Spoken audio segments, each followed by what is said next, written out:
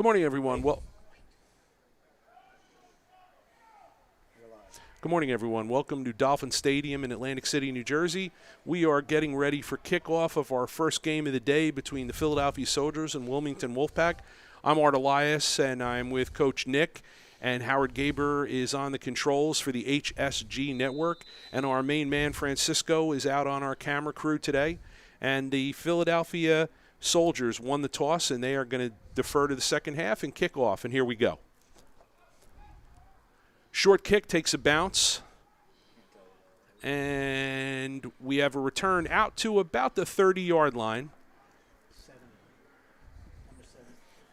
Number 7, who's not on our Wilmington Wolfpack roster, but Soldier, excuse me. Jared Hines, he's on the return. Very difficult to grab a return when it bounces in front of you. We always tell our special teams guys they should be catching kickoffs and punts on the fly. That is true, Coach. You know, we have not seen the Soldiers. The Wolfpack have a long legacy of minor league football, and not knowing the Soldiers, but I do know their owner, Kenny Breeze, as well as Levin Karn on the Wilmington side, and I'll tell you what, those guys don't put their name on anything that's not legit. I expect a really good, hard-hitting ball game today.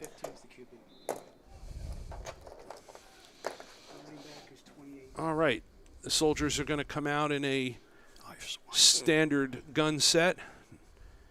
Number 15 is quarterback Stanley Bayless.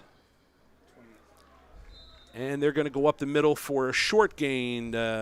Wolfpack locked that down. Number 28, Brahim Clanton on the carry. Short gain.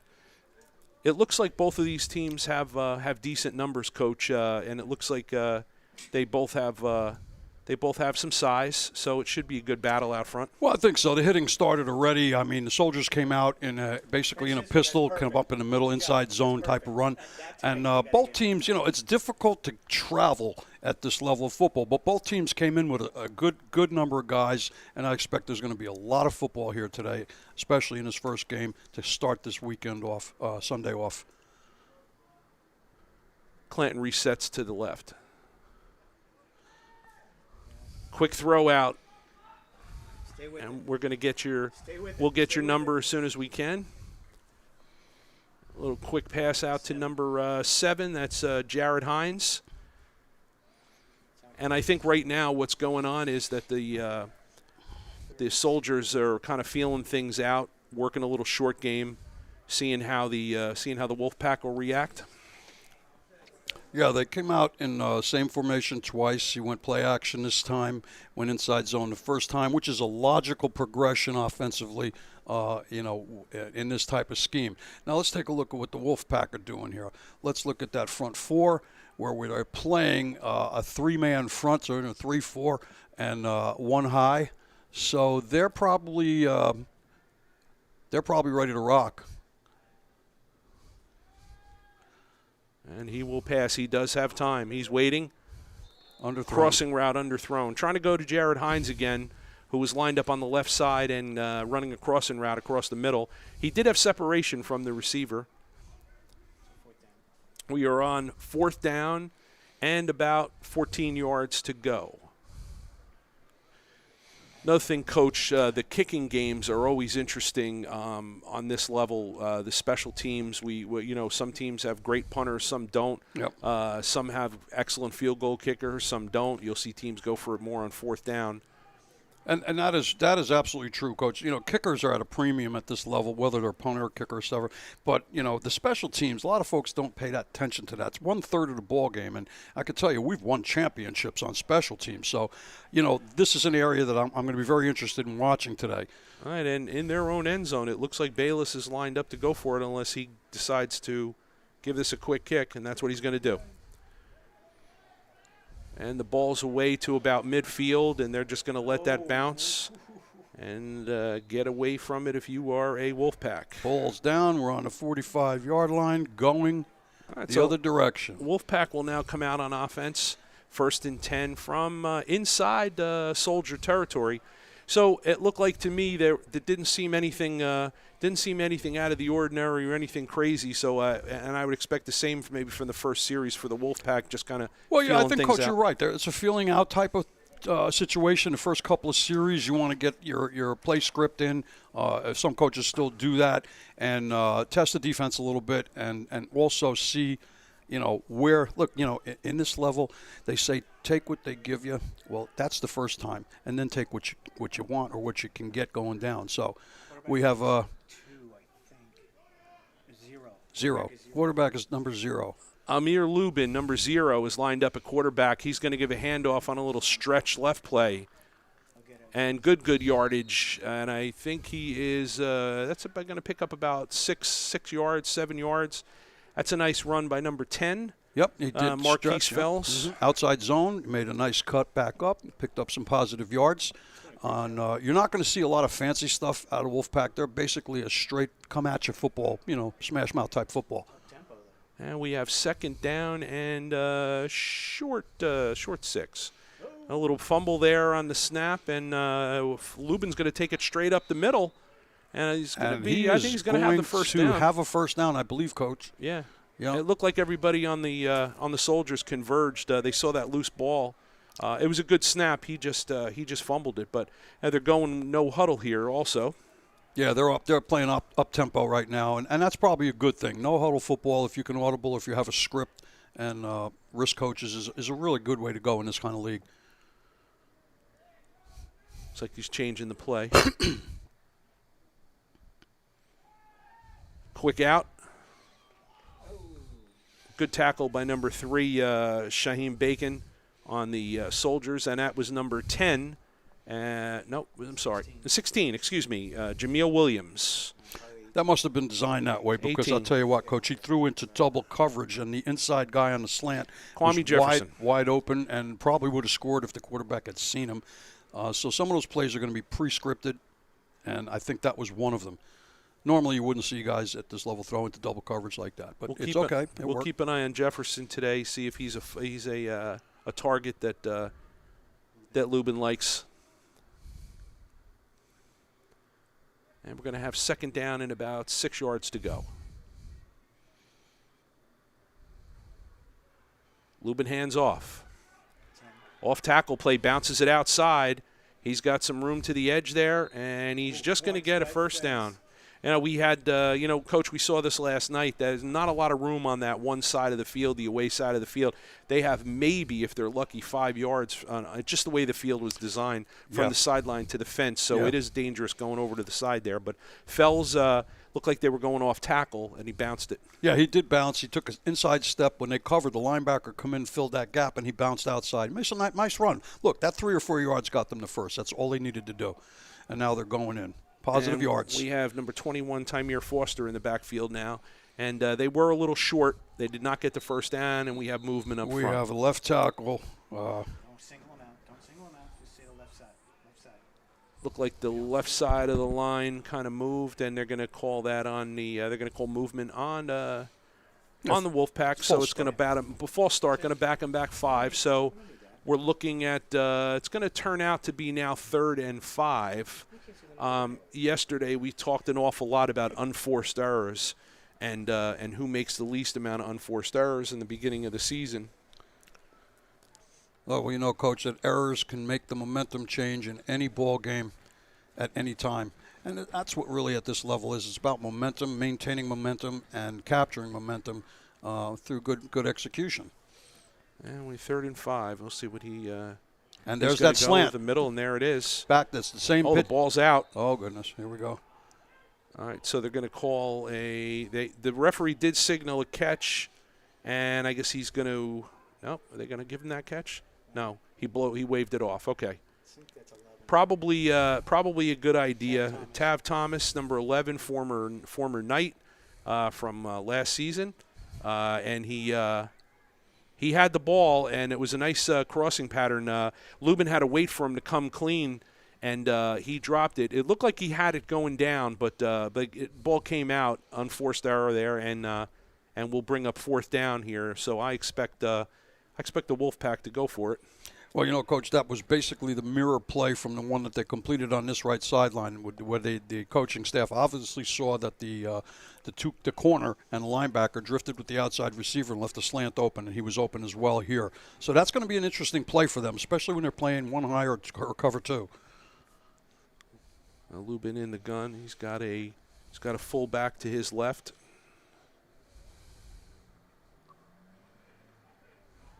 He's going to call his own number. No, he's sliding to. And that ball's picked. Pick. Deflection and.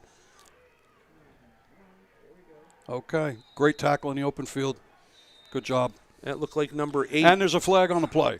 Roscoe Bruce, who's a safety. It looked like. There's a flag. Okay. Well, let's see what happens. We'll see what the refs call. They're going to get together and figure this out. And the flag is in the secondary. My guess is that it may be a block in the back after the pick, unless there was an interference call. But let's see where he's placing the ball.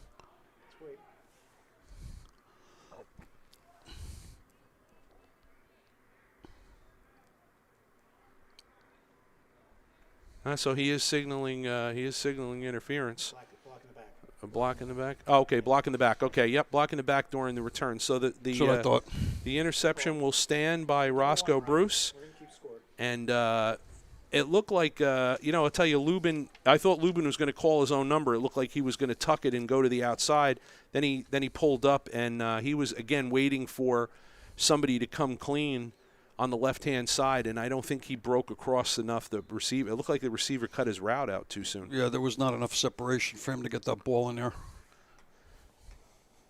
Okay, so Bayless brings his crew out. Rich Williams, the third, is now in the backfield, lined up at running back, and we have 1st and 10 on the 8-yard line. 8-yard line, 5-yard, 5, 6, 7-yard, 8-yard line. Yeah, it looks like 7 or 8-yard line.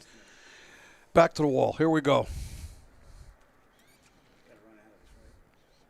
Bayless takes the snap, and that's just a quick dive up the middle. And again, the Wolfpack seem like they've got things bottled up inside there. What they have is they have a very quick front three. Okay, they're stepping into zones and covering into gaps rather, and block. Taking that away. The one guy stepped into the A gap just now, which is where they chose to run. So there's probably that's at least some kind of scouting there, and they bottled it up pretty good, Coach. And from what I can see, the Wolfpack on the front, their front 4 or 5, they're not overly big, but they look like they're very quick. Yeah, they're going to be the key to success. Look, when you got a 3-4 front, you got to be quick, and you got to have a dominant nose guard that draws a double team all the time. And you see how they are. They're a little unbalanced now. They're up in 4.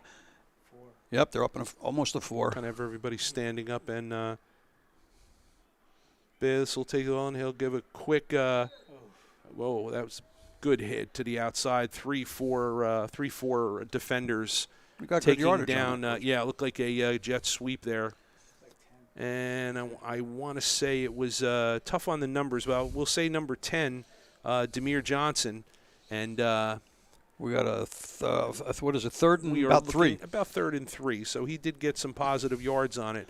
Very fast runner, it looked like, but they closed in very quickly to Pack. Yeah, he's got good feet. He quickly got out there, Coach. I didn't expect him to get 6, 7, 8 yards like that. He did very quickly. Good feet. And please understand during our broadcast today if we're a little slow with announcing the names and numbers because the Wolfpack decided to have, I don't know if you want to call light silver or white numbers on white jersey. And white on white, Coach. And the soldiers were kind of black on gold or black on brown, copper color, yeah. And up close it's not a problem to tell, but on the broadcast it's not easy. So here we go. 3rd down and 3, and they're going to come back to the sweep, jet sweep. And that was sniffed out. It looks like all 11 defenders on the Pack were over there on the right side. And we got a late flag coming in. That was thrown by the referee. And number 7 was Jared Hines, wide receiver, again, jet sweep. And again, a block in the back on the soldiers.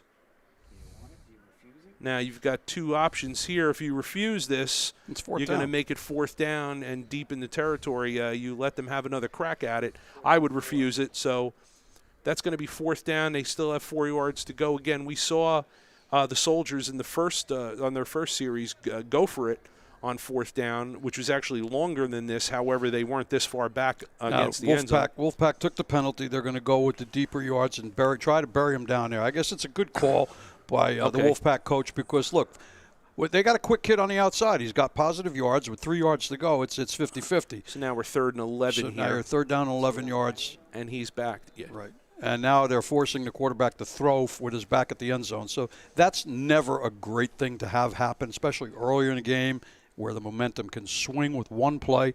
But let's see what Kenny and his team have for us on this play.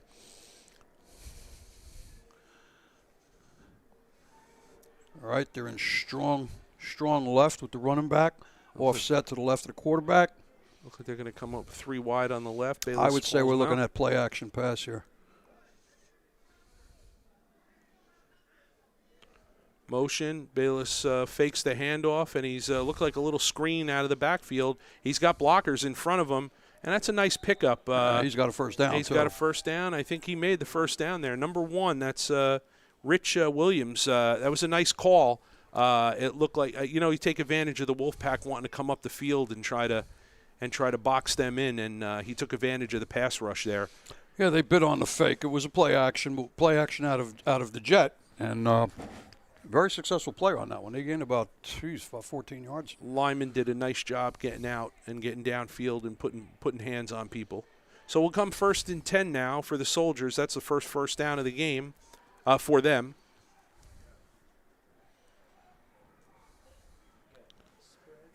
Bayless is back on now. Bayless is under center here.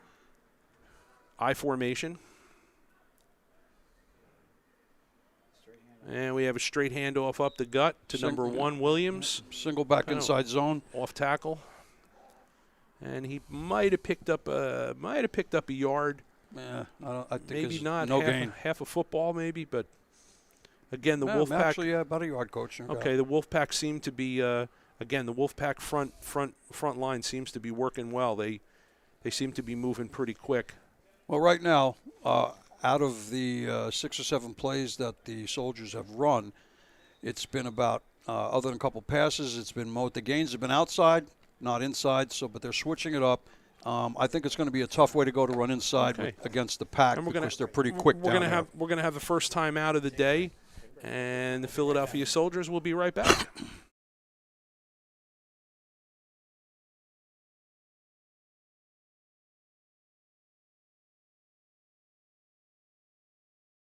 I once met a girl on a barge. She was such a wacko. She wore her hair funny, and she carried a snake. That was before you, my dear. And it was also before Caesar's Atlantic City. Now you don't need no barges. You don't need nothing. You just go Caesar's Atlantic City. You have a swell time, beautiful restaurants, stage show. They got a guy named Hackett. You can really laugh. What a swell time to be had at Caesar's Atlantic City. Am I right? She said yes. Presenting our own favorite Caesar, Buddy Hackett. November 2nd, 3rd, and 4th.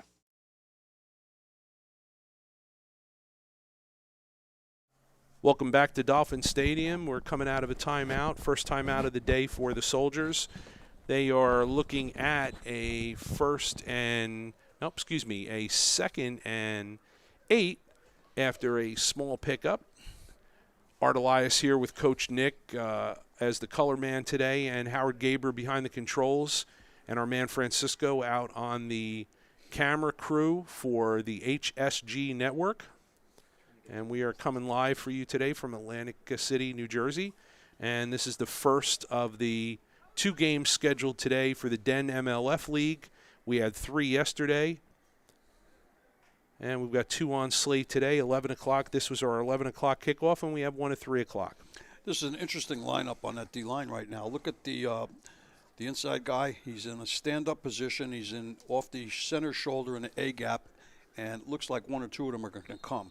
Okay, Bayless is under center. And, Coach, we've seen that. And, football is kind of a copycat sport. We've seen some teams in some of the major college programs do that. And we've seen some NFL teams do that where they're looking. It looks like there's 7, 8 guys standing up right at the line of scrimmage. Then some back off right. at the snap. And it's kind of something that's popular now on defense. Well, it's one method of disguising what you're really going to do.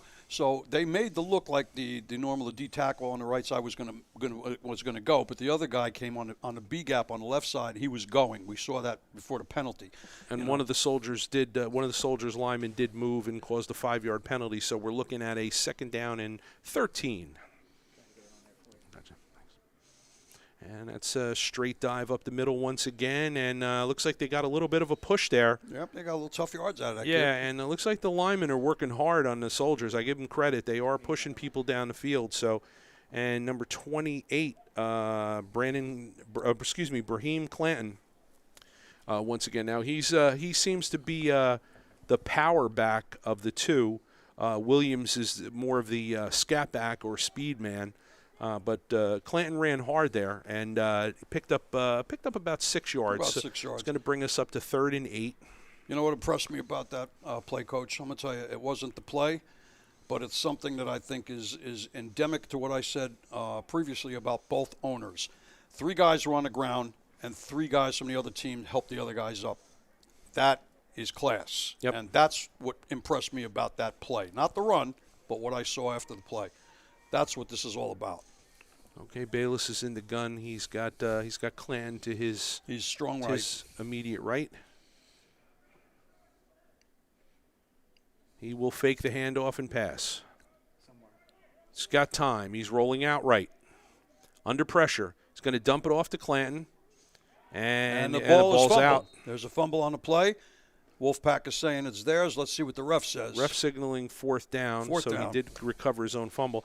It almost looked like Clanton was kind of getting out in front of him to block for him. I don't know that he was even expecting Bayless to throw him the ball there. No, he was not. He was not the intended receiver by any means. But what he did was good, Coach, was he leaked out when he saw his quarterback in trouble and at least tried to get in his vision forward to get at least a short dump pass. So we do know that Bayless can move around a little bit in the pocket. I don't anticipate, from what I've seen so far, I don't anticipate him being a running quarterback by any means, but he can move around back there.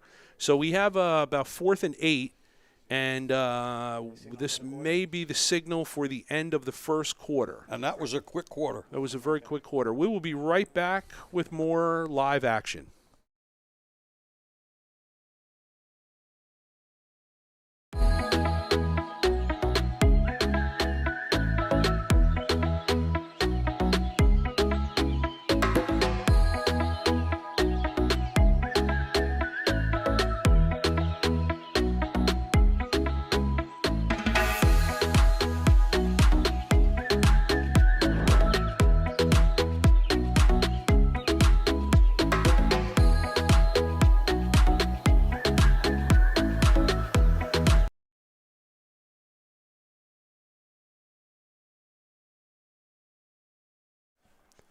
And Petillo Construction. Petillo incorporates tight management controls on all our projects.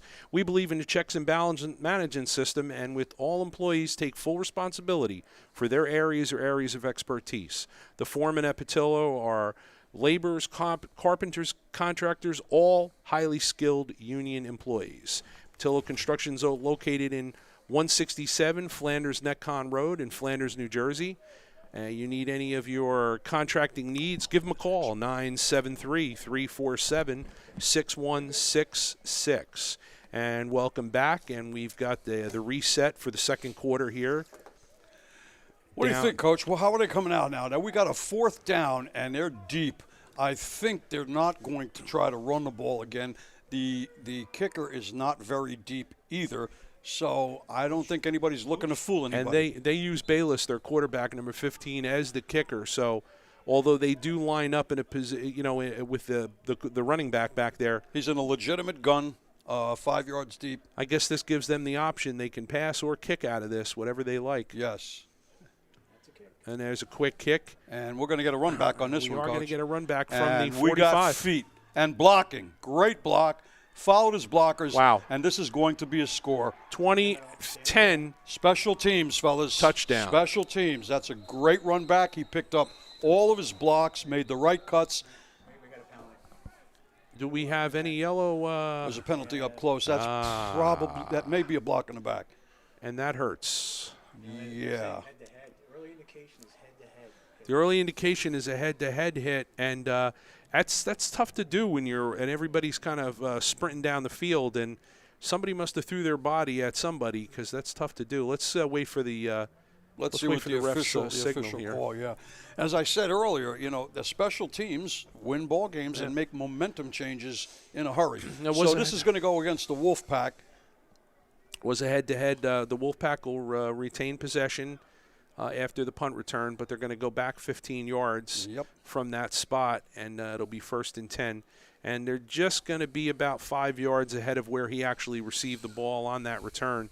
And I did not get the number of the punt returner, but I will tell you this, what speed on him. So we'll keep an eye on that for later. And if you're the Soldiers, maybe you don't want to kick, maybe you don't want to punt to him. So tough thing to keep that to find your blockers in a special team situation, Coach. And nice defensive play by the Soldiers there. A Wolfpack come out and trying to run an off tackle play here, and a nice word I'm looking for. Nice pursuit. That's it by the Soldier defense. Looks like a 2nd and 15. 2nd and 15, and that hurt. So again, you see one play, and the momentum swings like a pendulum. Yeah, that's so we get football. a 15-yard penalty and a loss of 5, and we're at midfield. So Wolfpack will come out 2nd and 15. Lubin is My in. sense tells me they're throwing the ball, Coach, and now we have a false start. Can't see the white guys at all. That's going to be the second one on the left side of the line today. They've gone off. They've gone offside twice. That left side of the Wolfpack offensive line there. A couple guys moving on the left side there. So that's number two.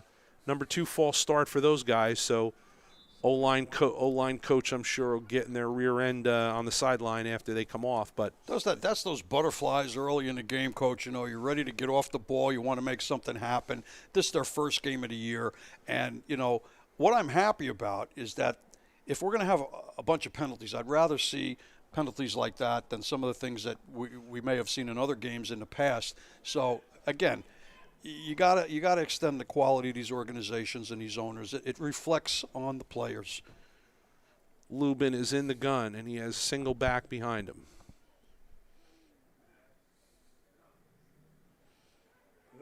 He's going to reverse pivot the wrong way, and again, lots of penetration by the defense of the Soldiers there. Those down linemen are just kind of knifing through through the gaps there and wrecking havoc in the backfield. 21, number 21 on the run, Tymere Foster, and he had nowhere to go. No, that was slice and dice by the defensive line, Coach. You're right. It's a great observation. They are quick, and they're reacting to the ball. So we're looking at a long 3rd down and I think about 25. Yes. Would you say? This is where misdirection play is very important when you have over pursuit like that. But let's see what Levin's guys are going to come out and do this time. I think they're going to throw the ball.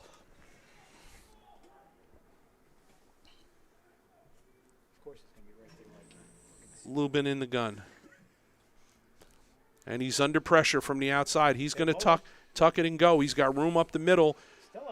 Still up. The Wolfpack the Soldiers close in quick. He gets up to about the 50-yard line, which is going to get him about 10, 12 yards. He's still going to be short. 10 yards. It's going to bring up 3rd down and probably about 16, 15 or 16 here. No, I'm sorry, 4th down now. 4th down, yeah. I apologize, yeah. And he looked like he had somebody to go to, but the right defensive end for the Soldiers completely beat his man on the edge there, and immediately was on his backside running him down. See the two different philosophies that we have now, Coach. The Soldiers, when they were in this position, decided to go for it on 4th, and the Wolfpack says, "I think we're better off on defense. They're going to kick the ball, try to get them down deep inside." In their own territory. A very different philosophy on 4th down from two different organizations like that, which makes for the game to be very interesting. Yeah, with the 4th and long, I guess they're going to try to play the position battle. But number 15 is back to punt. That's Derek Morris. And he gets it away. That's a short, wobbly punt, and they're going to let that bounce. not the desired hope for on the field. There's a flag. We don't know what that's for. Number 14 on the Soldiers, I don't know if he was blocked in the back or pushed, but he went down on the ground, and as soon as he fell to the ground, that's when the official threw the flag from the wing.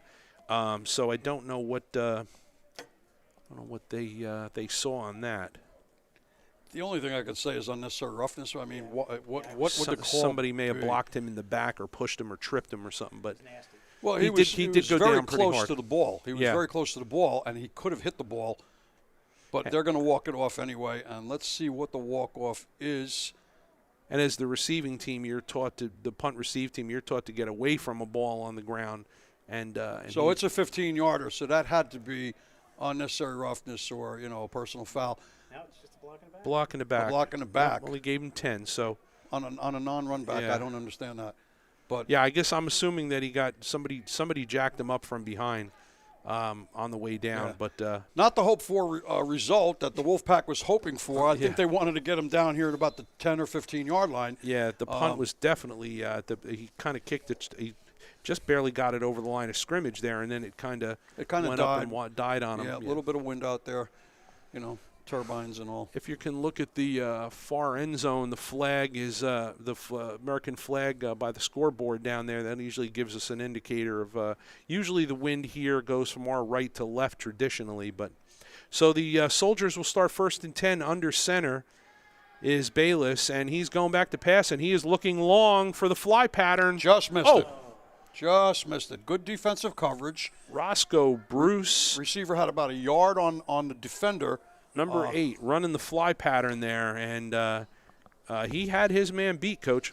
See, Coach, this is why I love talking with you. You still use the old school terminology like I do. Fly pattern.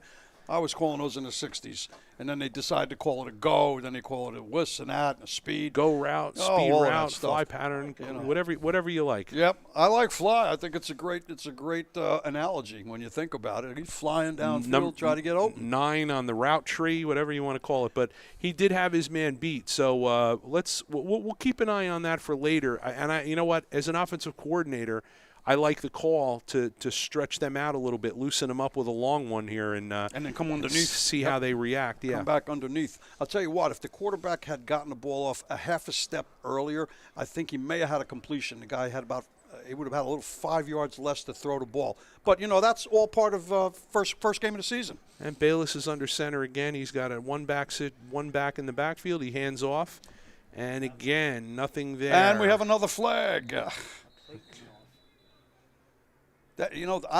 I'm all right. So we're going to have to understand how the Soldiers are continuing. They want to go inside zone, inside the guards on both sides. They're not having any success with that right now, Coach. So I don't know what the adjustment's going to be on the offense, if any. Let's see what they do. Number 2, Nicholas Adams. He is the 3rd running back that the Soldiers have used today. And this is going to go against the Soldiers, and it's going to be a 5-yard penalty. Actually, excuse me, 10-yard penalty. I'm going to say that was probably holding. It's a holding penalty. And it is holding on the Soldiers, and they're back on the 30-yard line, so that happened at the original line of scrimmage, which tells me that it was probably one of the linemen. Yep. So we'll go with a replay the 2nd down, and we're going to have 2nd down and 20 for the Soldiers. Your down and distance today is courtesy of our main man behind the controls, Howard Gaber. Oh wait, he said crazy Howard Gaber. Well, if we didn't give him something to do during the broadcast, he'd nod off. So we're glad that he's keeping it real. Hey, I offered him a Nestle's Crunch Bar. He didn't want it. Give him some energy. And Bayless again back to pass under a little bit of pressure. He's rolling out right. He's going to dump it off to the end picked. And good night. Sweet Prince. Is he going to take it back? He's got room, and that is going to be a touchdown. Wilmington Wolfpack on the return. A very ill-advised throw by our quarterback, Mr. Bayless. We have to get him a couple more receivers in his vision, especially when he's rolling. Stay on him. Stay on him. That was number, as soon as he turns, I'll let you know he's got a hoodie on. Number 4, Javon Love. Javon Love, yep. Javon Love played for the Knights last year. And a great job by Love running with that tight. It looked like, I believe that was the tight end that was crossing, running a crossing route there, and Bayless was kind of rolling with that. And what happens, I guess, Coach, when you're running to your right, throwing to the right, it's not easy getting an accurate ball there. It's a matter of what foot you come off, Coach. If you got your left foot in front of you, you're going to get the ball out in front of the receiver. Unfortunately, they ran into Javon because Javon made the perfect defensive play. He was lockstep on his hip. He stepped in front, caught the ball like a receiver, and just went upfield. He knew exactly what he was doing, and that, my friends, was a great defensive play. All right, so we're going to find out here. It looks like the Wolfpack are lining up to go for 2. We don't know if they have a kicker or The not. Wolfpack traditionally does not focus on kickers, Coach. I can tell you that from 15 years ago. And they will go ahead and line up, and they're going to have Lubin under center, single back. He's going to back off into the gun now. We have 2 wide to the left, a wing on the left.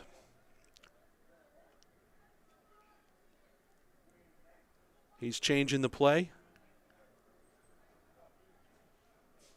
And they're just going to go a simple dive. Good and night, sweet punched prince. it right in. Yeah, and there you go. For 2, now we're 8-0 and going away. Yep, so there we go. So nice drive down the middle of the field. And that's just a simple, nothing fancy there, simple 2-point play. And that's going to make the Wolfpack. Go up 8-0. What is this in the now? Do second we have quarter. a replay here? Was there a penalty that we are not aware of? That's a very good possibility. That's a 5-yarder. So okay, it was either delay a game or motion, and the motion is more likely because the soldiers were jumping. They might have drew one of the offensive linemen off. It's not clear. We'll check it out on a replay and we'll get a more positive. In the meantime, let's watch this second attempt at 2 for the extra point. And as I said, over the years of knowledge that I've had over 11 in this team, they don't focus on kickers very often. They'd rather get guys in there to knock heads. Single back formation. Twins right. Lubin calling the signals.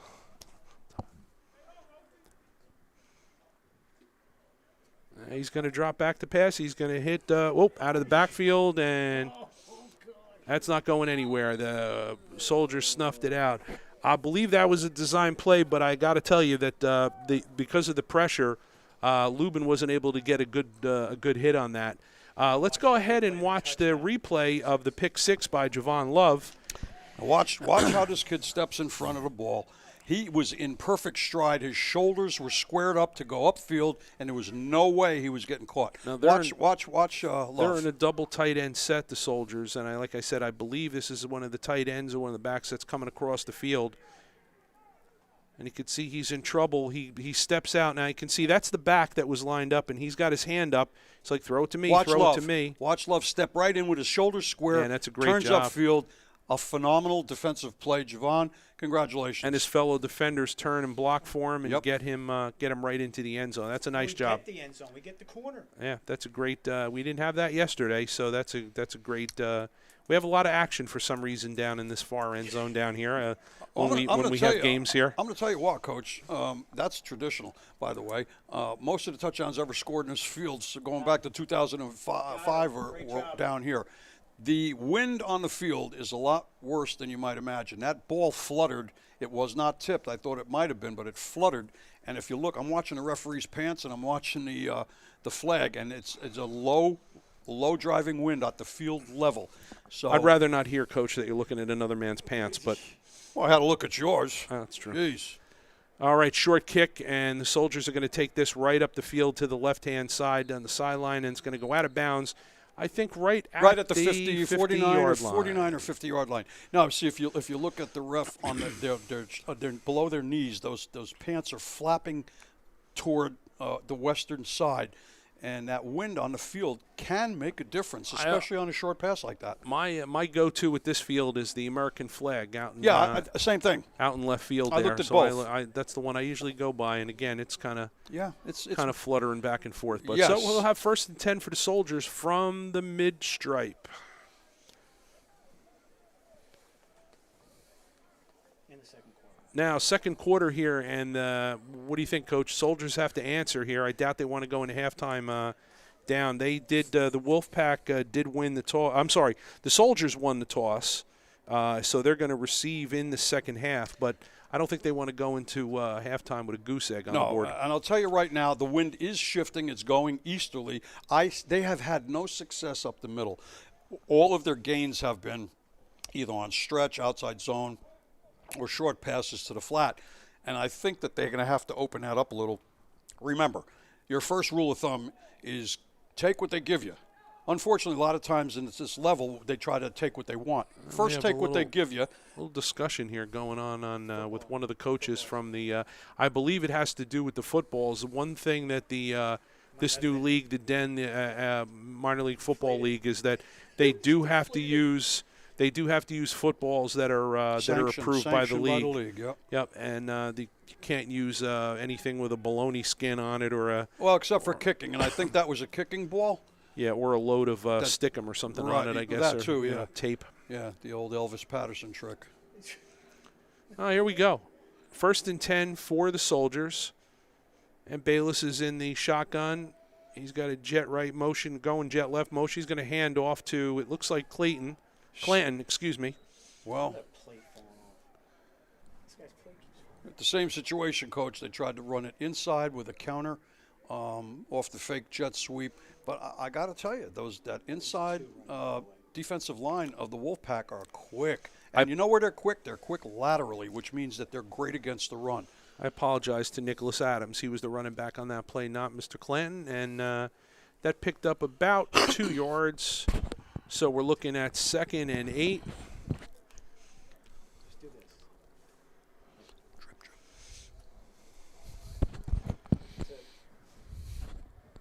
I'll get Pat to do the second quarter.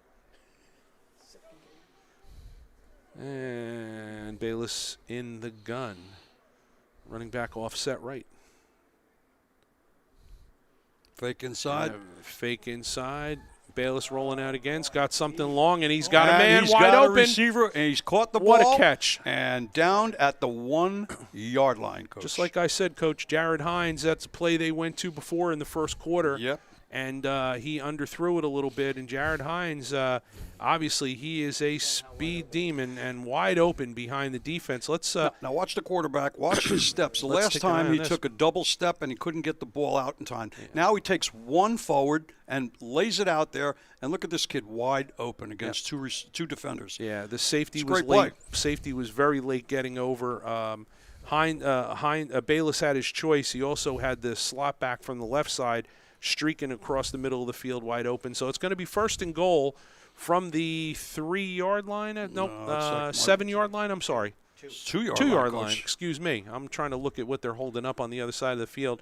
And he's going to hand off inside, and they are powering the ball, but stopped at the goal line. Yeah, actually lost a couple yards, Coach. I tell you, they're trying to move an immovable force right now. The Wolfpack is very quick laterally, and they're rocking up that inside zone, inside guard to guard. So if they're going to have to run off tackle or get outside on the edge with the speed that they have, if they really want to take these guys down. One of the things that we got from this angle here, our camera angle, is that we sort of get it when the teams are down on the right-hand side of the field, the scoreboard side of the field. We do get a sort of like an end zone look here because of our camera angle. So what I thought had a push up front in the middle there was quickly snuffed out. So we're going to go to 2nd and goal now. It looks like, I guess there was just a stalemate there, no game. There may be a jet.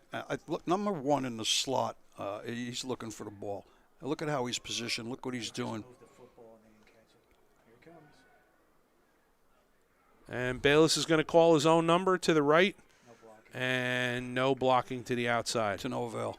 Which, you know what, I got to be honest, Bayless did not look like the quickest running quarterback I've ever seen before, so I don't know if he called his own number or that was a design play, but number 1, Rich Williams, who's the speed back, is in the game now, but that had nowhere to go. He lost at least 4 yards on that play, so we're looking at a 3rd and goal here from about the 6 or 7 yard line, right?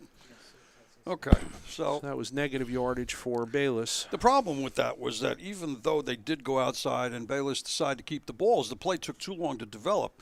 Okay, Yeah, the very slow Jets developing. jet sweep was already out of our screen picture by the time he took off to the right. You have to hit quick. Bayless is in the gun. Adams is in the backfield. And he's going to throw on a slant, and it looked like it was it got deflected. knocked down. Yeah, and the reason it was deflected at the line. deflected, Coach, because he really wasn't in the gun. He was in shotgun. He's not that tall. And not the shotgun. He was in pistol. Pistol's about 3 to 3.5 yards back as opposed to 5.5 for the gun. And you really need that time, especially if you're going to get pressure up front with that quick D-line. And they're not small. If you look them across the top, those helmets are sitting above the offensive lineman for the Soldiers. So And we're gonna take he a needs to timeout, be able to get and Soldiers. see the field and see the receiver and get back. Okay, let's go take a break. We have commercial break. Come back. We'll have third and goal for the Soldiers in a moment.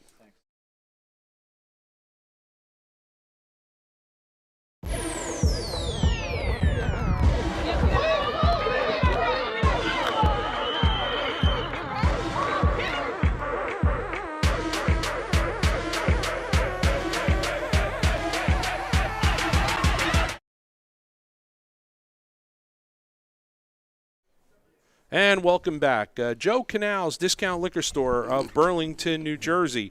No, just kidding. The WNJFC Women's National Football Conference. Listen, our mission is to help women and girls reach their full potential through the power of football. We are the future of the game. You can check out this league on www.WNFCfootball.com. And the WNFC, we will be doing a live game on HSG Network next Saturday. Live online, and we will have you can sign up like Howard's page, the HSG Network, follow, and we will be able to, not going to be on our normal YouTube channel, but going to be on their channel, I'm being told. It's a pay-per-view service. All right, very good. Excellent. And we'll be there next Saturday. So here we go. The Soldiers are in the gun, and Bayless is back. We have third and goal. No, you got I fourth. apologize. We have fourth and goal, And Bayless tried to come back for the slant, and there he goes with a touchdown to our man, Jared Hines, who got behind the defense. I'll tell you, the angle that I had to see this play, I apologize. I said it was third down. It was fourth down, and it looked like they were going for the slant. The slant man had actually fell down, but behind him was the speed man, Hines, number 7, and he's a little guy, and he's fast. And he can get lost back there, and he sure did. He was wide open. I'll tell you the truth, Coach.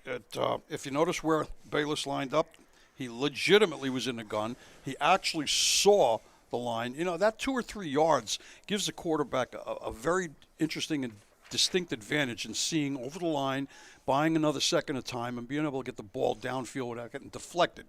In the pistol, I think they need to watch.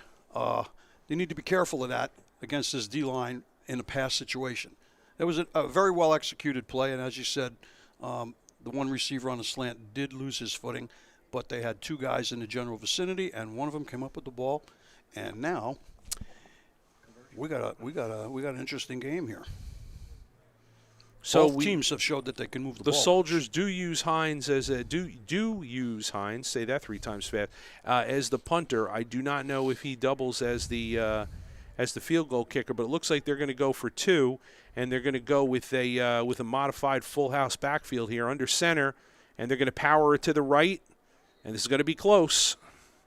Let's see what the wing officials say. In a power eye, I didn't see anybody lift their hands, Coach. Nope, and they're going to say that he's down short of the goal line. The wing official signaled down, so let's watch the touchdown again. And Coach, you can see Hines here, Bayless here. Excuse me. He kind of. Looks like he's going to go to the right here. We had motion. Somebody came in the slot, and you see he drops the ball. So now he does keep his eyes downfield. He sets his feet. I think he's throwing to the slant man who actually stops his route, but he goes to Hines in the back. Well, number 8, basically Roscoe Bruce kind of stopped his route there. I'll tell you what made the play, Coach. If you take a look at the very lineup, as soon as the Soldiers went downfield, watch the safety. Watch the 2 safeties where they went. They double covered. 2 guys went with the 1 receiver, opened up the side, the linebacker committed, and now you have a 2-on-2, which is a much easier opportunity to make a score. Okay? And that's exactly what they did. They had a 2-on-1 on the other receiver on a slant. Yeah, both of those good pickup, Coach. Both of those safeties ran with the one receiver that was going across the line of scrimmage. So far we've got a pretty, I think, what would be a pretty evenly matched game here, 6-6, and we're probably more than halfway through the second quarter here. What do you think? Listen, I agree with you, Coach. I see that the way this is shaping up, both coaches have stuck to their game plan, and they've come out and made the surprise play where they obviously we had a great defensive play. We saw them come back to the receiver. So the adjustments are going to be minor. I think both teams will stick to their game plan as long as they're working. I think that the Soldiers need to try to get outside as often as possible, tire out those defensive linemen because, as I said, they're very quick.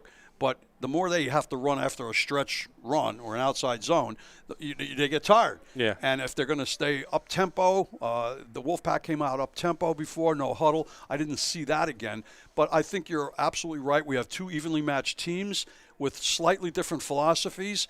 And the only thing that's got to get cleaned up, the Soldiers want to score more. They're going to have to stay away from trying to go up the middle against these guys and exploit what they can get. They have not had success against the Wolfpack between the tackles, but we do have a tie score right now, 6-6, so this is a brand new game again.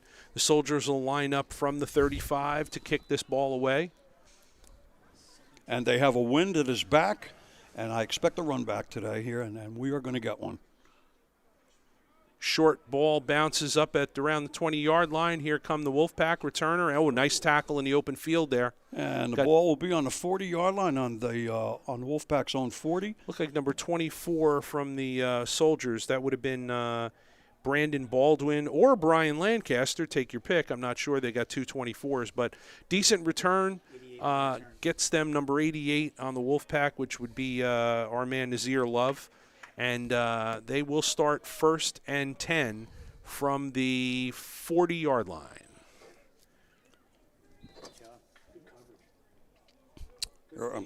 Let's see what Levin's team and the Wolfpack come out with. Coach, I think they're going to try to go smash mouth. And I'd like to see inside. You brought up a good point, Coach, before the kickoff about we did see a little up-tempo, no huddle, and we haven't seen that since the early in the first quarter. Right. A lot of coaches will use that in the first quarter to offset and confuse the defense because they're not expecting it. I mean, years ago, we did that every play, and it can catch the defense off. Threw it right to him. That's going to be lateral back to number 8 on the Soldiers there. Hardly a throw, Coach. Gosh. It's almost a handoff to the defender. Yeah, Lubin kind of just the quarterback on the wall. He just shot-putted the ball out there to it looked just like he must have been confused. It looked like he was throwing that right to the defender. Well, Let's take a look at the replay. Here. Let me see what we got here. I don't know what exactly Lubin was looking at. I don't know why they came out throwing on 1st down and 40-yard line. They should have just taken the ball. They were in a power formation overall. Look how tight they are. It looks like he's changing the play again. He has done that a few times today. Now he sets, and he kind of just I think it was supposed to be a comeback route, or he was throwing the crossing route here. He never saw him, Coach. And he never saw him, yeah. He was not in his vision stream. And that was number 20, I believe number 28, I want to say, Lyndon Johnson. Number 28 is Brahim Clanton, or 29, Jeremiah Harris. I saw it too, and it was either an 8 or a 9. But anyway, Soldiers are going to have great field position here now, and they're going to be on the, looks like the 30-yard line. And it's going to be 1st and 10. 25-yard line, I apologize. And Bayless will be in the gun here. And he's going to drop back. And he's under heavy pressure. Heavy pressure with that inside D-line, and they took him down. Yeah, that was number 3, Xavier Landon. Nice job there coming in. It looked like Landon's listed as a linebacker. I don't know if he was on a blitz or he's working off the edge as a DN, but he had no time to throw the ball there. That was B-gap, Coach. It looked to me like it was B-gap. Came right in the quarterback's face. He didn't come off the C on the backside, and it more than likely may have been a stunt. And that's going to put them back a loss of 10 yards. So they're going to we're looking at 2nd down and 20.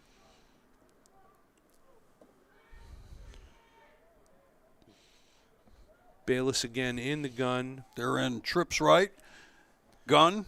Rich Williams And running my back, guess is number they're 1. going to go backside to the one-on-one to create a one-on-one situation. If Now we got 2 minutes. 2-minute warning. Delay now. Oh, delay. What, delay a game? Delay a game on the Soldiers. So boy. a sack on 1st down is going to put him back 10 yards. Excuse me. A delay a game is going to put him back another 5. So they're going the wrong way, unfortunately, and now we're looking at a 2nd down and 25 here. And what do you call out of the playbook now, Coach? Well, you got 2 choices. Either change up opposite direction or you stay in that position. Look, they were trying in these leagues. One of the greatest things you can accomplish is getting a one-on-one on one side of the field or not. They were trips right, and we look at number 8 out there, way out there. He's got 1, and there's basically 1 high, but is playing in the middle of the field. You have an ideal situation for a one-on-one. You have the wind in your favor. That's where I'd be going. Bayless is in the gun, and he is back to pass. Under duress again, and he is really rolling. He's going to try to take him. They took him right out of bounds. Bayless was bringing the ball up to his shoulder. Looked like he wanted to throw one downfield as he got to the sideline, but he completely ran out of real estate. And the defender, I apologize for not getting his number on the Wolfpack, good speed rush and ran Bayless right out of bounds. So that's going to bring up about, I don't know if he actually got, it's going to bring up about 3rd and 30 yards. It looks like he's just inside the 45-yard line. So Bayless ended up taking about another 5-yard loss on that rollout. At that point right there, when you're starting to hit the sideline, I'm not sure why he just didn't throw it out of bounds to save the 5 yards, but he ran himself right out of bounds. Well, he took off immediately, so he felt the pressure. If you looked at number 8, he did something very good at receivers should do. He followed his quarterback to try to give him a vision underneath, but the quarterback was not able to get any kind of time to take a look and see who was breaking. But I like what the receiver did, and so he broke his route. Instead of going where he was going, a one-on-one, he broke underneath and was making himself in the window for the quarterback to have an opportunity. Tough to do, throw. too. I got Bayless when he's on his horse. He's sprinting away, hearing those footsteps coming from behind. Well, it's tough to throw to your left to run into your right. Quarterback draw here right up the middle, and that's only going to net a couple yards. I don't know if that was him calling his own number or that was designed, but nice job by number 50, and that is Marquise Clark, a defensive lineman. And Marquise is our, looks like you were talking earlier, Coach, about the 3-4 alignment, and it looks like he is our nose guard today. Yep. He's playing one tech of both sides. And it looks like we have a timeout called, or the 2-minute warning. Yep, that makes a little more sense, 2-minute warning. So we will be 4th down for the Soldiers coming out of the 2-minute warning, and again, they did not get many yards on that play. So. All right, we'll be right back in a few moments. 4th down and 27 coming back for the Soldiers.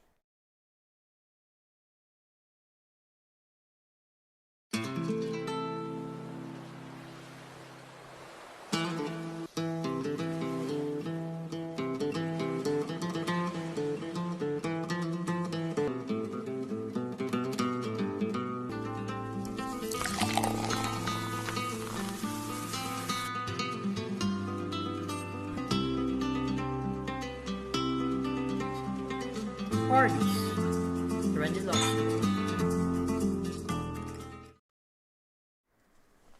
And we'd like to let you know that one of our sponsors for today's game is Joe Canals Discount Liquors in Burlington. Joe has one of the most remarkable selections of international wines and liqueurs that I've seen anywhere. He's a good guy. He's all over the state of Jersey. Our goal is to offer a wide selection of the finest beer, wine, and liquor at great prices while still giving our customers a great service. Check them out. You can call them at 609-387-1541. And they're at 2004 Mount Holly Road in Burlington, New Jersey, 08016. That's Joe Canals Discount Liquors. Okay, and we are back here live at Dolphin Stadium in Atlantic City, New Jersey. And the Soldiers are in punt formation, and they have punted the ball away on 4th down and an eternity. And the ball is bouncing off to the sideline to the right and out of bounds. No return on that one, Coach. And the Wolfpack will go ahead and take over on the 15-yard line. They will have a 1st and 10. Coach, we are under 2 minutes, and we're in a deadlock game here, 6-6, and you are on the 15-yard line in your own end. What are you thinking here? What do I think in here? I think that you don't take any foolish chances because you're so deep and anything can happen at this level of ball. We've seen that we have a little wind at the low end on the field level. That's died down now. I don't see that they're going to make any kind of surprise plays. If I were them, just go straight at them, regroup at halftime, and go in at least leveled out at 6-6, not down. Lupin is in the gun, and he is calling his signals. He has a back to his left. And he's going to throw the quick out. Oh, my. And that is snuffed out pretty quick. He threw the quick out to number 10, I believe.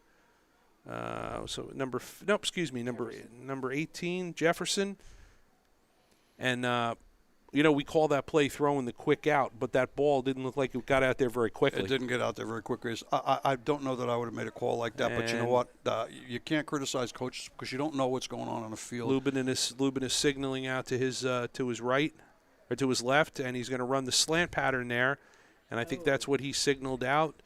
The Soldiers snuff it out pretty quick. Number 9, Eric McDaniel on the stop, and it looked like Lubin kind of gave a quick hand signal out to his receiver. They're going without a huddle. What I like about what they're doing, Coach, is that some teams play not to lose, and We in have situations like that, and here short. I'm sorry, Coach. Go ahead. Here they're taking a chance. He wants to get downfield, and I know how Levin does, and they want to score. So like I said, some teams play not to lose, and others play to win.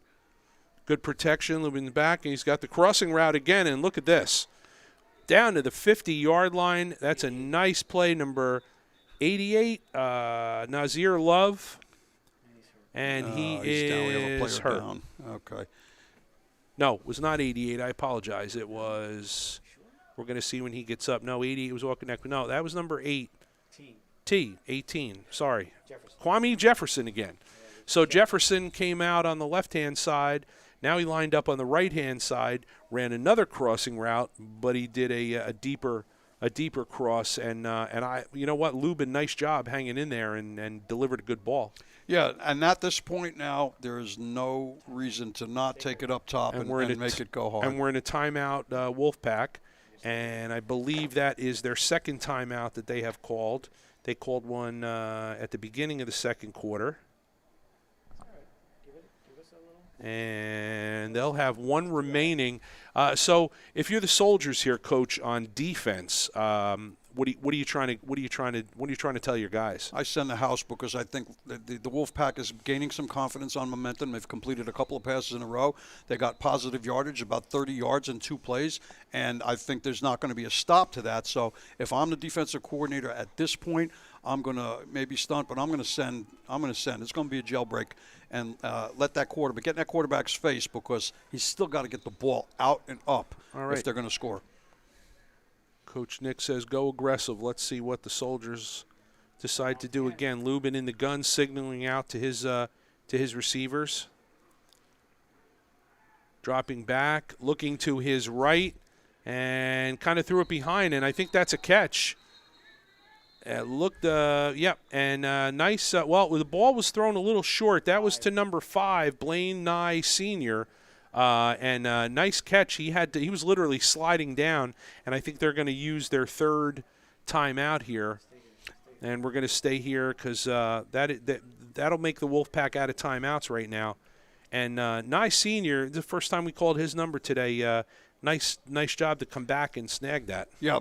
You know what made that play is the linebacker was pretty flat-footed. The Mike linebacker, I thought if they had sent him, they would have good. What they did was they brought the strong safety up on the right side for a backside rush on the quarterback, and he was close to him, but the kid got the ball off well, and that made a complete positive yards. All right, so here we go. 1st and 10 again for the Wolfpack. They're going to be in Soldier territory on the 45-yard line. And they do have one timeout left. Official time is kept on the field by the officials.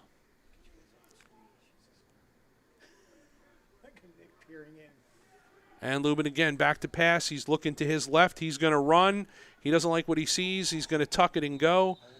And he kind of, I don't know, Coach. If you're going to run, let's tuck it and let's get up the field. He looked like he was kind of uncertain most of the way there. I don't disagree with that at all, Coach. He seemed like a little tepid. I think at the last moment he was going to try to pop it, but there was nothing there, and he couldn't get the ball up and out.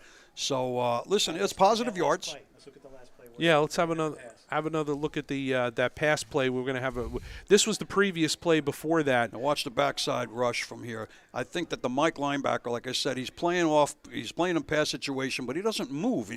If he had gone, I think there would have been a better opportunity for a sack. Now look at the right side, and look who comes. And Nye is lined up to the right out on the outside. See who comes? Yeah, and he comes out of the backfield there. And again, ball's kind of throw behind on his back shoulder, and he makes a nice adjustment for it. Right. Well, what I can say is that the Wolfpack must have sensed something because the hard rush came from the right side, their left side, and they went right. So I'm imagining that they have seen something that indicated that they should do that.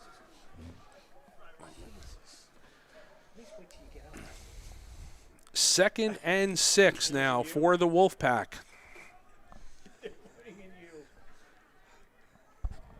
Lubin in the gun. Okay, they're playing off. Three He's given wide, his back to 10-yard his separation on from the safety. He's dropping back. He's looking to his left. A wheel route, and the guy never turned around. I don't know why he looked. I don't know why he looked outside. Yeah, I don't know why. Yeah, that was a complete. And I'm going to say that it was Jefferson again because he did pick up the ball. Now Jefferson, he was wide open too. He ran a nice wheel route, and I guess there wasn't much time because I think that's the end of the first half. So that wasn't a bad play call because had he completed that, no, Coach, it was a great call. He was on the. If you looked at Jefferson's helmet turned outside. Yeah, he's got to turn inside. Yeah, and that's where the ball was. So I don't know what the misconnect on that or the disconnect on that was. All right. Feature on WNFC. So our halftime, if you want to stick around for halftime and watch our feature when we talk about the WNFC Women's National Football Conference, and we're going to have a little display on that at time. We're going to get the coach maybe for a quick interview. Okay, and I've been informed by Mr. Gaber that we may have the head coach of the Soldiers, Reese. Doesn't that last name Reese? Francisco. Oh. Where's he going? Kenny Breeze. Kenny Breeze. I'm sorry. Kenny's the owner of the team. Kenny's the owner of the team. I and apologize. He plays. He's number 22. Oh, I didn't realize and he was on the roster. does not look like Okay. he's coming this direction at all. He's going the opposite direction, I think. Okay. Yeah, we may get the head coach, but Kenny is the owner of the team. It's not going to work because they don't want it. Yeah. So Okay. we're just going to pull it back up. We'll pull it back up. All right, we're good. All right, so we're going to go to halftime now, and again, stick around to watch the WNFC showing that we have here at halftime, and we'll be right back.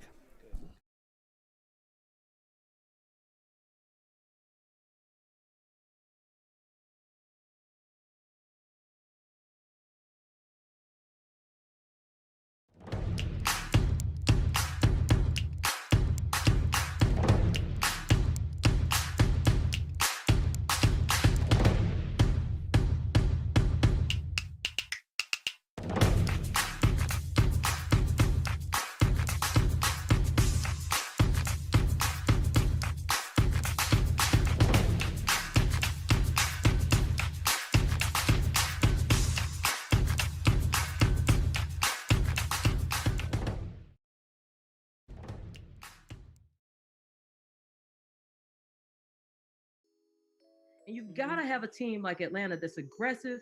Money is happening. This is where moves are being made. This is where things are shaking. We're here for a reason, and we're big for a reason. We talk big for a reason. Every team can't talk that talk and big like that, but we must. Being Atlanta is a responsibility.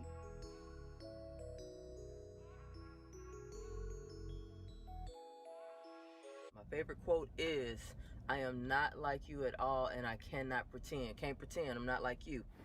Why are you trying to do that? Somebody else, I'm not helping you with that. That's not my job. I couldn't get it. I don't give a I don't coach. I don't coach. I'm here for management and business support. Nothing about what I do and how I present myself and the things that I say is advised by most people on the planet. Guess what? Most people on the planet, most people on the planet per se. I dare Julio Jones to go ask Arthur Blank to help him put his pads on. Oh, f*** your pads. Fuck your pads. Pads should have been on. I'm done with the mom and pop mindset. I'm down with the mom and pop pace. I'm down with the mom and pop structure, organization, output, throughput, and product. I'm done with it. And to see some good athleticism and see some really strong and confident women come out here and do something and show the world that, women can pretty much, we can do anything if we put our mind to it. And one of those things we can do very well, if you watch our game, is football. We do this very well. The passion, awesome, love it. But you know what? Passion hasn't moved. Passion hasn't done it.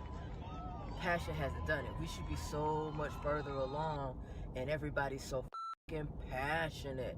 Everybody's got so much love. Everybody's so passionate, and people just need to be aware. We're here. Love us. Watch us. Support us. That's not gonna do it, people.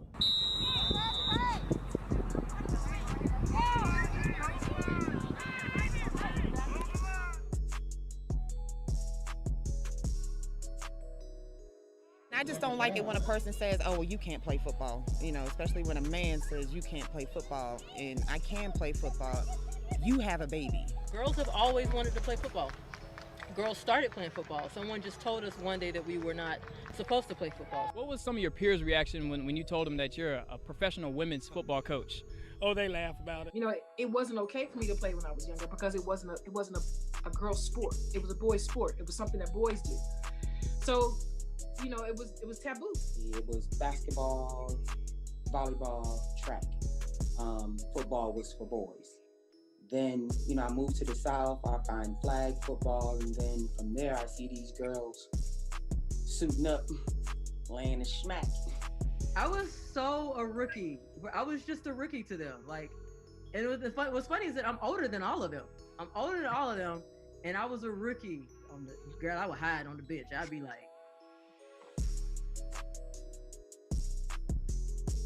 I immediately came on the team and started trying to exert myself as an asset from a business perspective, because at the time that I played, I was a business owner. For a 20-year-old to just even come into the game and know it's okay for them to play, I'm definitely accomplished. I feel accomplished. I don't think I've ever really set out to prove anything or to even think about a legacy. My whole thing has been, making sure that every girl know it's okay to play. First game I saw, Carla Odom tearing somebody out the frame, and I said, I want to be number 44.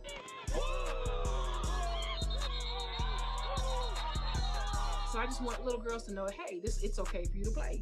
Or I want guys to know, hey, it ain't just your sport anymore. When I showed him the highlight film, now he'll say, I'll give you this now. They do look professional. They look good, because it's a lot different from what people thought it was. A lot of people think it's kind of the lingerie thing, maybe on steroids a little bit, where everybody's still wearing modified suits. And when they see that it's really football, then they're normally pretty impressed by it. As you can see, I'm very feminine, but I will lay you out with no problem.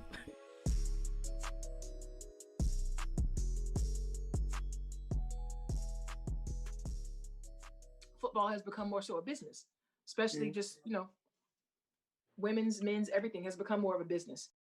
In a major city with major competition for major, nighttime functions and other things that players could be doing other than not getting paid to play football, you're gonna have to spend some money.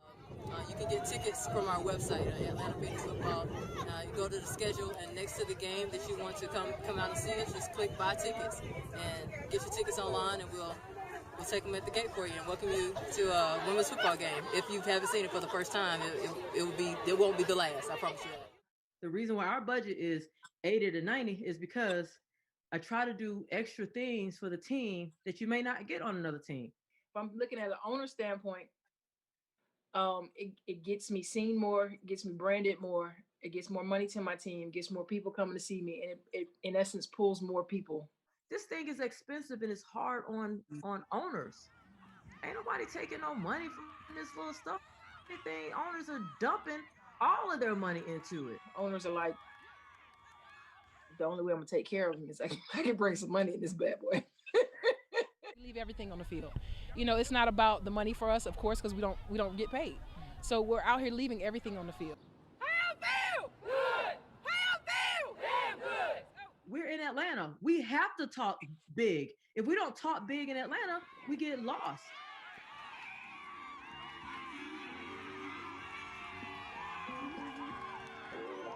And then not to mention, what am I supposed to say every season anyway? Oh, I hope we win the championship. Oh, well, we come in number 2. That's going to be fucking awesome. Like, I can't say that. I'm supposed to come out there and be like, what? Bring it. Everybody we beating. We doing this for the reason, for the season. However, the players and coaches of both teams understand that it's bigger than wins and losses. It's about strengthening a community around a common goal to build the brand of women's football.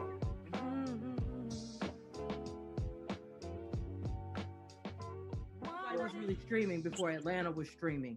Nobody was really making the videos. Everybody was kind of filming like Little League, and we actually made our games filming like a show. And Bo McMichael was super intricate and super important. Yes, sir. 44. Yes, sir. That's Carla Odom. Don't bring that up in there.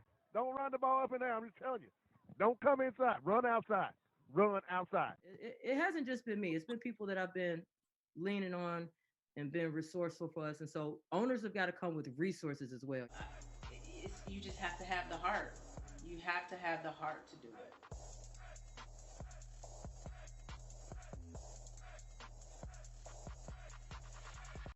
Content is king. I've been saying that for years.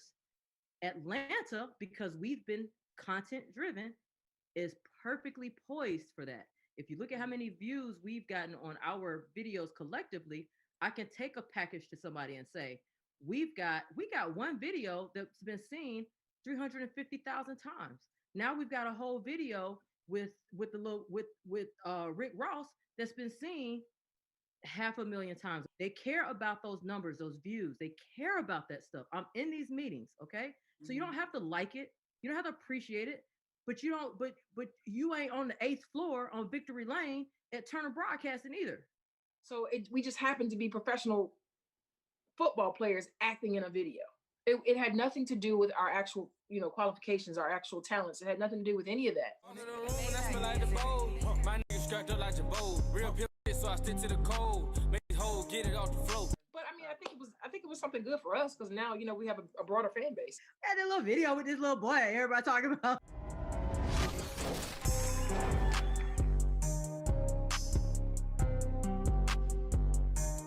Atlanta does what Atlanta does is because somebody's gotta be the dog. Being Atlanta is a responsibility. Who else gonna go out there and be in a Rick Ross video and be like, and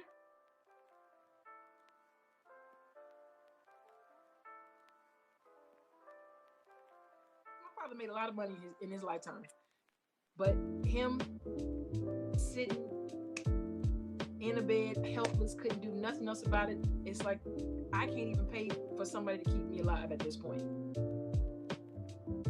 Nothing else money is gonna do for you. Can you lay in the bed and die and be happy about it? I don't play for money. I play because as a veteran, I need an outlet so that I don't go out here in these streets and do something stupid. It was the extra push, the extra motivation, and seeing how much they believed in me as a player and knowing that you can do this even though you may not see that you can do it. I see that you can do it. I believe in you. And so their belief in me helped me to believe in myself. First season, Coach benched me like, yeah, you ain't good enough. And I was like, whoa, what you mean? So that kind of lit a fire under me to show coaches, nah, I'm good enough. Take that ass up, and then some, so that that next season I got defensive, most improved defensive player of the year. I don't really care about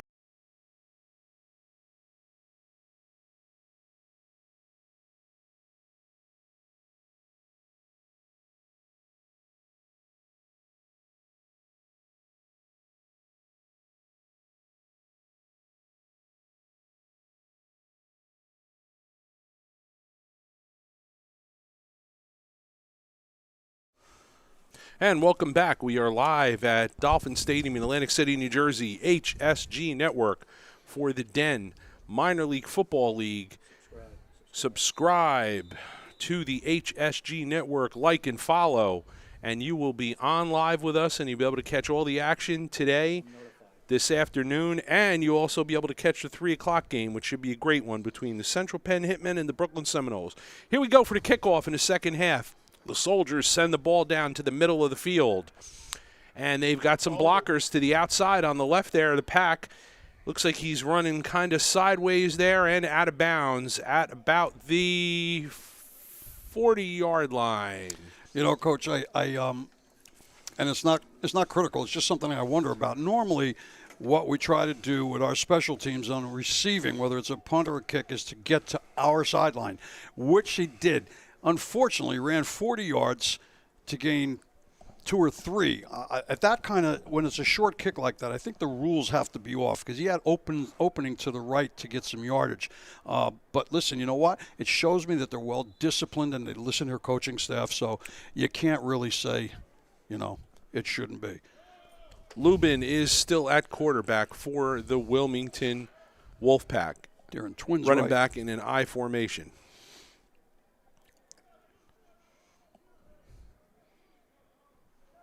We have twins right against a cover 2 here, Coach, with a single back.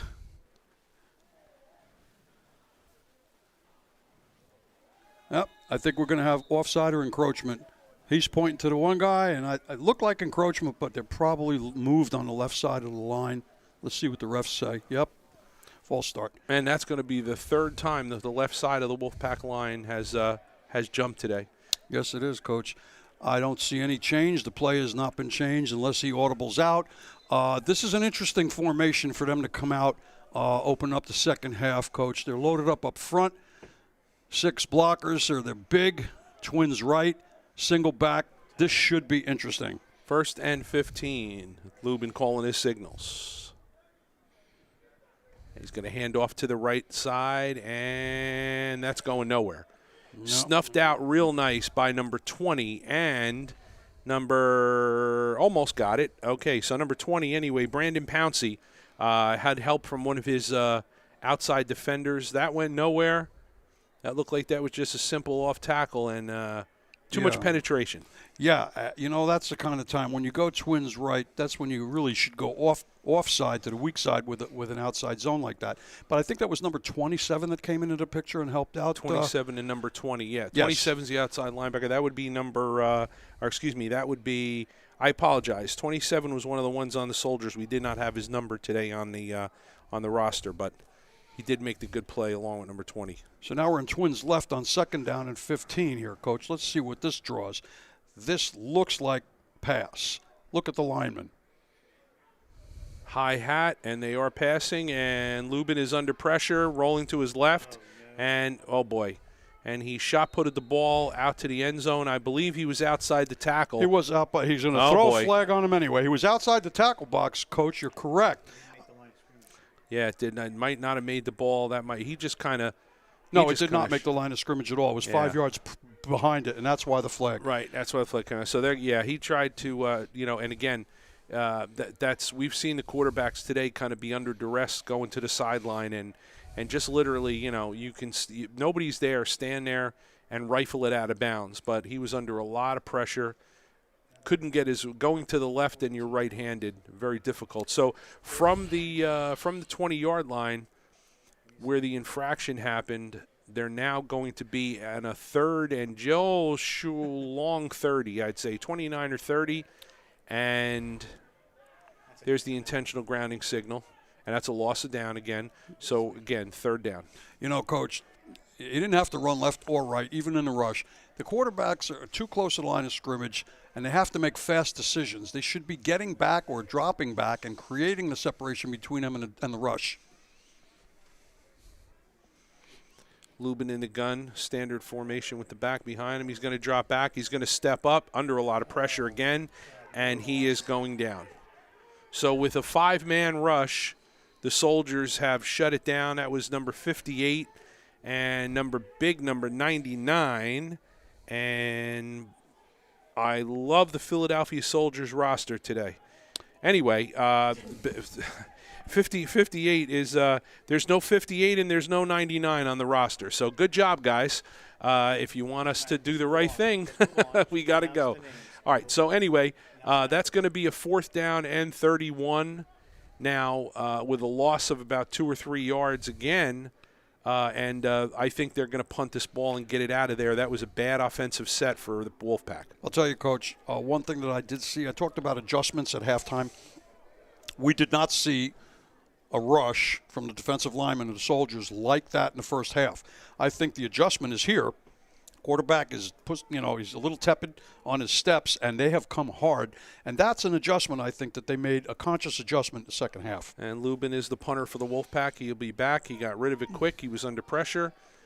And everybody's saying get away. He did get it off nicely. That's going to bounce and take a Wolfpack roll. 47-yard. Just inside the, just over the 50-yard stripe and out to the 47-yard line. And it'll be 1st and 10 for the Soldiers. So it looks like the Soldiers came out knowing that they'd be on defense in the second half, and it looks like they made some very good adjustments because we didn't see any of that from them on defense in the first half. No, they decided that they're going to pressure the quarterback. And, at this level of football, one of the key things a defensive coordinator should be looking at is to disrupt the rhythm of the quarterback. It's obviously the most important other than the center and exchange, but when you disrupt the quarterback's rhythm through pressure, offside, backside C-gap blitzes, straight-in-your-face blitzes, sending guys, it becomes a real difficult time to get the ball off and to really focus on the concentration. So we're going to have to see how the Wolfpack adjusts to the rush. Well, we're interested to see if the Soldiers, who what appears to be, looks like they made some good adjustments on defense. Let's see what they do on offense. And Bayless, quarterback, he is going to be under center to start the second half. And it looked like somebody moved on their line. 55. Yeah, and the right side of the line, again, and what happened there was one of the defenders on the Wolfpack came up real quick to the line of scrimmage like he was going to show blitz, and that spooked one of the guys into flinching there, it looks like. So Soldiers are going to come out 5, and we're going to be 1st and 15 now to start the second half. And I can see Old Glory in the distance, and she's doing the total opposite of what she did yesterday. So it looks like the wind's going left to right, north, which would mean that the Soldiers are going against the wind for this quarter. And after the penalty, again, it's going to be 1 and 15. Well, that's a very good job that they did on the coaching staff. They want the fourth quarter. They want the win. So that's a great call.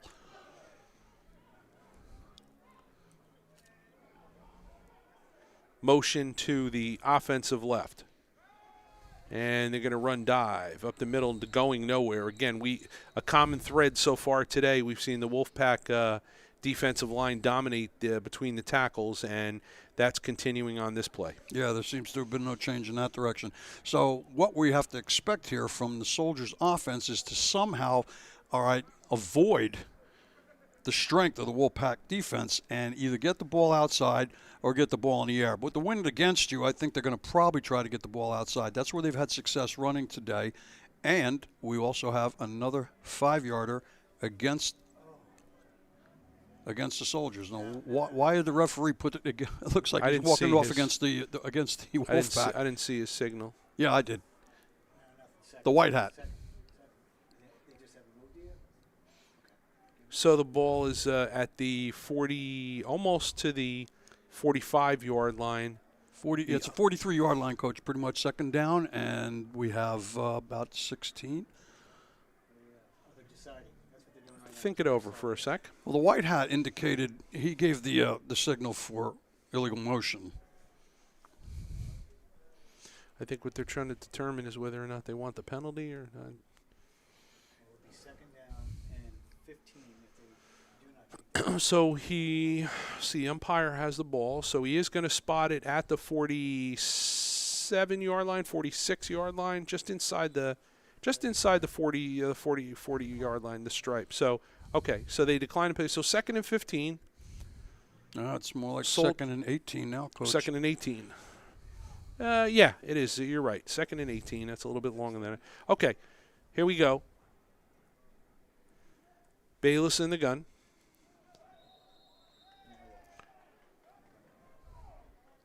Another motion penalty signaled by the line judge.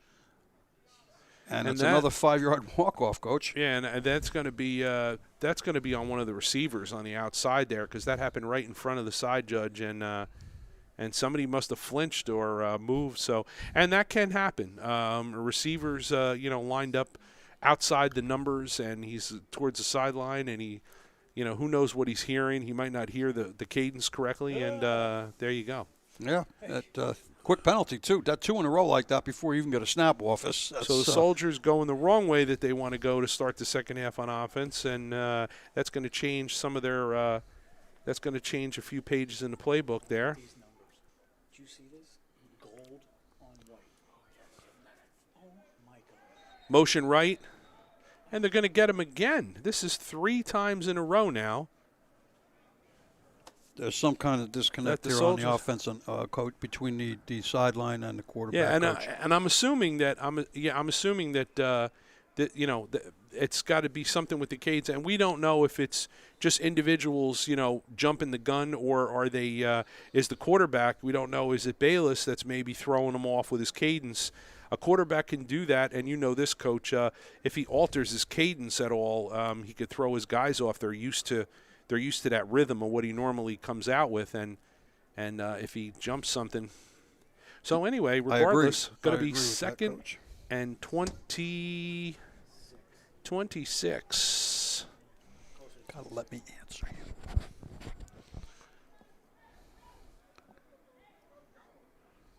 Now what? What's next?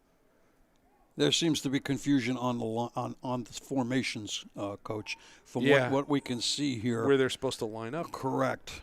They made 4 adjustments just now. I think they're ready to go. Nope. Maybe they were just a little too soon.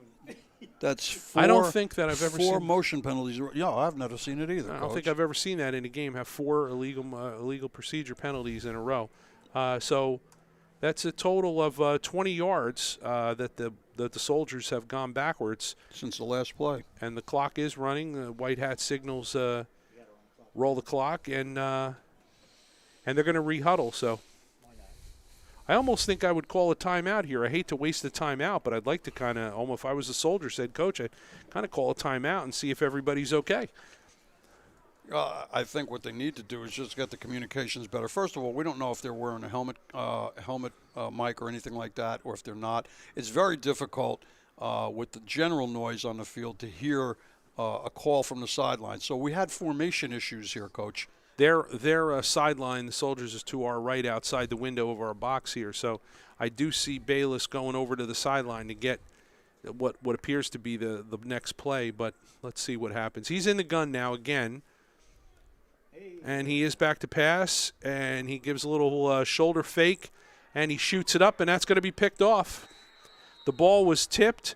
Number 9, Reggie Ray, the cornerback, was on the coverage, went up high. Number 23, Solomon Fitchett, the safety, pulled it down. Tip ball drill right there. Mm-hmm. And the receiver, who I don't know who the intended receiver was, but he did go up high for that ball.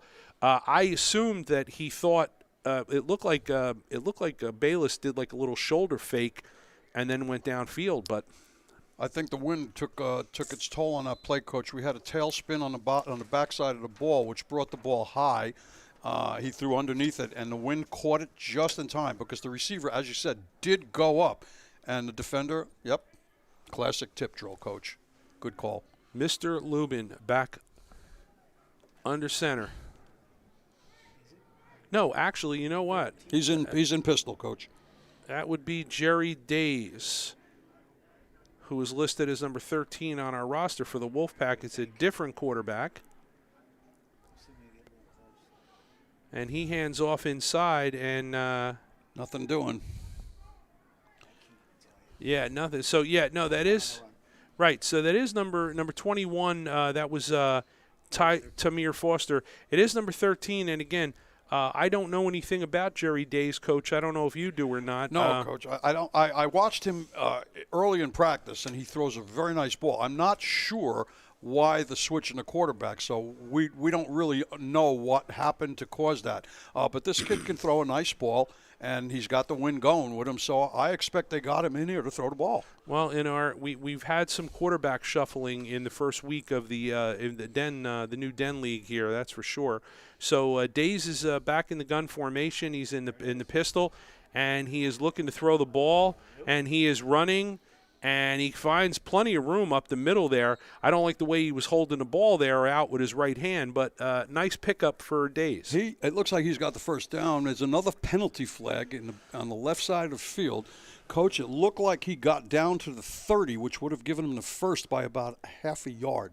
But we don't know what the penalty call is yet. My guess is holding. And it is holding. Holding on the Wolfpack. So that's going to bring a great gain by Days back now. Something that we see about Days here, he does look like he doesn't mind tucking it and going, although he didn't tuck it. Yesterday we saw one team early on had to go to a third-string quarterback because of injuries. We saw another game where both teams lost their starting quarterbacks. They were ejected out of the game. So we've had some shuffling.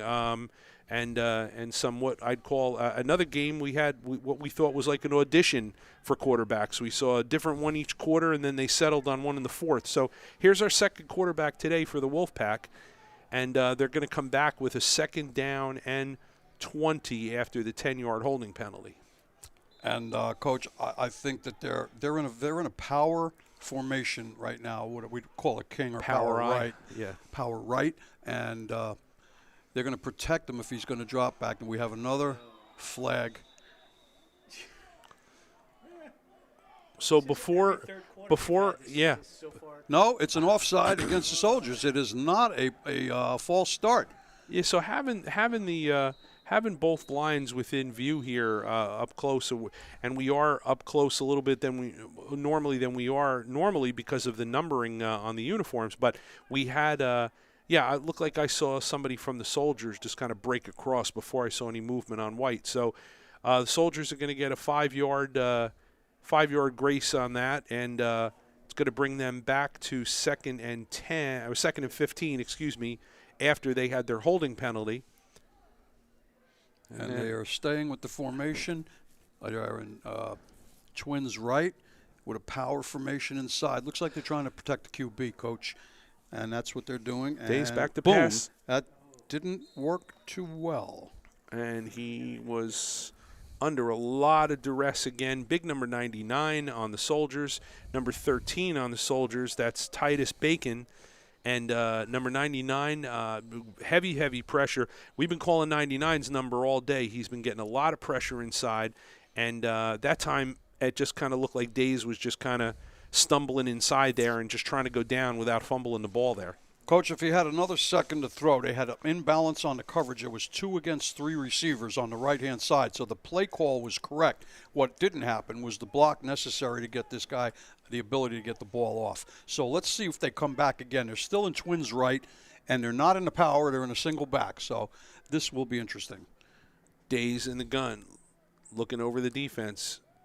He's going to drop back. Pressure from the inside. He throws it over the middle, and that was nearly picked off. He threw that ball in between bad territory. Four players. 4 players. He had a one-on-one on the outside with the wide receiver, and I guess they wanted that pre-designed. You always want to go to force a one-on-one and help take advantage of that one-on-one. And as you said, he threw into 4 bandits on that time. right there. So now it's going to bring up 4th and 17 for the Wolfpack. They are just over the midfield stripe in Soldier territory. And they are punting. And they are in punt formation. Now, Lubin had been working as the punter, and I'm trying to double-check to see if that's him back out there. No, it's not. It's not. So we can assume the punt's away. And a good it's one. A very, very good punt. And the wind kind of took that right into the end zone. So they're going to get a net, a net 30 yards on that. It'll be out on the 20. But, Coach, you said Lubin was not the punter, so that tells me that maybe the quarterback change was may have been necessitated, necessitated from an injury. We don't know yet. But so with that said, the Soldiers are going to come out 1st and 10 on the 20-yard line now. We're still in the third quarter here, live from Atlantic City, Dolphin Stadium, HSG Network, and we are carrying all the live action today and yesterday. Will be Sunday at the Hitman. And Sunday we will be live for a 3 o'clock or 4 o'clock kickoff, I believe, at Millersville University, and it'll be the Central Penn Hitmen. I don't know who they're taking on, but they will be at home for next week. They're playing in the next game. And the Soldiers are now out and lined up, ready to go. Bayless is still out there. He's going to come out now under center. And the Wolfpack is at 1 high right here, Coach. I think they're expecting throws underneath, which is what we've seen from the Soldiers earlier on in the game. And they are persistent running inside. And I think they actually lost the yard. If they gained nothing, they may have lost the yard on that. Yeah, that would, again, number 28, Brahim Clanton. Brahim is the shorter of the not shorter of the running back. He's the more stout kind of fire hydrant looking guy of the running backs. And we've seen Rich Williams, number 1. He seems to be the scat back. Yeah. We've also seen Nicholas Adams, number 2. So the Soldiers have used 3 different backs today. Right, and they're facing a 2nd and 11. 6-6, we are still tied. 2nd and 11, and they are having a little temporary delay in the wind, so they could be throwing. But again, as I say, they had success on the outside. I don't know if they're going to go back to that or not. And Bayless will be back to pass. He's looking for that slant route again. And the completion.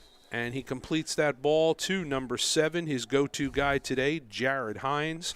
I believe that is the 4th catch for Mr. Hines today. And it's a first down. And first down. Unless the ref, I don't know where the ref is placing that. It should be a first down. Move those chains, fellas. Yeah, it is a first down. So 1st and 10 for the Soldiers. That's a good play. And a decent ball put out there. A little bit underthrown, because I think if he hits listen, we know that Hines has speed, so on a crossing route, if he hits Hines in full stride, he might be able to take gone. one. Yeah. What they did was they read the play well, because the Wolfpack was kind of tight, and he was actually in the hook to curl zone when he caught the ball, which is a free spot in his own defense, because they were playing zone. Now the pack comes out uncharacteristically in a cover 2. All right, and we are in a pro set formation, essentially, and he's under center. Bayless under center, and he's going to give to the fullback on the left side of the line, trying to pound it up inside there. Looks like somebody lost a shoe. Might have got a yard out of it. That was our man Rich Williams, number 1. And he went with a 2-back offense. From looking at when Francisco, our cameraman, does pull in, it does look like that the Soldiers have a little beef on the front line there. They definitely got some guys with some size, but they're having a lot of trouble today with the quickness of the Wolfpack front 3 or 4, shall I say. We've seen them come out in multiple fronts, and they're mixing it up pretty good, but they are really actually pushing them through. Watch the first step by the defensive lineman, okay? Typically, they've been lateral, which is throwing the offense off in terms of their blocking scheme. Now, look at the movement that the man over center has. He's moved twice already, 3rd time. Bayless in the gun. He's going to fake that handoff. He's rolling, and he sees something he likes, and he's got a catch. That is a legitimate catch, and that will be a big first down for the Soldiers. I was holding it off to try to see. That's going to be number 10, and it's going to be, I believe it's Marquise Rivas. Lost his helmet there, and he needs to go off the field for one player. They're going to get another penalty. There's 2 penalty flags in the backfield, which means there could have been roughing the passer after the play, but the catch was a catch, a legit so catch. He is holding the ball up, so that is a catch. Now we'll let them. There'll be a lot of that might be signal the end of the quarter, but they're going to have to sort out the white hat, and the wingman are going to have to sort out everything first before we figure out. They'll go ahead and get it sorted out, and then if it is the end of the quarter, then they'll go ahead and line it up where it has to be. I didn't comment that it was a catch before. I actually didn't really know. I saw him go down and have to slide, and I couldn't tell from my vantage point if he actually had secured the ball or not. So yeah, I saw that, Coach. I caught the angle on this side. He was underneath the ball, so that legitimizes the catch. His hands were under the ball, and he brought it to his chest. I just had a little better angle from standing up here where I am. So they have a whole bunch of things to work out. Excuse me. There is a holding penalty. So we have holding on the Soldiers. And we have roughing the passer. So we are negated, and we're going to go right back to the previous spot. And we're going to have one untimed down because that is going to be the end of the quarter. But because they had offsetting penalties, they are going to have one untimed down.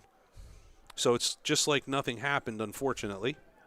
And that was a great pass and a great catch by Marquise Rivas. I apologize. The Soldiers do have 2 number 10s, so either Demir Johnson or Marquise Rivas. I'm sorry, guys. One of you guys made a great catch, and unfortunately, we're going to have to come back to the original line of scrimmage. 2nd and 9. After this play, that will be the end of the third quarter. Again, this is an untimed down because we had offsetting penalties.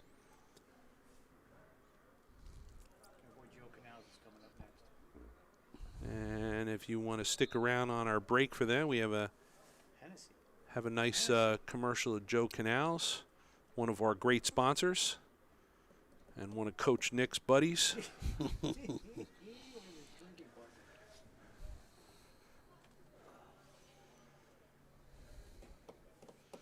And the Soldiers have break their huddle now. There's a long huddle. You know what, Coach? There's a tendency to come back to the well on a successful play.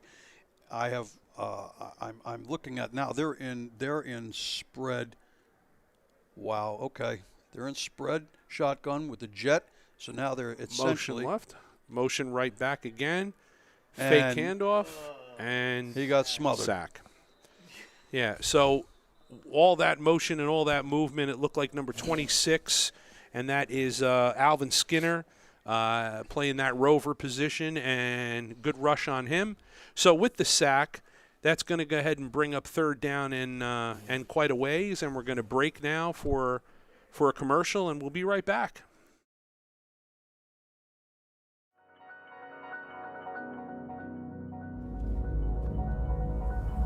Aren't we all chasing bliss? A paradise of such majestic beauty no words can fully speak. A mixture of wonder and blessing, so profound that even sound can't contain its notes. Paradis is on earth.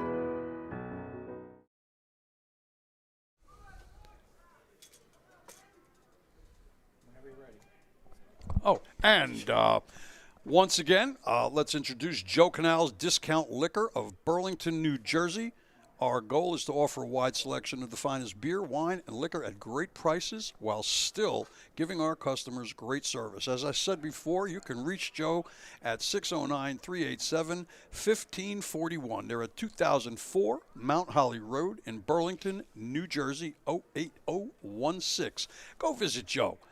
Give him a shot. I think you'll be very pleased. All right, so we're going to come out of the change of quarters. We are into the fourth quarter now.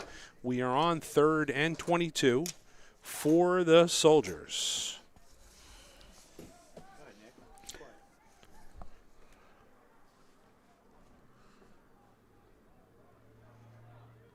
Bayless in the gun. Motion left. Hines. He fakes the screen and screen right. Number 1, Rich Williams had blockers out in front. Again, Wolfpack did a good job. He is down at the 35. You know, Coach, on that previous play, I think what happened there was that what has happened is that the Wolfpack is now, their middle linebacker, watch his head when they use the jet. He doesn't care whether they hand it off or whether they fake it. He has read that, and that's what blew up the last 2 times that they tried the jet. One was a fake with a pass and a sack, and the other one was a run. He is basically got his eyes on a quarterback, and that's his guy. So he's going beat on him. He doesn't care what they do with that jet at this point. He's a spy, and you know what? That's a great adjustment. They didn't do that the first half. Soldiers are going to come out with 4th and 9, and they're going to punt the ball. They are in their own territory from the 34-yard line. Number 17 looks like he's the guy in punt formation, Coach. That would be Tyreek Smith, and they are not going to take a chance, I don't think. Now they're going to play the field position battle here, and going to be some movement. I think we have an encroachment or an offside. However, there's no indication by the referees, and they are conferring. Lots of pointing going on, and we always have that. Yep. Long as they get the call right, that's what we care about. They can confer and talk all they want. Get that call right.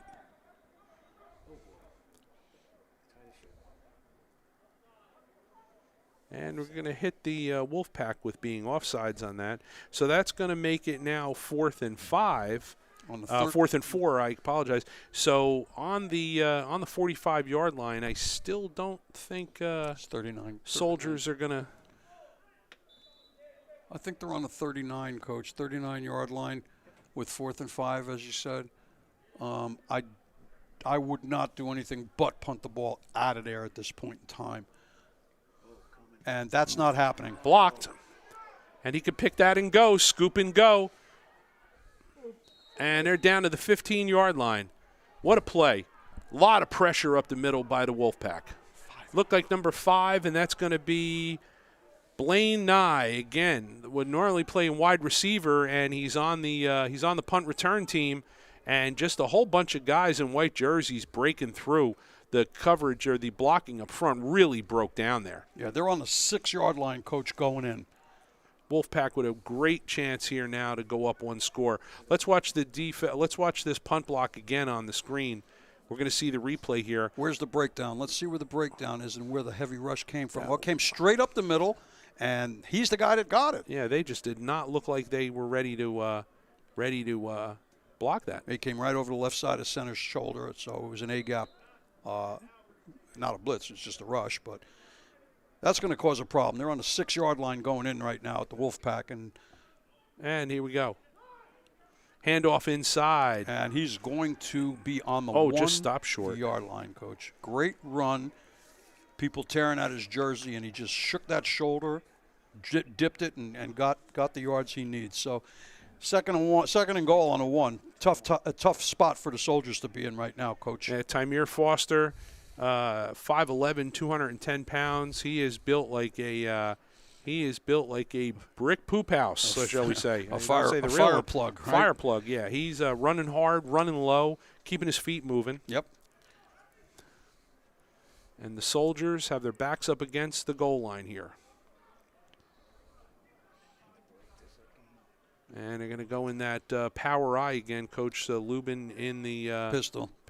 And that's not Lubin, Coach. That's the other. I'm sorry. Days again, back again. Yes, I'm sorry. And we have a score. Inside and touchdown. We have a score on an inside, basically an ISO. Yep, nothing fancy. Let's run the ball. Pound it up inside there. That's all it takes. Number 21, Tymere Foster. I think he would have got the ball 4 times before they would have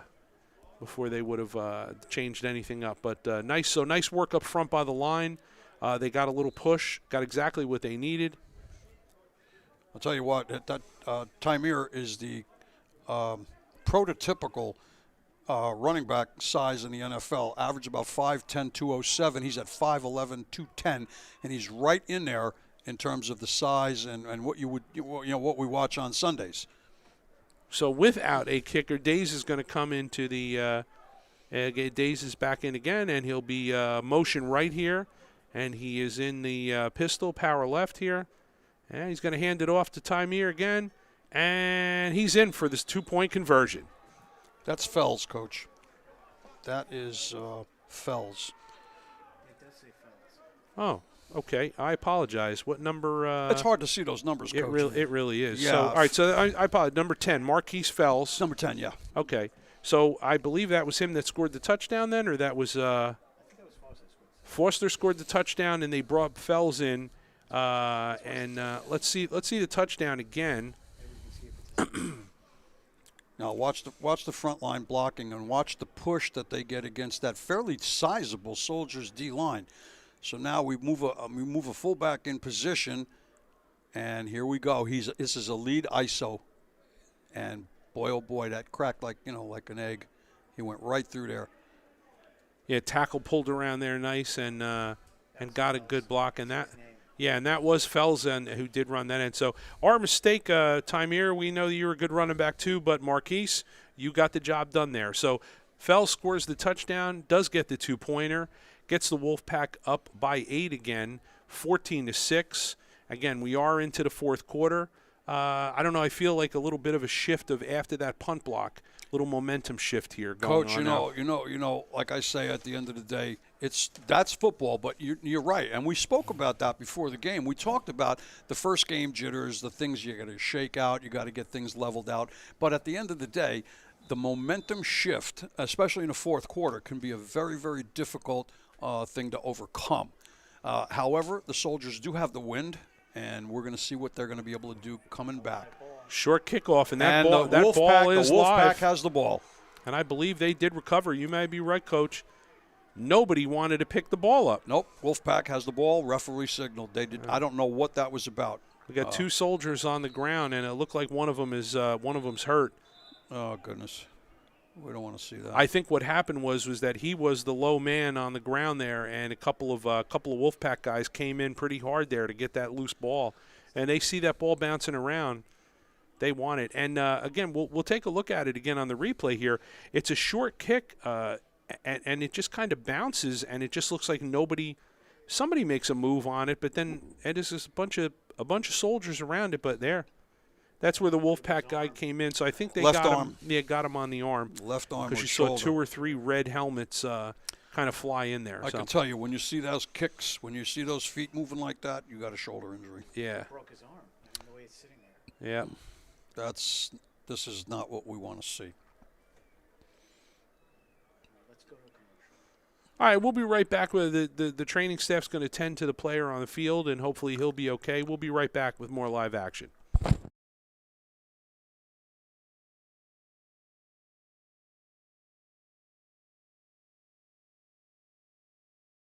Ah, great, there's your friends. But who's that with them? That's not you, that's Todd. He's just like you, only funny and better looking and more, well, Todd. But unlike you, Todd is in the front row, singing, if that's what you'd call it. And he takes photos suitable for framing. Every time. The life you were meant to live. Caesars, Atlantic City.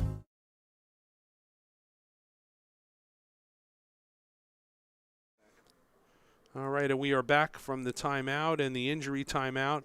A player did walk off the field on his own. He was favoring his shoulder, so hopefully the young man will be okay. And we have a run to the right side, and nice move up the field for number 10. And again, Marquise Fells, they seem to have found something that they like today using Fells there. He's got the size, but he also has the speed, and he's penetrating that defensive line there so far. You know, Coach, what they had with Fells is a slasher, and with Tyreek is a north and south guy. Okay, he's a power back. We have a slasher runner here in Fells. He uses his body, and he when he runs on angles, which makes it very difficult to get a good shot at him. Yeah. But that was that play. Of more concern, we have another young fella down, one of the linemen for the Soldiers. We don't show it on the screen. We don't show the injuries.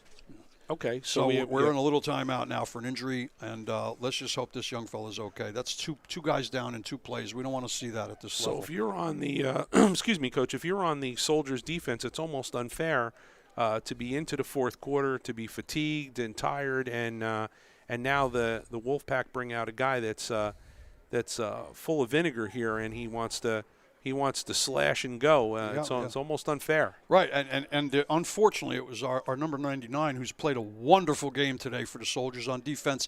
It doesn't look anything serious. I think somebody fell on his ankle, but he's slightly jogging off, and hopefully he's going to be fine for the next series.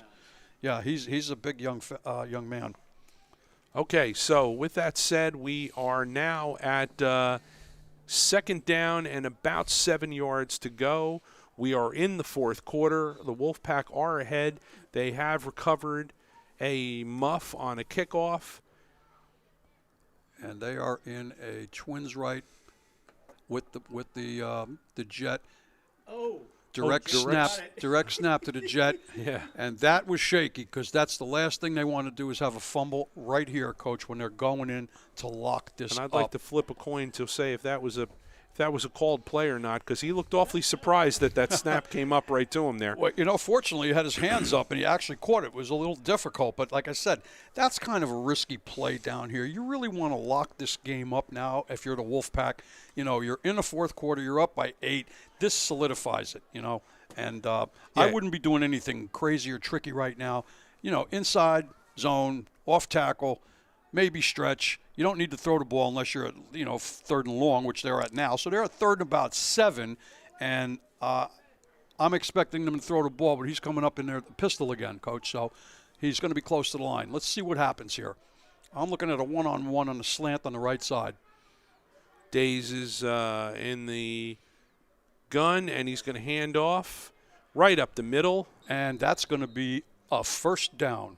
Oh, it's going to be awfully close. Very close. I'm watching the official on the wing there. He kind of squared off. And he's walking on the line, though. His right foot is on the line. Okay, so the umpire signals he's first moving down. them chains, Coach. Yep. So good run there by Fells. And first and 10 from the 25-yard line. And the Wolfpack right now are in a good spot. Smart football on that. They didn't have to throw. They kept it conservative. They ran inside on a throwing down and caught the defense a little off guard. And that's smart football and good coaching. Days under center. Power left on the formation. No, we have a running back at quarterback in the pistol. And he's going to hand off across his face to the right side. Gain of 2, maybe. Gain of 2 or 3 yards at the most there. Right. They moved a different quarterback now, Coach. They got a young fellow in there. I think he's more of a runner.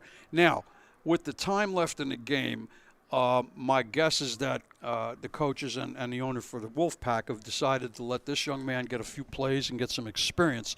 Otherwise, there would have been no reason to take out the previous quarterback who was really engineered the rest of this game.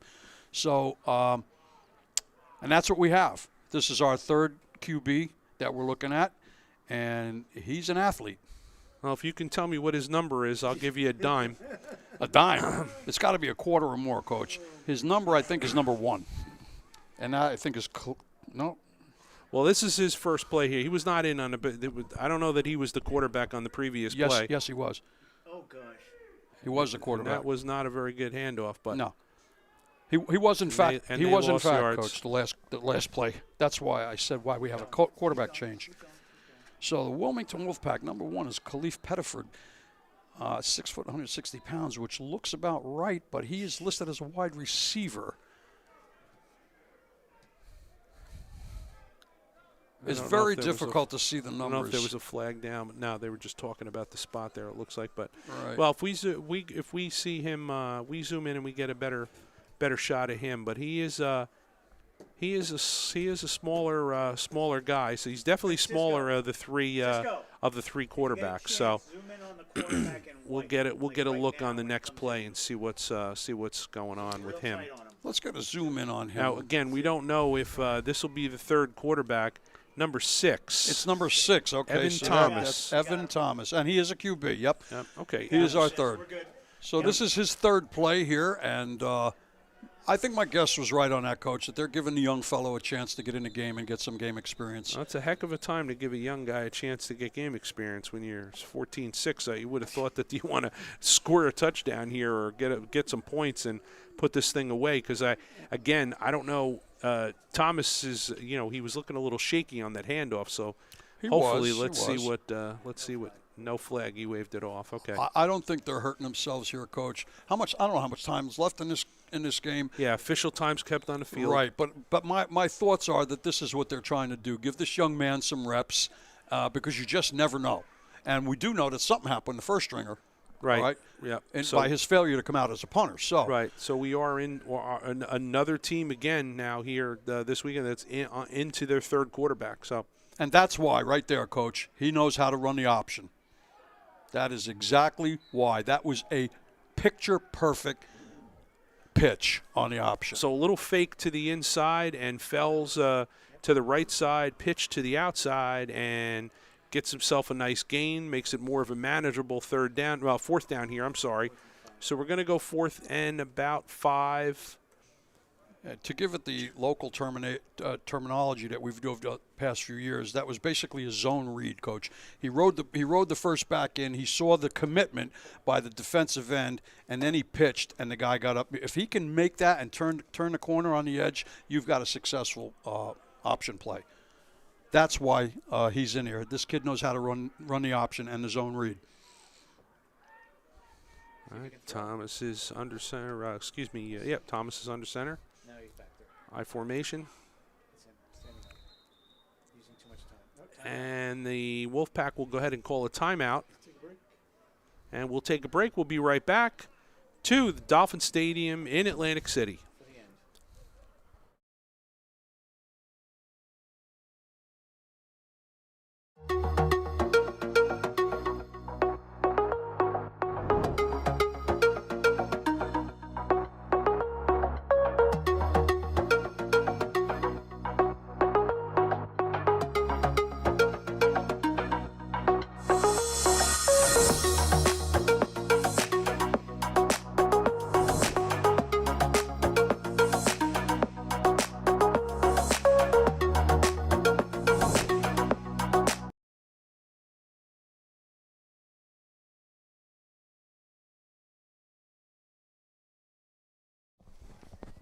All right, and we are back for our wind down of the fourth quarter of our first game here today versus the Wolfpack versus the Wilmington Wolfpack versus the Philadelphia Soldiers. And the Wolfpack are holding a 14-6 lead, and they are in a 4th and 5 situation from the 20-yard line of the Soldiers.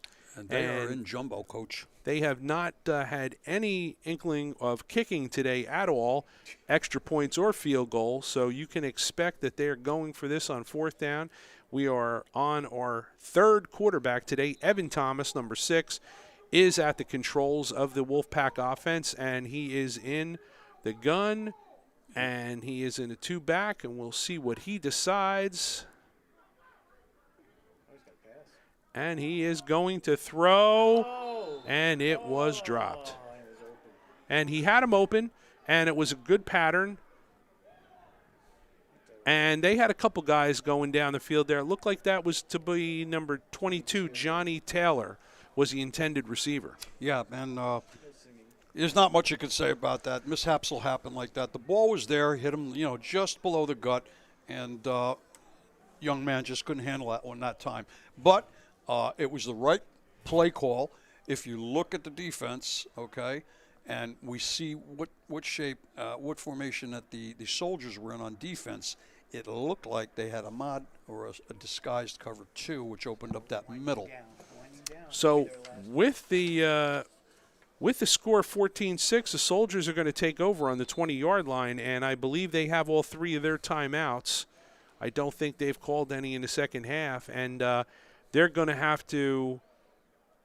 We believe that there isn't much time left in the game. So the again, official time's kept on the field by the officials, but they're going to have to. They've got a long way to go. They've got 80 yards to go to try to tie this game up.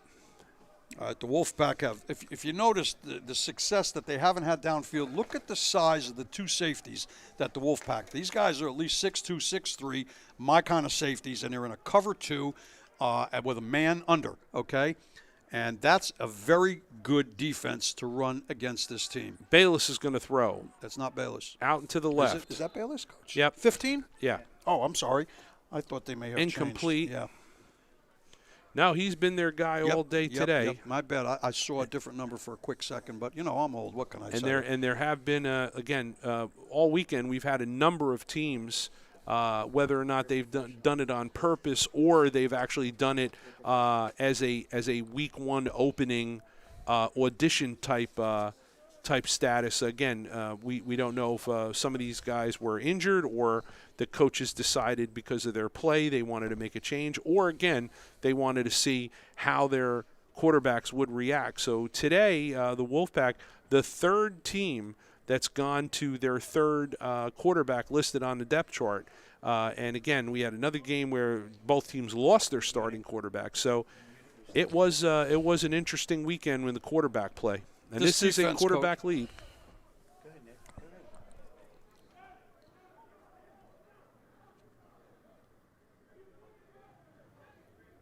This defense is looking to make a pick, Coach. If you take a look at what they're doing here, they got a different QB now to throw the ball, and that is incomplete. With those safeties, these guys are playing very aggressive cover 2 man under. So they're in a zone in the back in the secondary, and they're covering man coverage underneath. That's what zone cover 2 man means, and they pretty well locked them up. So the only chance I think that they're going to have here is they got to get the ball downfield. There's no time to be nickel and diamond for the Soldiers here with 5 yards or 5 yards here or there. They got 80 yards ahead of them with 3rd down and 10. And the Wolfpack know that. And they're going to be very aggressive. So they brought in Roscoe Bruce, who's listed as a wide receiver, number 8, and he is now the quarterback on record here. And again, we don't know why, but Bayless is out, and we have movement. They picked up the ball. Center picked up the ball off the ground, Coach. That is, if I were the Wolfpack, I would have grabbed that ball from the middle line. The middle guard was right there. He could have snatched it. All right, so 5 yards. They're in a real hole right now, Coach. 3rd and 15. 3rd and 15. 5-yard loss for the Soldiers. Yeah, most of the second. It's a good point, Howard. Most of the second half, the Soldiers have kind of been, plodding along, and they haven't really got into any scoring position or really any threatening position. They haven't had that much offense. I mean, seriously, the Wolfpack has had more ball control in the second half. Correct.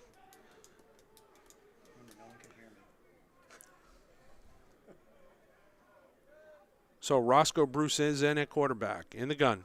And here comes that middle linebacker, and here comes the ball, and we have, I don't know what happened over there. The referee could have called PI. The defender knocked him right out of bounds. After 5 yards in NFL rules, you can't touch the receiver. And that wide receiver is pleading with the wing official that he was forced out of bounds. So we are up to, that's number 7, that's Jared Hines, and Jared Hines, their speed guy, and he is complaining that he was pushed. So now this brings up 4th and 15. I got to go with Jared on that one. I watched the play; it was legit. He was actually tossed out of bounds on the 35-yard line, and had no chance to get to the ball. Well, that tells me that there's almost no time left. Yeah, we're assuming this is very late in the 4th quarter as far as the time on the field is concerned. And Bruce will go for it. Low snap. He's going to roll out to his left. He looked like he was going to throw to the back coming out of the backfield, and nothing there. He just kind of lazied the ball out, Coach, and he didn't really get the arm strength on that ball. No. The receiver could have made a play, but the ball bounced 5 yards in front of him. Once again, not the ending that the Soldiers wanted on their offensive push in the end of the fourth quarter. Once again, lots of pressure from the Wolfpack defense. They have played exceptionally well today. They've gotten a lot of pressure on the Soldiers all day long, and they're going to take over 1st and 10 from the 15-yard line. And again, time is kept on the field, so we're not sure what the official time is left, but good opportunity here for the Wolfpack. They can either run the clock out or go ahead and they're calling for time check right now, Coach. I see the owner of the Soldiers looking for a time check. I have not seen a 2-minute warning yet, though. Have you? Signal. Let's see if we can say 5 minutes. Oh, signal, yeah. 5 signal minutes, from the okay. official, We do 5 have a minutes little to bit of go. time. We have a little bit of time. In that regard, they should have punted. Yeah, we definitely thought that there would be less time than that if they were going for 4th or 15 from Absolutely, the 15. from the 15. Okay, so Days are back in quarterback for the Wolfpack. And a touchdown coming. And look 6 at that. points. Just pitch and catch. Pitch and catch, 6 points. And we're going to see if we can get a number for you there. Number 18, Jefferson. Number 18, right? Jefferson. Kwame Jefferson, number 18. And that, Coach, that looked a little too easy. Well, the ball sure wobbled a little bit, but it was a little too easy because this kid had no one within 8 to 9 yards anywhere near him. And we'll look at the replay. I think we'll be able to see that. I'm going to see how the separation was created. 2-point conversion. Again, the Wolfpack have not had any kicking action today other than punting. I can tell you, the Wolfpack haven't kicked the field goal or extra point in about 15 years, Coach. That's just not their style. Days is in the gun. He's going to go for the 2-point conversion. And he's looking for that slant. And he's got it. And again. Mr. Jefferson once again, Coach. Jefferson your for favorite the number to two-pointer. call today. Coming on up. Tom would love this. The Jeffersons. Coming on up. Moving on up. So nice work by the Wolfpack, and let's have a look at the replay of the touchdown. And I'm assuming, Coach, a complete breakdown of coverage here. Well, let's look at it. They're up tight. All right, they're trying to press. They got 9 in the box. 10. And here we go. Jefferson just ran right past them, Coach. Right past them. Both of them, they're bottled up inside. He had a one-on-one. He went to the one-on. He had one on nobody, actually. Wow. The Soldiers all drifted the middle of the field. He had 2 wide receivers open on the left side of the field. That confuses me, how that happened. Can't get any more wide open than that. So with that said, the Wolfpack take a commanding lead now, 22-6. With under 5 minutes to play, they will line up to kick off. And breakdown in coverage. And honestly, really, the Soldiers haven't played terribly on defense today, but that right there, that one there hurt them. And they did bring in their second quarterback. They brought him back in. What was that young fella's name? Days. Days, yes. Jerry Days. Yes, Jerry 15. Days. 13, I'm sorry. They brought him back in to put those points up on the board. And that's a great job. So 22-6, the Wolfpack are ahead. And we are waiting the kickoff. And we have seen that a number of times today with the Soldiers, with some of their special teams lineup. They're setting up. We saw them have a few. Well, you just saw why they don't kick extra points, Coach. Yeah. So there's a number down to about just inside the 45-yard line there. Looks like the 43. Yep, 43. And that's great field position to put these guys in. Yeah, that's not bad field position for them to start. Not at all. And they have the wind with them, which is why I think we had that wobble ball over here for the TD. The wind does catch the ball. It does catch underneath and gives it lift.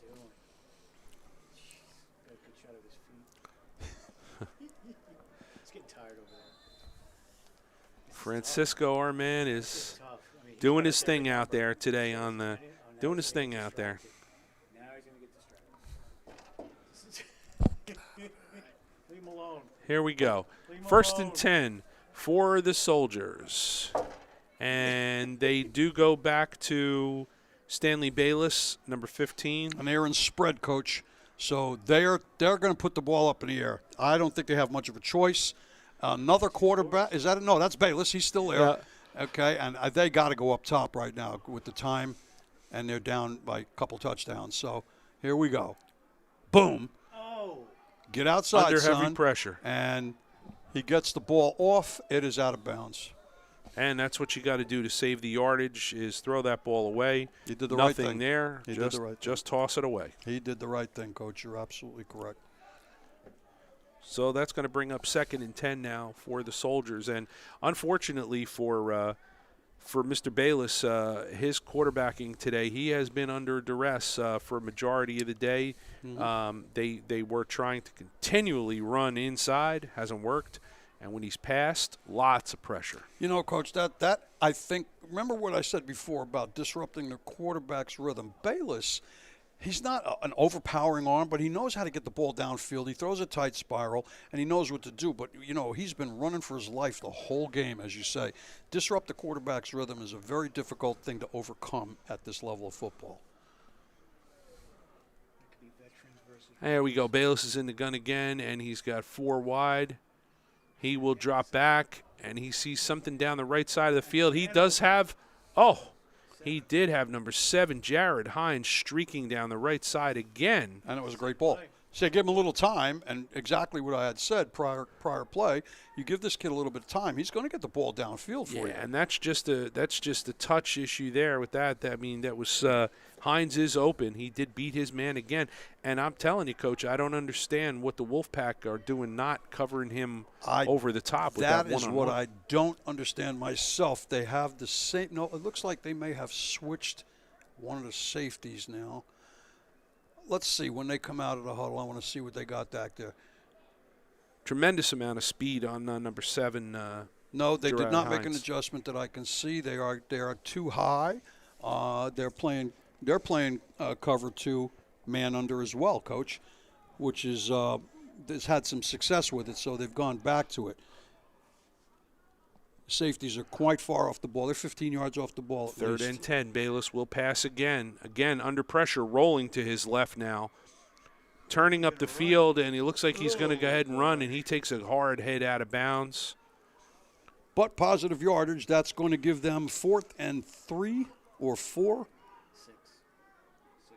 6 Let's see, depending on where they spot Let's this. see where the spot is. He looks like he's walking around at the 48 or 49 yard line. Or 47. Oh, he puts it down on the 46-yard line. And that's difficult, Coach, for Bayless to have to roll to his left and be goodness, a righty yeah. quarterback. Absolutely. It's enough time. Listen, you can do it, but if you can't turn your shoulder down and back, you're not going to be able to get the ball over the top. Right. And you have to throw sidearm, and that's always haphazard. So we would rather see him go to his left. Personally, I'd rather see him be able to stand in the pocket and stand tall and get the ball off, but they got to block for him. Yeah, he has no timing today, no time to get anything down the field. 4th down and 6. He has time here, and he's looking down the left sideline. He was looking for Jared Hines again, who lined up on the left side. That had double coverage.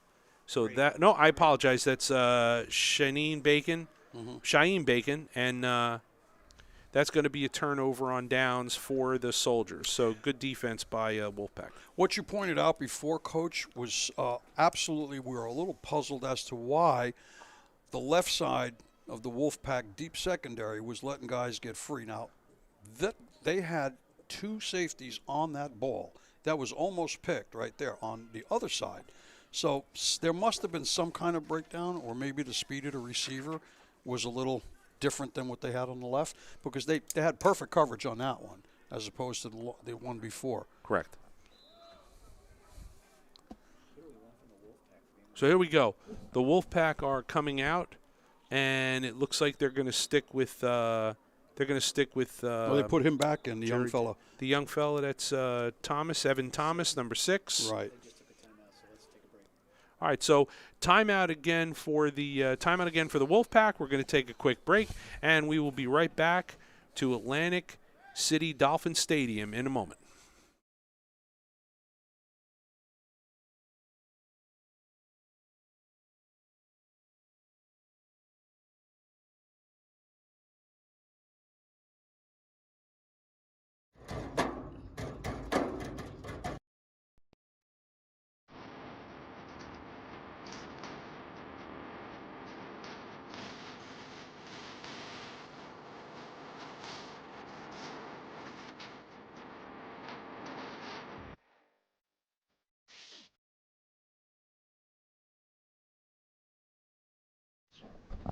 And we are back live in Dolphin Stadium. The Wolfpack have now taken over 1st and 10 on the 43-yard line of the Soldiers. Turnover on downs.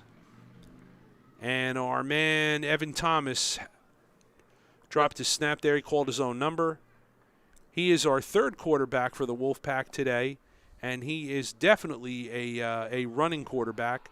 He can definitely run, and it looks like he had a decent arm. We saw him come in a series previous to this and threw a decent ball. It was not caught, but looks like he's got an okay arm. Yeah, I think that mishap with the ball caused him to have to take it, and the 2-minute warning is coming up. But with our young quarterback there, that was just a slight mishap on the center exchange. I think he was going right back to the zone read, and he did call his own number. He kept composed.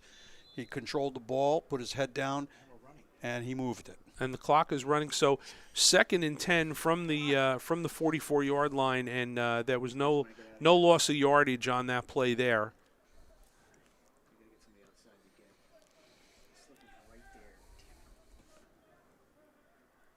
And Thomas calling the signals. And he's going to hand off. And there isn't too much there. The Soldiers are toughening it up on D a little bit. So no gain on there. Well, actually more of a loss on that. So that's going to bring them back at least 3-4 yards. Bring up a big 3rd down. Wolfpack's not in any hurry to get to the line of scrimmage either, Coach. You know, they're going to run the clock down. You know, there's no sense in risking injury or a mishap or anything like that. So they're going to take their time, come up. Long count, the clock is running, and this may wind up to be either the last or the next to last play based on just our timing alone. And they are in basically a pistol, but a pro set pistol. 1 back, single back. Okay, Evan Thomas is and yeah, I doubt very seriously that he would be throwing the ball. But 3rd and 13, and look at that. See my great prediction? So he looked long, and he's under some pressure. Just hold on to the ball, and he will be sacked. And for a second there, I don't know, Coach, it looked like he was going to heave one there. Well, it certainly did, but what he did was just pull the ball down. He didn't see anything open, and he had a couple of big guys coming at him. He did the right thing. And now we have a timeout by the Soldiers. We don't know how much time is left. But the kid did the right thing by pulling the ball down, taking the sack. And, you know, listen, the clock's running. Yep.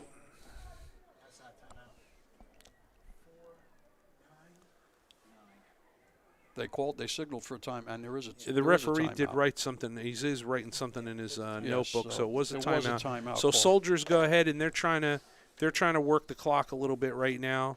And the Wolfpack is punting, and this should be interesting. Joey. Okay, so 4th down and a long 19. The Wolfpack will be in punt formation. You see, and they are looking just to get this ball out of there and play that field position battle. And we have an offsides on the Soldiers. Somebody came in off the edge, number 21, Ronaldo Holder. Little bit too quick off the snap there on the edge. Did they mark it off? They did not mark it off. I'm not exactly sure what that was, but punt formation, the ball is away. Well, it's somewhere. Yeah, it's up in the air. High and out of bounds. We can't get That's about the best thing I could explain it. And that's going to be on the 41-yard line of the Soldiers. They'll have it 1st and 10, under 2 minutes. They do have 2 timeouts left. Unfortunately for them, they are down by 2 scores. And again, they just didn't. They just not a bad played game today, but they just didn't have any consistency on the offensive side of the ball. Maybe I think, Coach, they had one big play, two big. Other than that, there just wasn't anything consistent on O. No, and you know the consistency comes with the original game plan. At some point, when it's not working, you really got to change up. They ran inside. They probably ran inside 12, 13 times today. That's a lot. That's a big chunk of an offensive series of plays in a game in a minor league, which averages about 40 plays on offense. So they put a lot of it into the inside zone, and it just wasn't working Wasn't today. there. All right, so 1st and 10 for the Soldiers, and Bayless is out there continually again under center. We did see Roscoe Bruce, number 8. He did get a series out there earlier, and Bayless is back in the gun. And he has a handoff to let's see what we got. Is that number 2? And that's going to be Nicholas Adams. Nicholas Adams, one of the 3-headed monster today, running the ball for the Soldiers. They're going to go to hurry up. That was the longest gain inside that they've had all day today, Coach, on an inside run game. Bayless in the gun again. Another handoff. Again to Adams. Short gain. That's going to bring up a 3rd down for them. It appears they've conceded the game, Coach, and yeah. I think the refs. And I think that it's might over. have been the end. And then there it is. That is our game for today. So a W for the WW Wilmington Wolfpack, 22-6 win. We're going to have a post-game interview with number 18, Kwame Jefferson, the wide receiver, who had a great game today. So we'll see everybody back in a few moments for a live interview with the MVP of the game.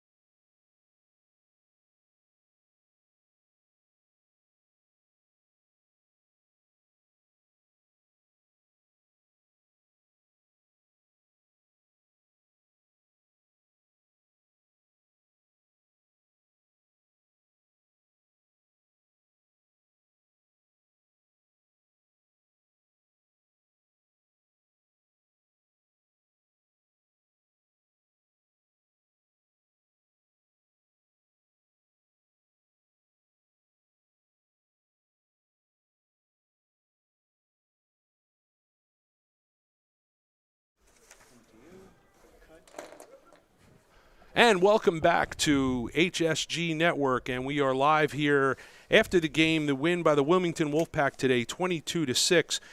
We have number 18, Kwame Jefferson, who is the MVP today's game, wide receiver. In the fourth quarter, he had a touchdown catch, and he also had the 2-point touchdown catch. Kwame, tell me about the play when you scored. Coach just called a good play. I executed. Okay. All right, good. And what was that? Is that a play you guys have practiced before, or something that you run? That slant flats. Slant flat. Okay, and they call your number on it, right? My number. Okay, good. And tell us about tell us about your team a little bit. You got the win for opening day. How do you guys feel? I know the Wolfpack haven't been around for a couple years, and they're back now. They counted us out from the beginning, so we show them we're here. Okay, good. We're here now. Yep, I did see the preseason rankings, and they weren't too kind to you guys early on. So now everybody takes notice, right? Right. Okay, good. Tell me a little bit about your background. Have you played in high school or college, or I what's played high school, JUCO. Okay, where'd you play? In Delaware? No, I'm from Philadelphia. Oh, you're from Philly. I'm sorry. Yeah. Okay. All right. Good. Excellent. All right. Good. Well, we want to thank you for coming up today for the interview, and again, you are the MVP of today's game, and great job. Appreciate it.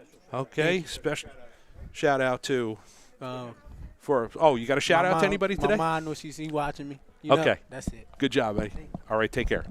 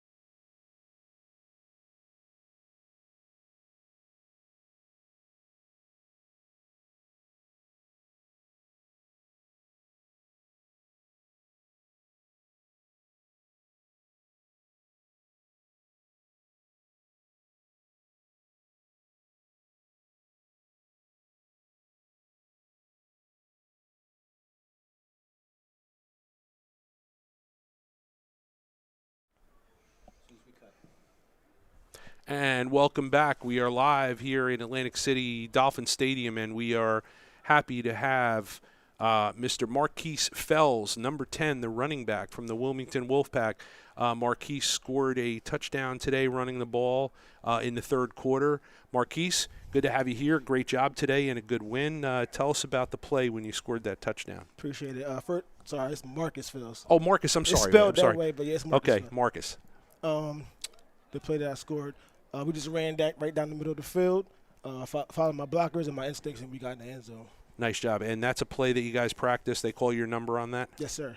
Okay. Now, Marcus, the Wolfpack were not ranked very high early in the preseason rankings. How do you think you guys looked, and how do you think you're going to do the rest of the season? We're not worried about no records right now. We're just going to keep grinding the way that we do, the way that we've been, and we're going to see how the things fall in place. Outstanding. Now, Marcus, tell us about your background a little bit. Did you play high school ball or college ball previously to this? Yes, sir. So I went to Central York High School in York, PA. Okay. I also went to college at East Stroudsburg University. East Stroudsburg University. Yes. Very nice. Okay, awesome. And obviously you played there. And how many years have you played up on this level here? I want to say maybe 3. I've been doing a little bit in arena here and there. So okay. Maybe 3-4 years. Okay, great. That's awesome. And what do you think about the team going forward? The Wolfpack, like I said, there wasn't the highest of rankings in preseason, and you guys get the win on opening day. How you feeling right now? I feel great. We got a couple. We got a lot of vets on the team, so we're just following behind what they're saying, what they do. Good. And yeah, I think we're going to be good. I think okay. We're going to be good. Awesome. That's great. Good. Any special shout outs? Anybody you want to say hi to today? Yeah, shout out to my family, my family out there in York, PA, Philadelphia, everywhere they're at. And I also want to shout out to my sponsor, First Flight Fitness, for my sponsorship. Got my gloves and my tab and stuff like that. So that's what you saw me throwing up every time I scored. I got you. That was my First Flight Fitness stuff. So shout out to everybody. This is awesome. Tuned in. Good job, Marquise. Thank Okay, you. great. Thank you for Appreciate coming up it. and having you. Thank you. Excellent job today. Thank you. Great. We'll be back live for our second game at 3 o'clock.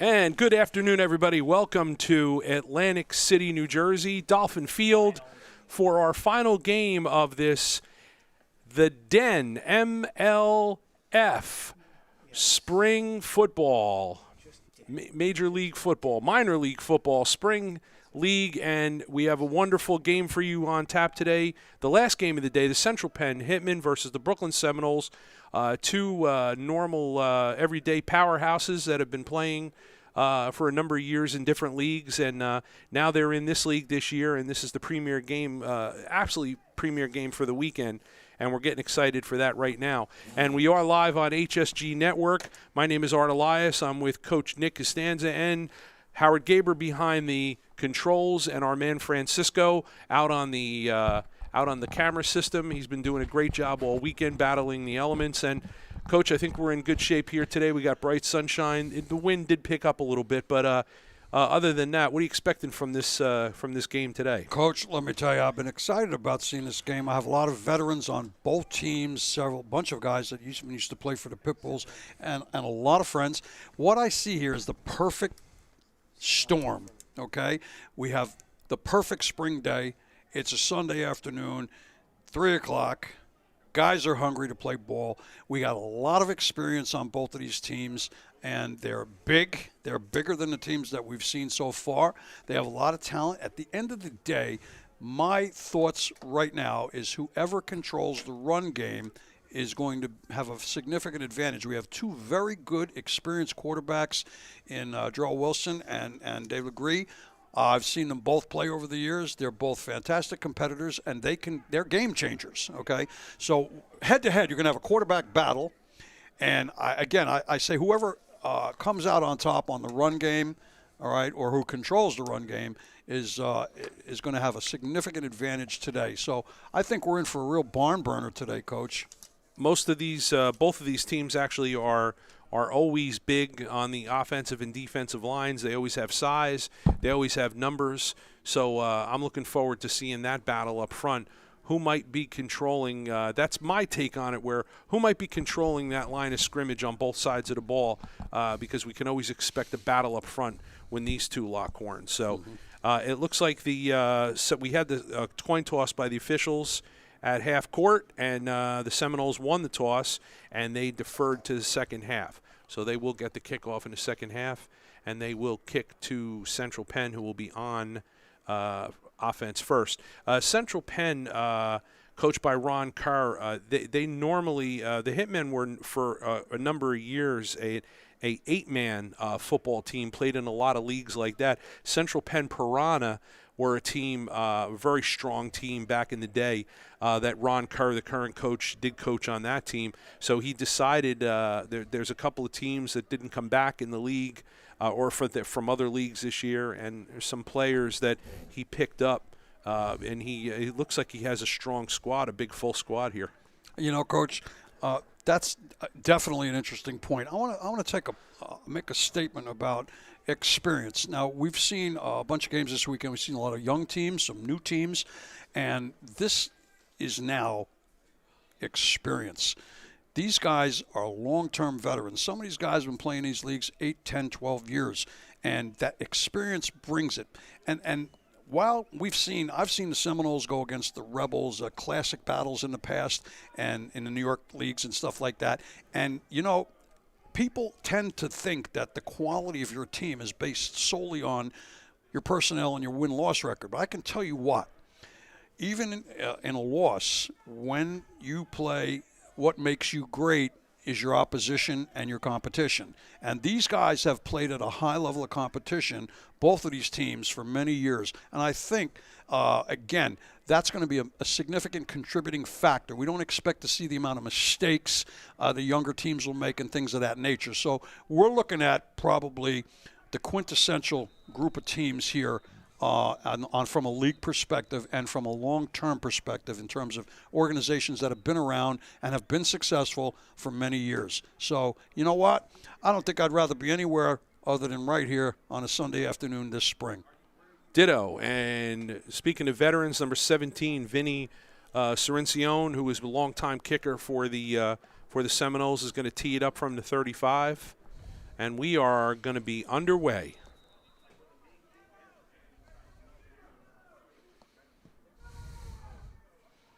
Nice drive down the center of the field. We knew that would be a long kick. Bounces into the end zone.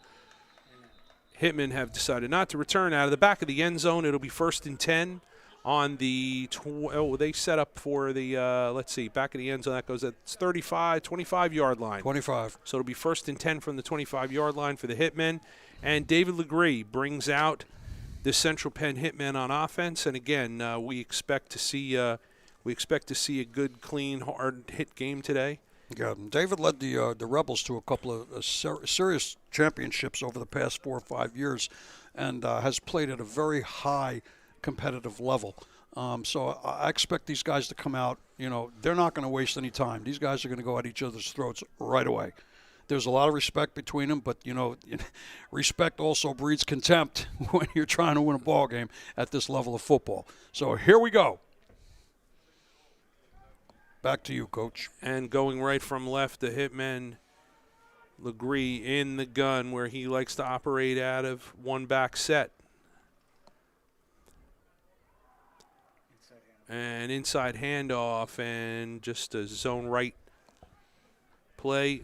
Pretty well played by the Seminole defense. Looks like number 34 is the running back, James Roysal. And James is a veteran player from the MLF and the AFL. He's been around for a while. Good ball player.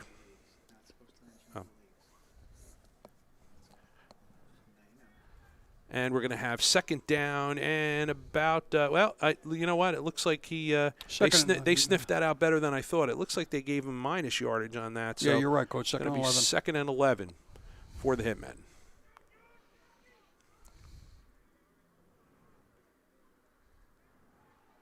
Another inside handoff again, and Seminoles are stacked inside. So two plays on offense for the Hitmen.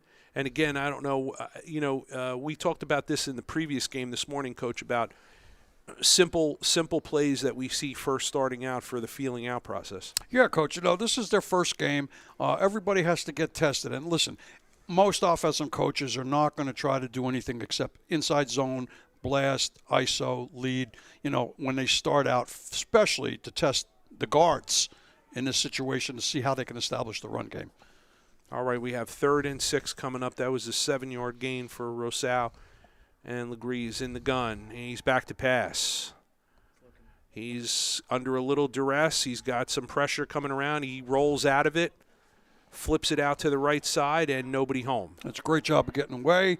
I see a flag on the field on the far side on the Hitmen's sideline. Yeah, he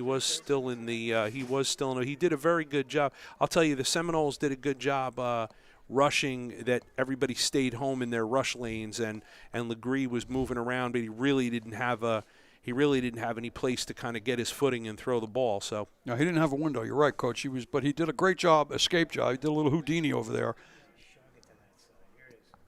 Okay, so intentional grounding. It looks like when Legree was still in the box, the tackle box, when he threw that out there, and there was no receiver out there. So that's going to be a loss of down. It's going to be 4th down, and it looks like this is a punting situation for the Hitmen. And I believe we're going to have number 12, Jordan Hallman. I think that's a number 12. I'll double check the 16. I'm sorry. Oh. Yeah, we'll get the numbers for you again. Number 12. So number 12 is Jordan Hallman. He's also listed as a wide receiver.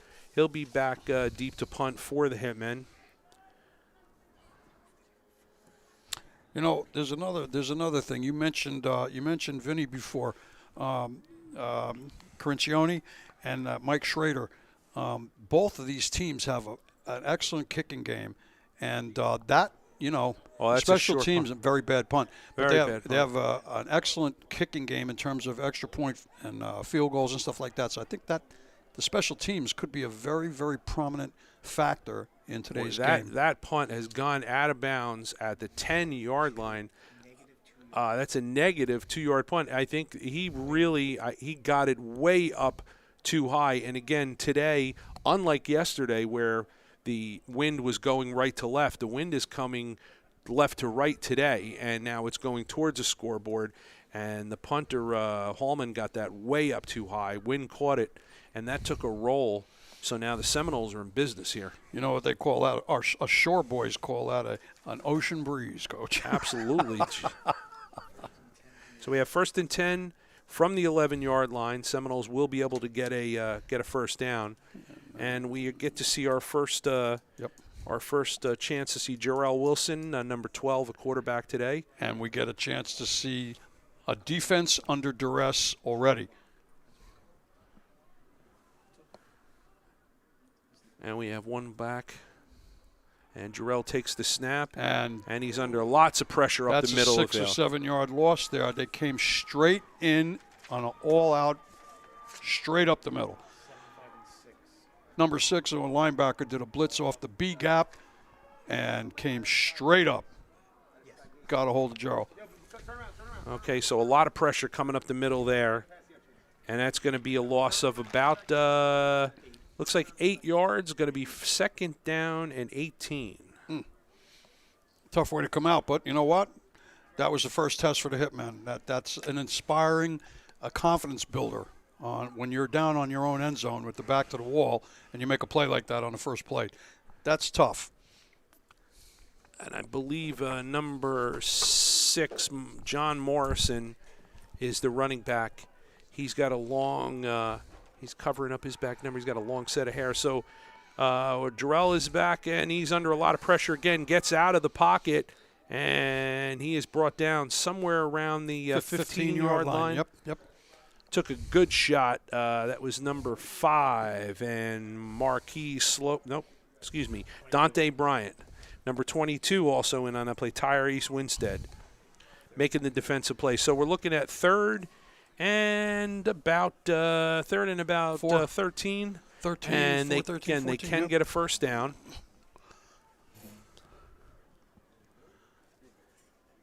Well, let's see how they come out. Let me take a look at that lineup here for the Central Penn guys. They got a very big front four, and it looks like they're in a 4-3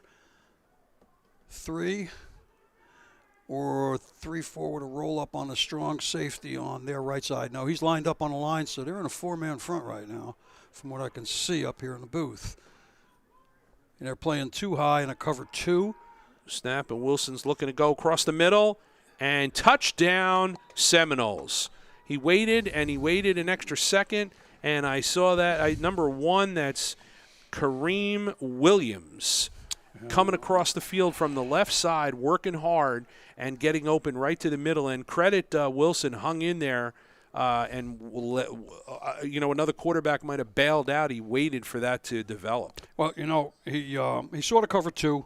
When you're in cover 2 zone, with your back against the end zone, the best place to throw is in the middle of the field. Jarrell waited, as you said. He stood tall in the pocket. The blocking was good. He shifted just slightly, and when the guy broke in the middle, there was no one to be found, defensively. So when you're in a cover 2, you're going to find that the middle of the field is always going to be the most vulnerable spot for the defense. Oh, number 17, Vinny Cirencione, is going to try the extra point. He was good from at least 45 yards during warm-ups as I was watching him before the game. Snap is down, and the extra point is signaled good.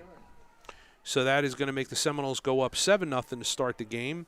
And, again, taking advantage of that miscue. Let's have a look at that touchdown again. Coach, give me your perspective on Wilson here. Like I said, he looks like he hangs in and right in the pocket, and you'll see that receiver come from the left. Let's look at his footwork, and that'll tell you everything. He sees the defense. They're in a strong cover 2 with a wide split, all right? Let's take a look at his footwork, and we're going to see exactly what he does to maneuver himself for the window. Back, fakes left, steps in right over the middle.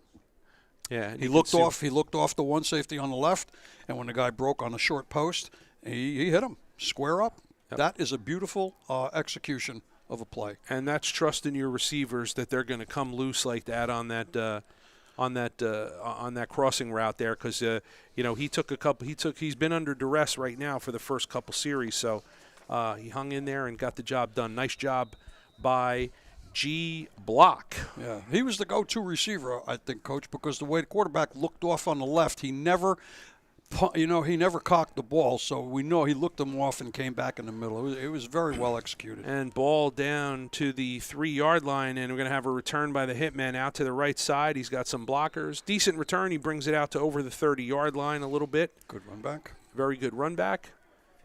And that is that's an excellent. That number 15 was the return man, Antoine Whitney, and that's a weapon to have is Cerencione there, where he can get that ball on the fly down, not kick it into the end zone, but just kind of drop it inside the within the 5-yard line there. It's tough. It makes you want to wonder whether you should return it or not.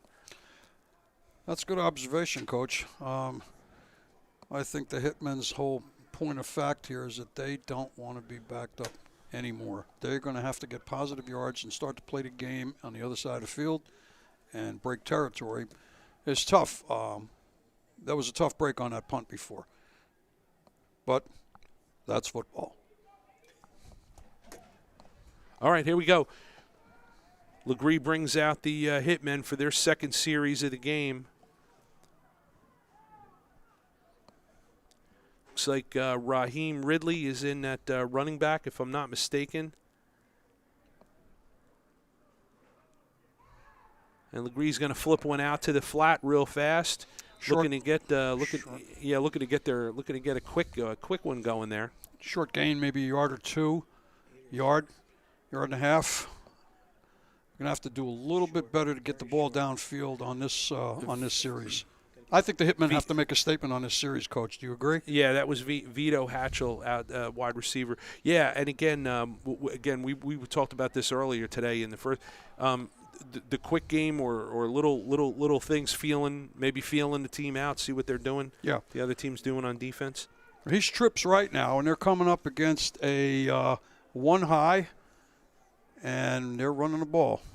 And Ridley is got nowhere to go on that. No, they bottled them up. Yeah, they bottled them up pretty good there. That defense on the defense of the Seminoles so far has been pretty tough, pretty stout, pretty tough up front. So Ridley, number 29, is a longtime veteran player, and he is playing for the Hitmen. Former many years ago, he played for the Central Penn Piranha, and now he's back. Reunited with Coach Kerr on the Hitmen, and he is in the backfield right now. So I've seen 2 backs so far for the Hitmen today, and it seems to be a common theme today with a lot of the teams that they're doing a lot of platooning and early in the season here to feel things out. You know, they got to get the chemistry right, Coach. I applaud the coaches for getting as many guys in the ball game to see who's going to make contributions. Legree's throwing the ball out to the flat on the left, and good strong tackle. Let me see if I can get his number 24, and that is Marquise Jenigan, cornerback.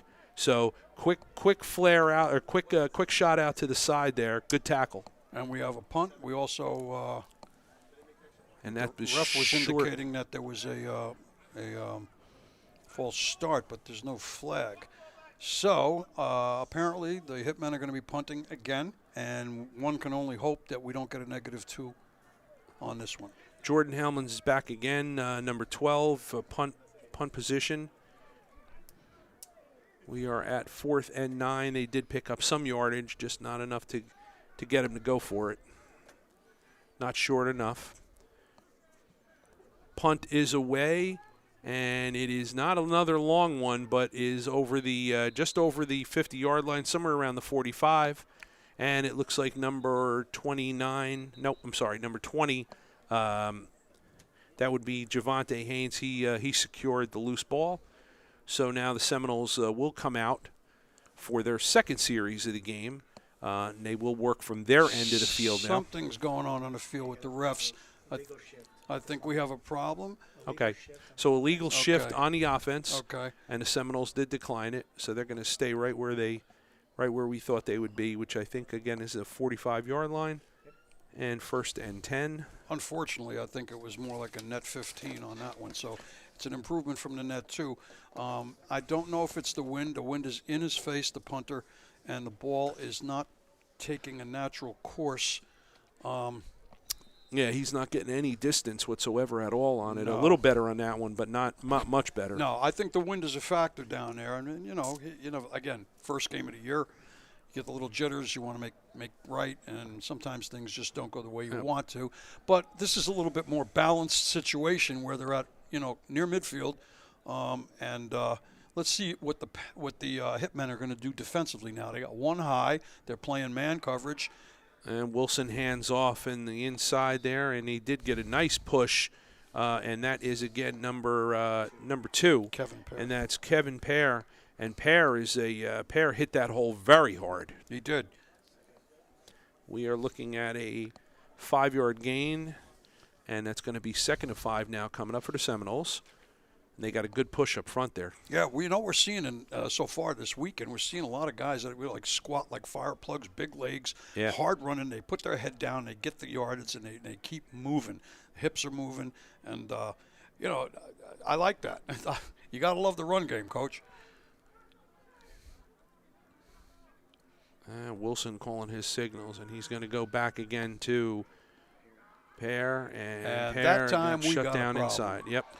We got a loss of about lots of penetration. 5-yard loss on that, maybe? Yeah, Nathaniel Barnes, linebacker for the Hitmen, played that perfectly right up the middle, and him and a couple of his teammates there just pretty much shut that down. So that had nowhere to go quickly. No, I think that the Seminoles, they have the wind in the first quarter, and they won't have that advantage in the fourth quarter. So I think Gerald's going to put the ball in the air. They got a 3rd and 10 here facing them in their own territory. And this is going to be very strategic. This play, successful or not, is going to dictate what's going to happen if they get the 4th down. There's a lot of field in front of them right now. I think they got to go in the air, Coach. Yep. 3rd and 10 for the Seminoles. So far we've seen the same set, 2 wide on both sides, 1 back. Wilson in the gun. And we have movement. So, again, everybody's pointing at everybody, and that's usually what happens when we have that. So it's going to be false start. Left side of the line. Looks like the left side of the line on the Seminoles. That's going to cost them 5, and that's going to make it even that much harder now to pick up that 1st down. 3rd and 15. If ever there was a time for a quick kick, it would be right here because there's nobody back. The quick kick. I haven't seen that in a while. Well, we saw it earlier today. I don't think he did it on 3rd down though. He was in quick hit position. I thought yesterday or today one team did it, as I recall. But if ever there was a time to do it, there's nobody back there. There is nobody back there. Right. You're talking about burying a team back there if he did it. Okay. And Wilson back to pass. He's looking left, and he's got somebody cutting through now. Out of bounds. That's a great catch, but it is out of bounds. And I'll tell you what, Kareem Williams, nice grab there, but they're gonna rule him that he didn't get his feet down. So it was definitely a showcase catch, but no feet down, so no dice. Yeah, so it was a great ball too, Coach. And it was a great ball out there, right on point. That was, and so the Seminoles will go ahead and punt out of their own side of the field. Yep. So Hitman defense hold on that one there, and again he did have a lot of time to throw the ball. So now number 9, Dakari Mims comes out. He has got about Torrey Duncan.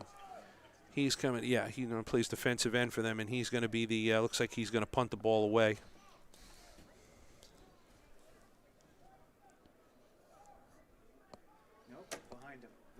Oh, my bad. Oh, I'm sorry. Duncan's the up man. Vinny, their field goal kicker, is their kicker. So he had some pressure, got that thing away, and they're going to call. I think they blew it dead. So we'll have to wait and see.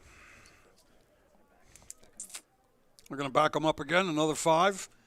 False start, and they'll be punting now. Well, Vinny's going to punt from the 20-yard line. Yeah, I apologize to Vinny there. I forgot that he's actually, when you call him a kicker, he does it all. So, yeah, and Duncan is his up man, his protector. Now, they might have been short a man because they have an extra, somebody coming on, an extra. They're going to go with 2. They didn't like the way that looked on that rush there by the Hitmen. So Seminoles are going to put 2 up men in front of Vinny. And we're going to rerun this again.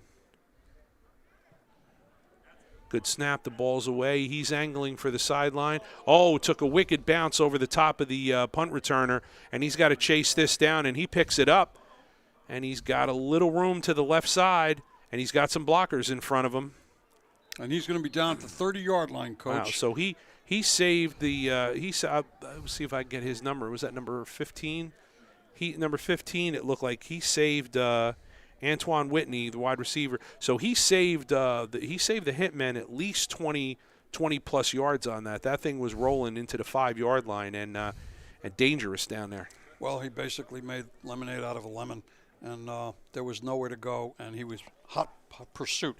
He avoided 4 tacklers and took the ball up to the 30-yard line to give the Hitmen at least decent field position for their offense. Okay, so we are still in the first quarter, and we're coming out. This is the second series for Legree at quarterback for the Hitmen. Third, I'm sorry. Same setup, 2 wide on both sides. And they're going to run the ball inside handoff, and that's going nowhere. The Seminoles are basically reversed his direction for him. Yeah, and that's number. And we have like 3 flags, Coach. Okay, I'll take your word for it. James Rosow again. So we have 3. It was James. We have 3 flags on that play. And I think we're going to get a holding penalty. We'll let the stripes figure all that out because that looks messy.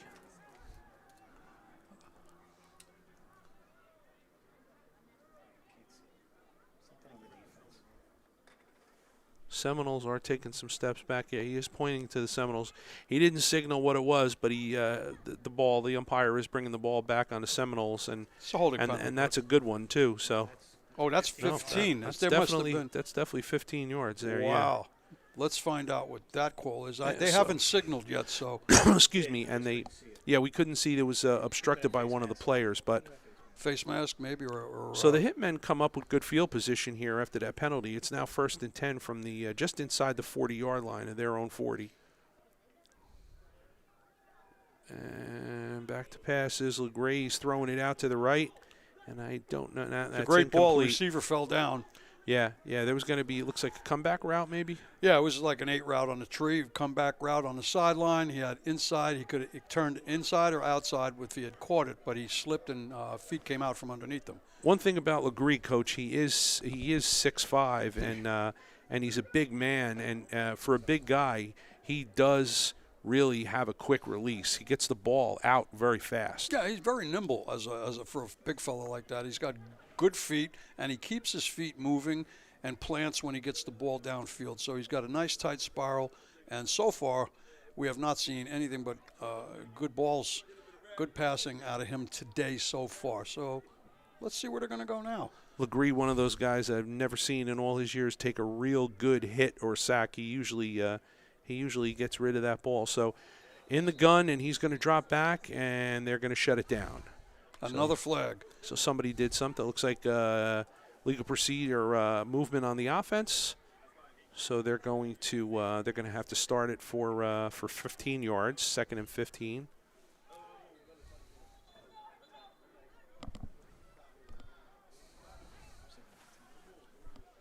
Dial up a new play there. But again, speaking about Legree, looks like we're gonna have a timeout first, or the end of the quarter. Let's see if they're going to I'm just signaling. They did not signal for timeout. It looks like the end of the quarter. And we'll take a break. We'll be right back in a moment.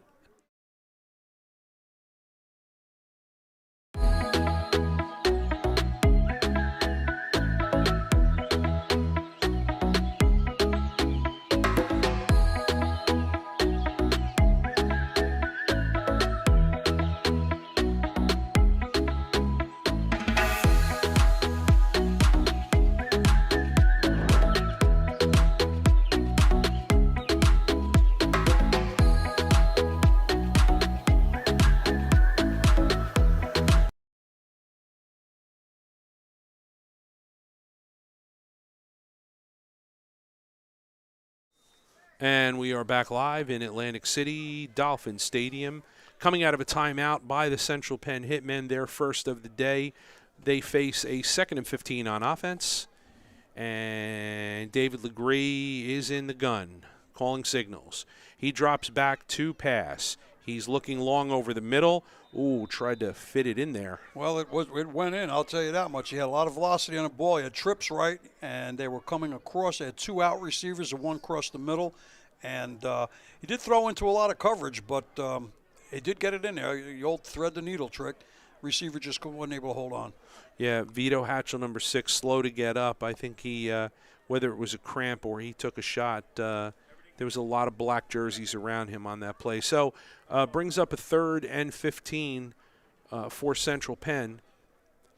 You know, Coach, I've seen 2 Central Penn receivers slip at the end of their route, including young number 6 over here.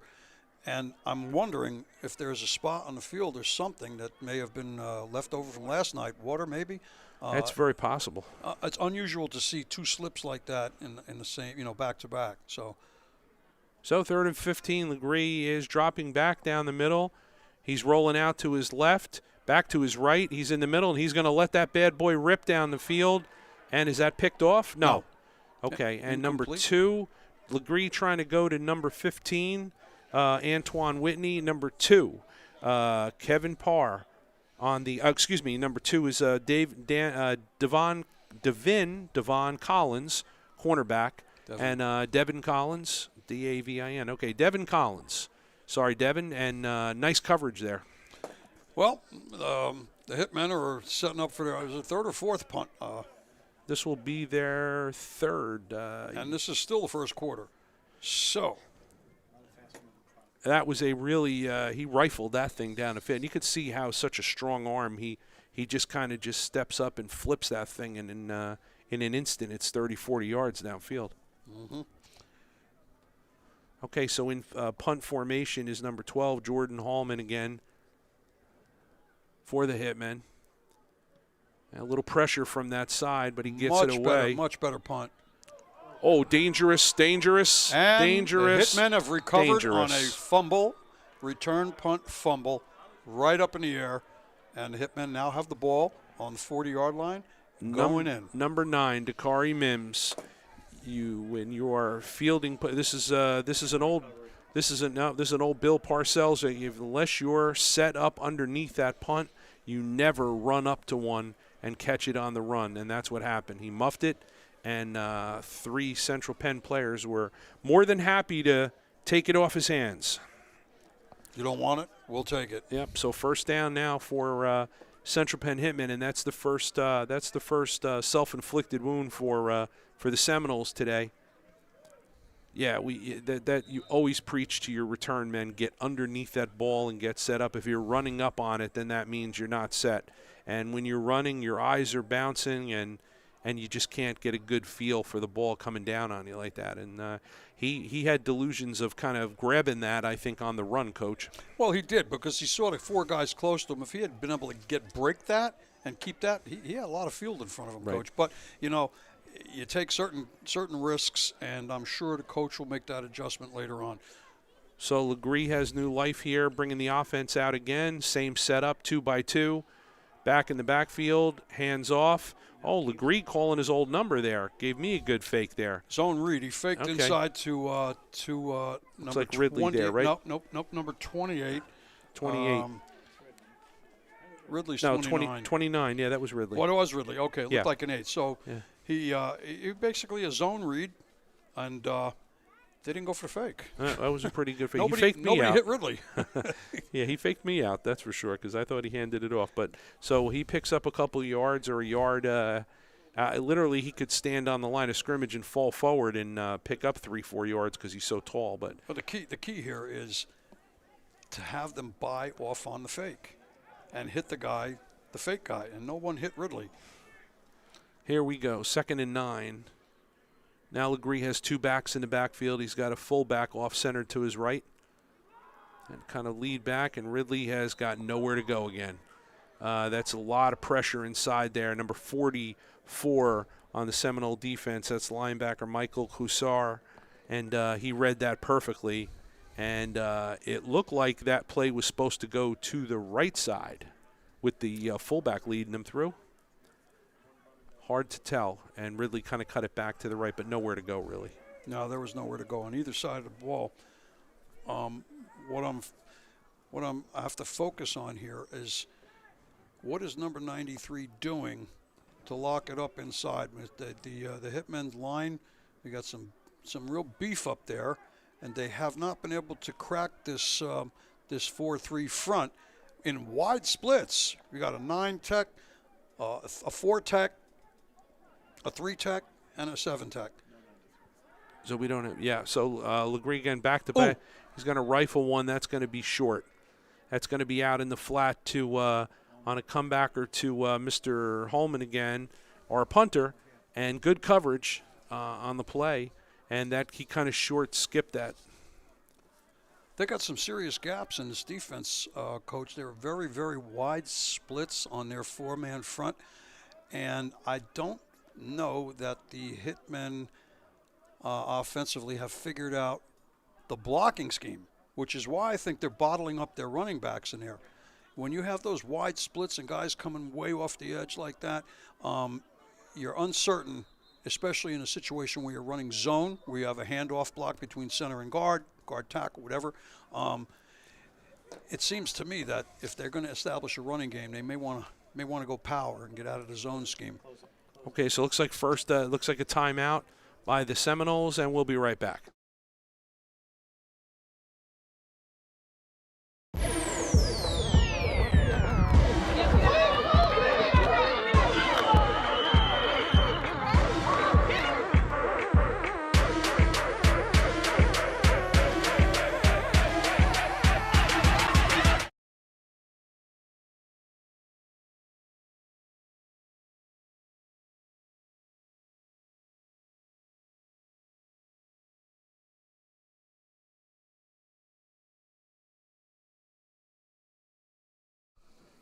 And we are back live here in Atlantic City, Dolphin Stadium. Brooklyn Seminoles have a 7-0 lead over the Hitmen.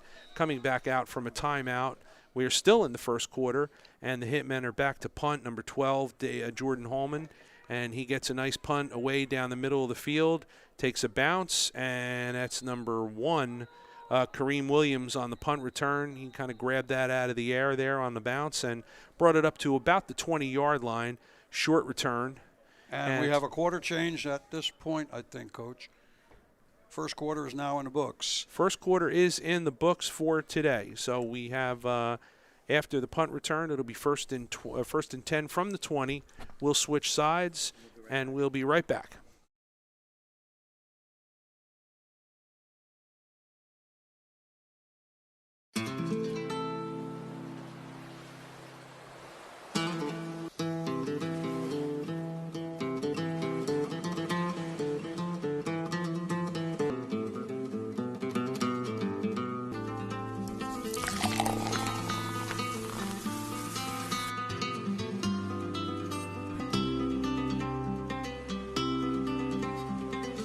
Run is off.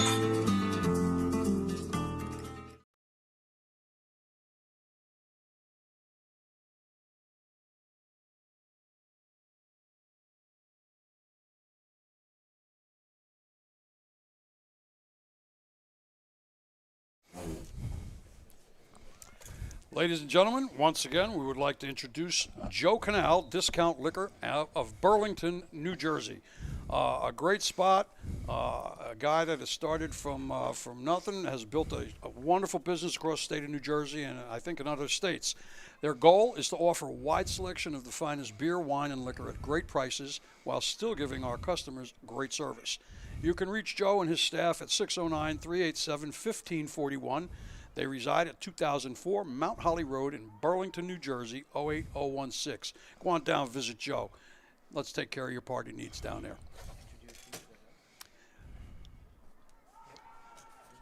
All right, while the plays are going here, I want to introduce the league owner and head commissioner, and that is my longtime friend, Sean Slippy Mensa. who's been around the leagues, goodness, since probably 2003 or 4. And I've watched him grow from a young man. Buck 85, soaking wet. A buck 80 with a rock in your pocket. Right. And so I watched him play. I watched him coach. And now we have the pleasure of starting this new league that he's taken under as an endeavor. And based on what we've seen this weekend on the Jamboree Kickoff weekend, we've had tremendous success, some very competitive footballs. And Sean, please tell us about everything that you're trying to get accomplished here. Yeah, so essentially the Den's main goal is to turn ourselves into essentially like the double or single A minor league football league to feed into leagues like the USFL, the XFL, etc. So, I mean, obviously, the NFL is the goal for everybody, but not everybody always reaches, that high level. But now with these other leagues out here like the XFL, the USFL, there's a platform for these younger athletes that are like still in their early 20s, maybe fresh out, that have the talent, to really take that step and really get to the next level. But semi-pro football, as we've called it, which we try to get away from that stigma.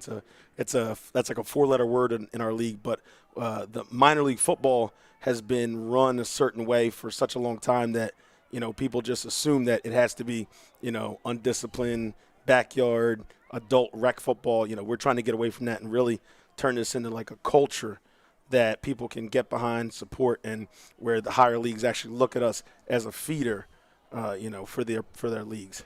Yeah, and it's very glad that you mentioned that, Sean, because I've always looked at this as 3 levels. You have your sandlot, you have your semi-pro, and then you have your minor league. And from past experience, you've known me a long, long time, that it's always been my goal to elevate this sport to a minor league level. Yep, I had a conversation with Phil Simms about that just a few years ago, back in 2018. And there's guys out there that didn't even know that this kind of level existed. And I said, Tons of people. Phil, I'll tell you what. We had 6 Division I All-Americans play. There's going to be All-Americans from colleges on all these fields in this league. Yep. And I think Sean has the same vision that I've always had, is to elevate this sport to respectability, accountability, and the ability to bring young athletic talent to have an opportunity to advance their careers where they had none prior. So I commend you, and of course, I appreciate you have all the blessings in the world. I appreciate that.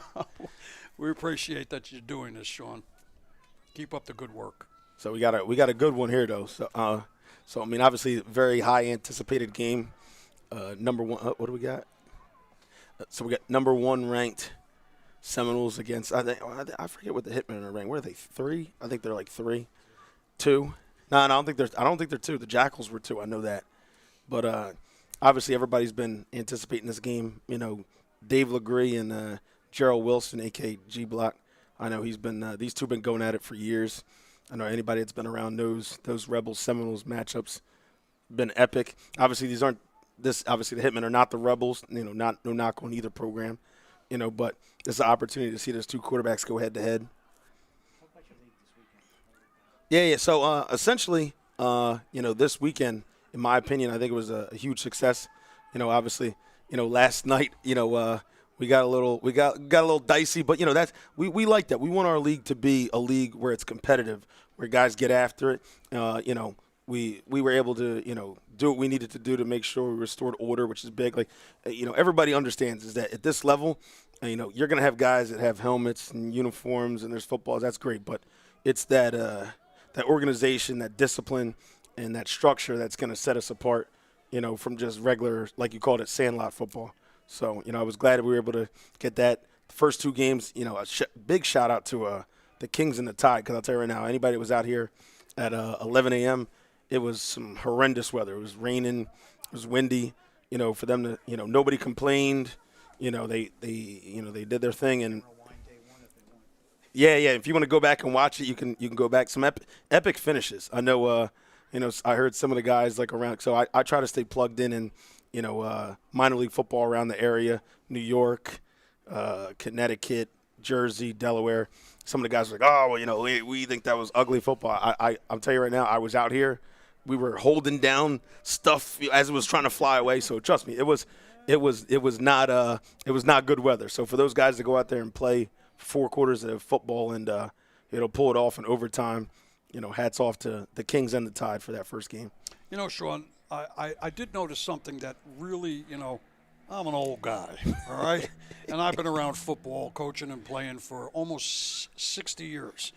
And I'll tell you, the thing that impressed me the most, you know, they're very competitive. Mhm. A lot of these guys have not only played against one another over the years, but have played with one another. Many of them Indeed. went to school, high school and college together. Yep. And what I saw yesterday, I saw a couple of great plays, but my commentary was not about the play. Mhm. What it was about was that teams, the opposite guys, were helping each other up off the field.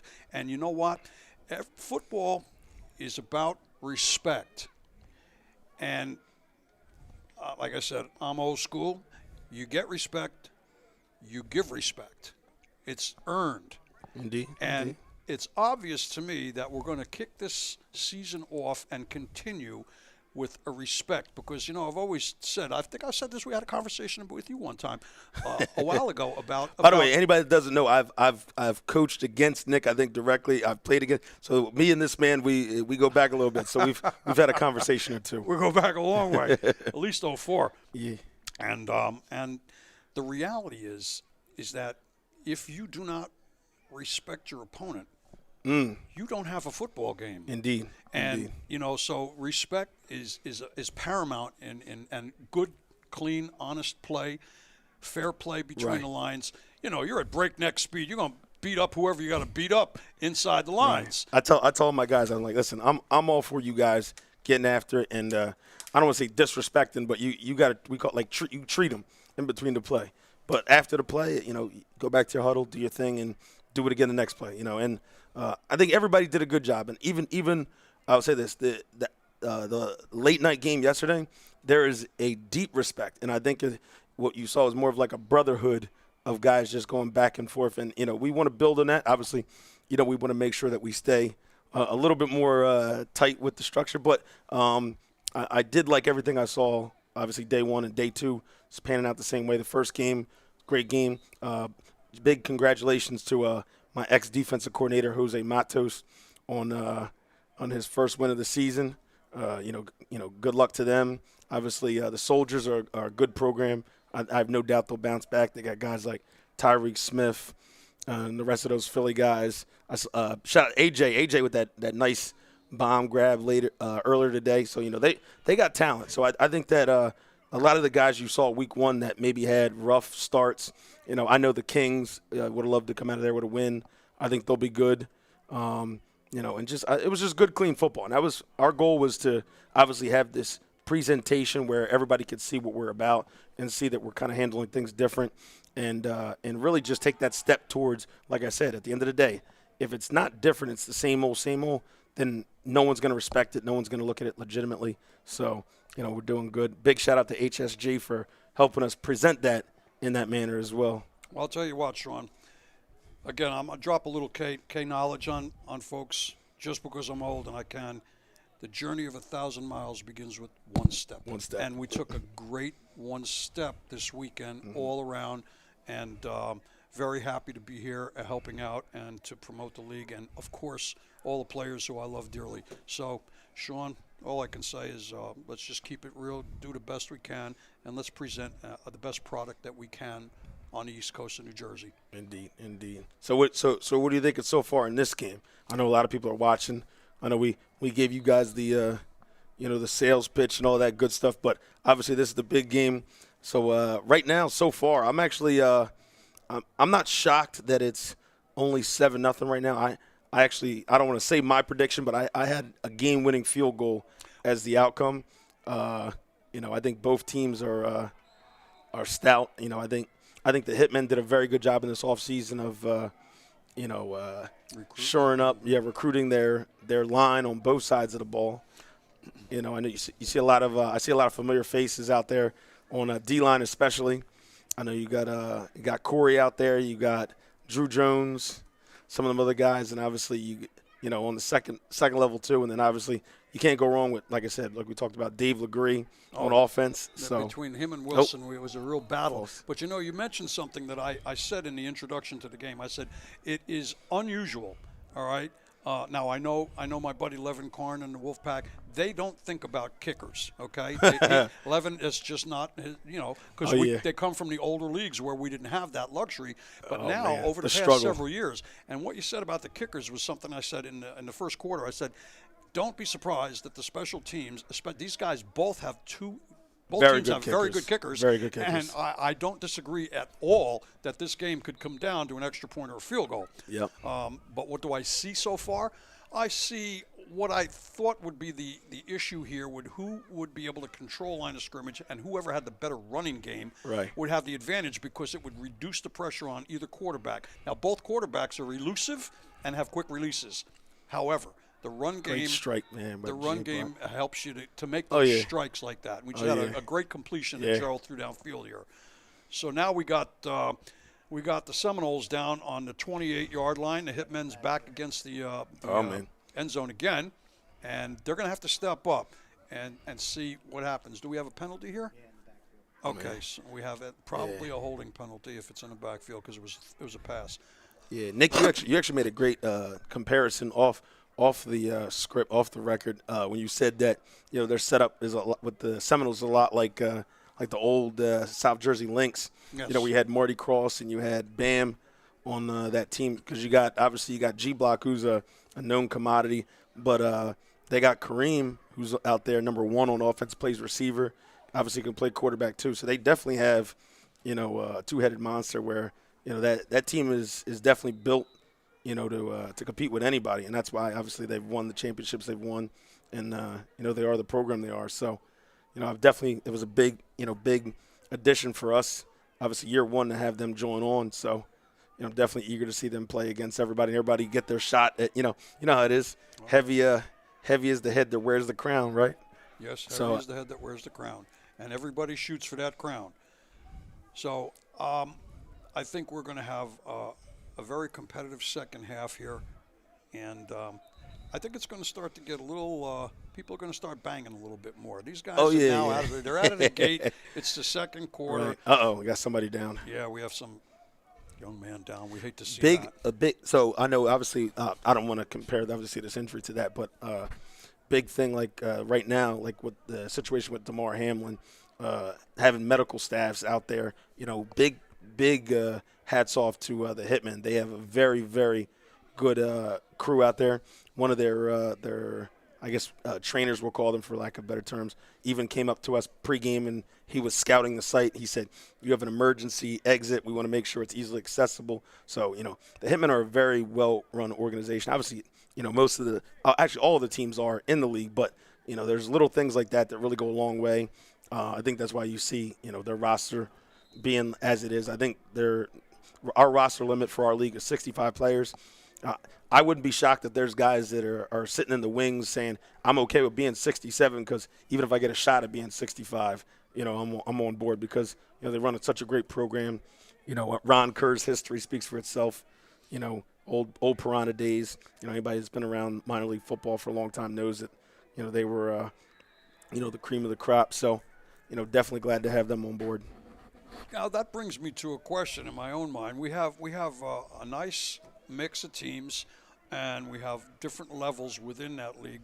And what, if any, plans do you have for growth or development and things of that nature? Have we thought about that yet? Oh yeah, I get that question all the time. So my main priority is to maintain our standards. So for me, I don't want to outgrow my ability to maintain. So a big thing with us, real quick, is that every game is recorded.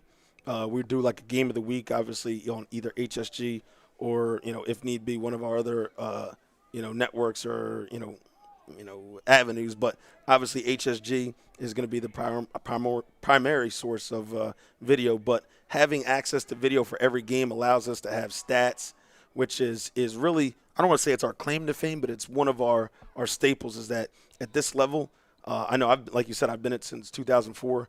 I've never been in a league that had stats league-wide consistently where it wasn't, just submitted. Like, if you ask a team to submit, like, hey, what's your stats? Hey, my quarterback threw for 3,000 yards and 26 touchdowns today, Where's the film to prove it? Right. So by having the film, making the film easily accessible to everybody in the league, both players and coaches alike. It alleviates that. Having the league website, which, by the way, is thedenmlf.com. So if you haven't visited us, come check us out. Minor league football, yes. Oh, what a dart.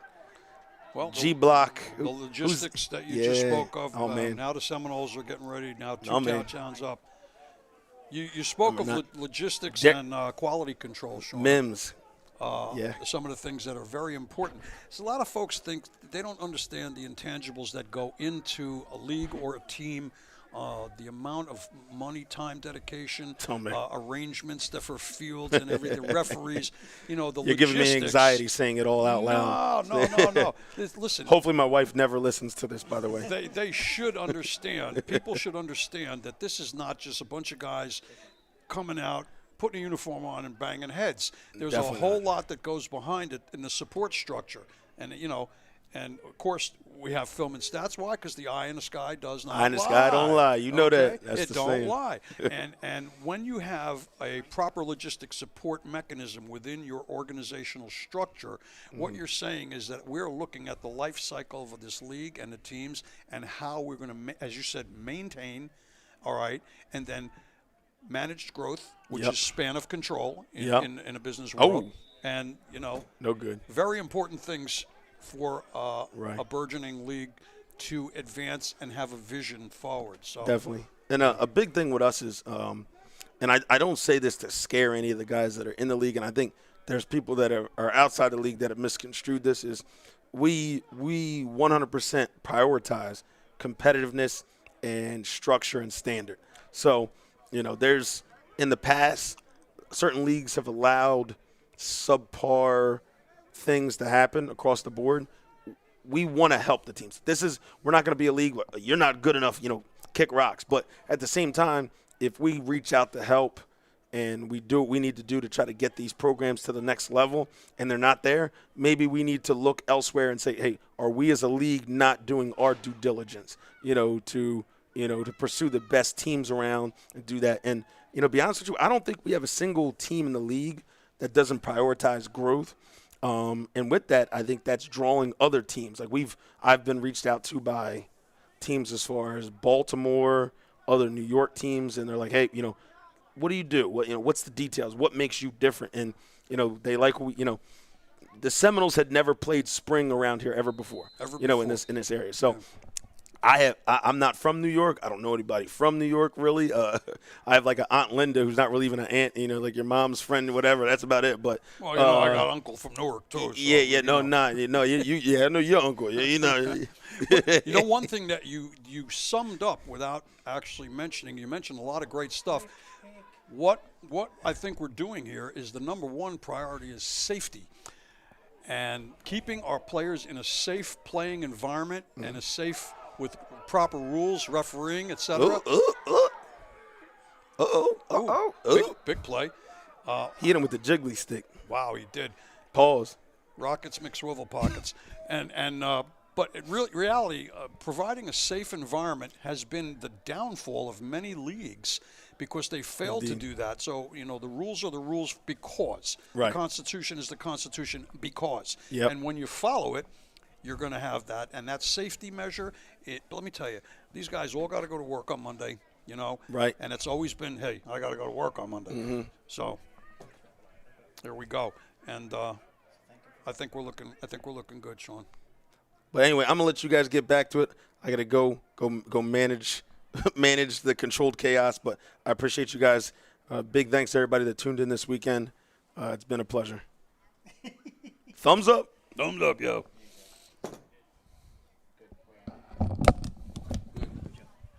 Not bad. No, we did good.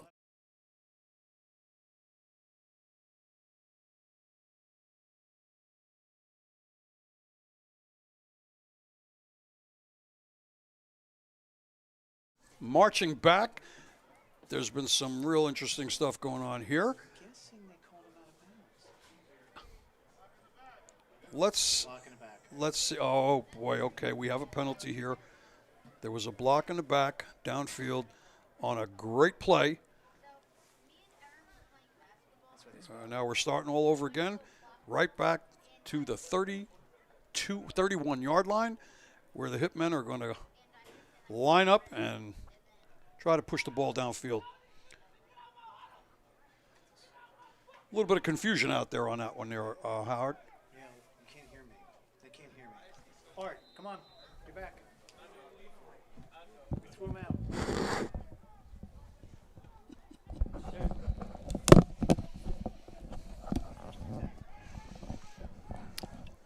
Legree is under center.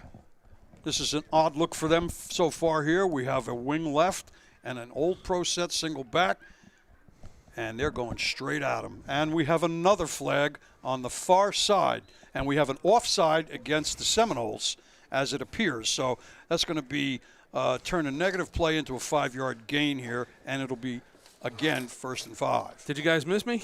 Absolutely missed you, Coach. Of course. You're my brother, my buddy. Always miss family. How about that pass by Wilson, huh? Unbelievably. That was something. Solid, and a great catch, too. Solid ball.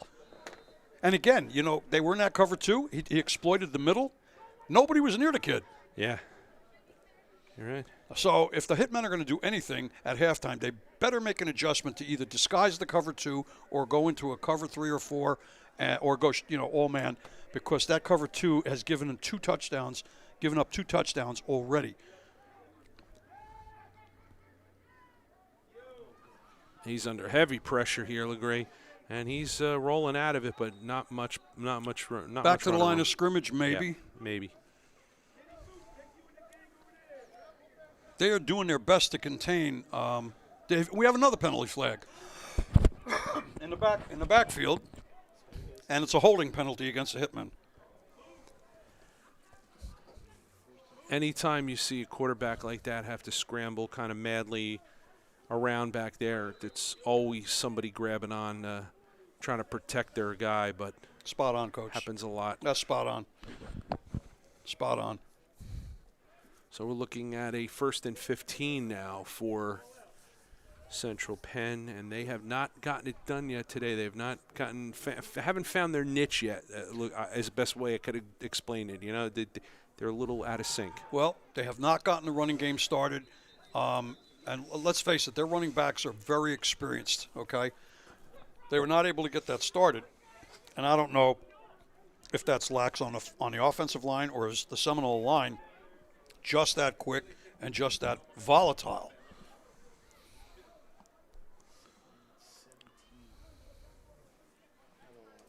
I'll tell you, Coach, while the commissioner was in here sitting in for me for a few, I was outside on the veranda deck here, and I was looking down at that Seminoles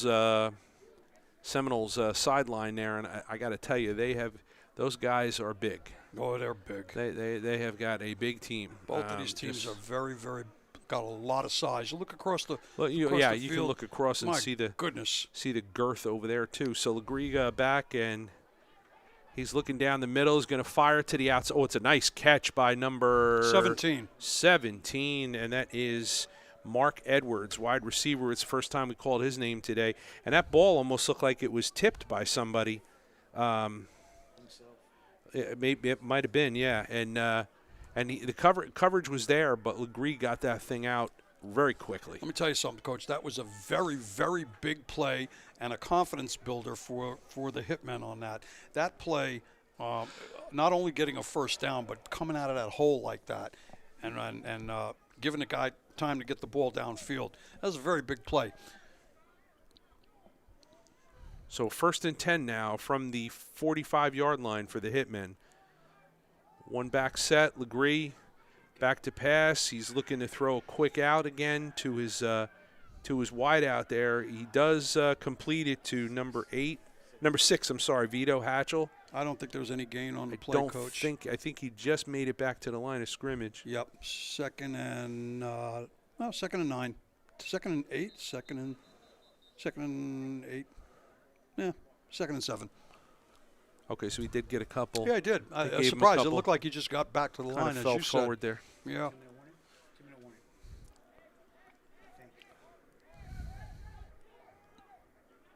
Waiting to see if they signal this on and what they're going to.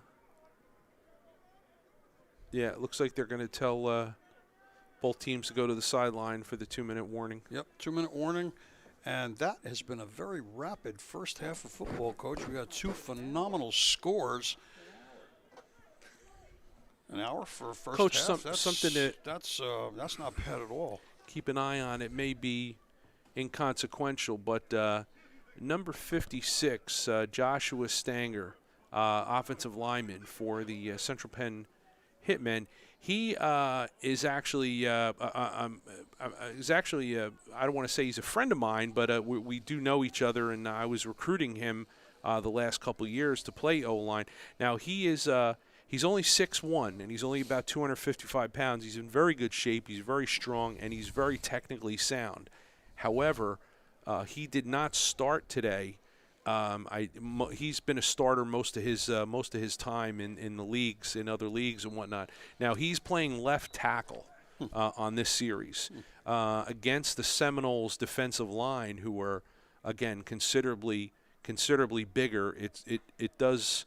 I'd like to take a look at it and see, and keep an eye to see on the left side there if that doesn't make a All right, well, make let's a difference We're or going to not. focus in on him, Coach, because that left tackle is the most critical in a passing offense. That's the most critical guy right there. And Legree is a right-handed quarterback. Yes, so he is. just a small little tidbit there, because Josh is a good kid, and he works very hard in the off season. So I'm just interested to see if his technical work can keep him through the game here. So now Legree drops back. He's going to wing one down the middle there. And Joshua did his job very well, Coach. Josh, I like focused on him. Going to give him that catch, number 18, number 15. That is Antoine Whitney.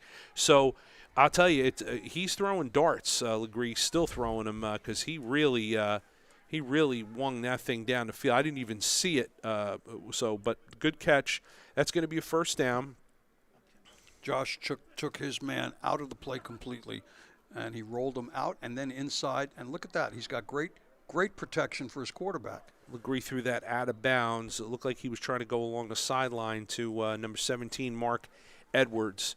And Legree, again, he's a veteran guy, and he's still slinging that ball like a pea. He throws darts, and he got that last completion. It's not always easier to see on the camera than you're looking at it in person, but he really got that ball out there. So now I think they're talking it over here about a possible. Are they going to hit him with a grounding? How would they do that if he threw the ball downfield? First of all, I'll go back to your boy Josh Stangler. He on 2 consecutive plays. I don't think anybody on that defensive line is going to contain that kid. I watched his block. I watched his footwork. I watched his wide step. And there was no kick step. He didn't need it because he's taking a wide and an inside roll rush from that side. And Josh has stepped up. Since you mentioned it, I wanted to focus on those last 2 plays. He did his job and gave Dave the opportunity to get the ball off unhampered. So now they did. I want to see if they pull this. I want to see if they make this a second down. Because they did hit him with the. They've got the first down on the box, Coach. Okay, because Legree was pleading with the white hat there and pleading his case, and I'm thinking maybe they didn't feel first and 20. They didn't feel that maybe he threw it down the sideline. He just kind of threw it out of bounds. But regardless, first and 20, and that'll be from just over the stripe, the midfield stripe, back to pass. Legree's going to step up here. It looks like he's going to call his number and kind of bounce out of bounds here. He's going to get a few yards on that, maybe 10 yards. I'm saying probably maybe not about quite. 8 yards, maybe. 8 yards, an 8-yard scamper, which is great. Okay, so they're in 2nd and 12. That's manageable. And look where they are, field position. They're in the enemy's territory, almost down the 40-yard line. So there's a lot of latitude in the types of passes that they can call here. I think they tried to run screen once, both teams, and I'll tell you, once you get down in the green zone and 30 yards inside, tight end becomes a star. Screens become prominent plays. Let's see what Coach has in his bucket for this situation on the field, Coach. Legree is in the gun, empty backfield, 5 wide. And he's under a little bit of duress from the middle, throwing it over the top there. He's got a completion to 39-yard line, number 8. Number 8, Coach. Good number call. 8. Okay, that is nope, can't be number 8. That's Dave's number. That would be number 9, DeMarcus 9. Reeves. It's very difficult Number 3. to catch Okay. these number 3. Jarrell Okay. Fleming. Okay, that's the first time we called Jarrell's name today. Yeah. Jermell, Jermell. excuse me, Jermell, Jermell, Fleming, Jermell. wide receiver, 6'1", 185, number 3 on that reception, and I believe that's a timeout now for Central Penn. And we're going to stay here. I'll tell you, Coach, this is a perfect situation for Legree and the Hitmen. They're at a 3rd and 5. They're on the opposition's 40-yard line, and essentially the entire playbook is open to them at that field point. Is, football, we've always talked, it's like real estate. It's location, location, location, and situational football is just about that. Where we are on the field dictates what the defense plans to do, what the offense plans to do, and the chess game, the chess match begins. Right. This is a classical setup for them at 3rd and 5 on the 40 with a few minutes left, I guess, in the half, and they're completing balls, all right, which earlier on they had a couple of struggles, a couple of bad punts. I think they're trying to regain their composure now, and they're making a push to make an offensive score. So they're gonna press hard to score before the first half is over, Coach. So they will have a 3rd and 6. The Hitmen after the timeout from it looks like the 35-yard line, 36, one tick inside the 35 stripe, and again, empty backfield, 5 wide, 3 on the right, and Legree in the gun.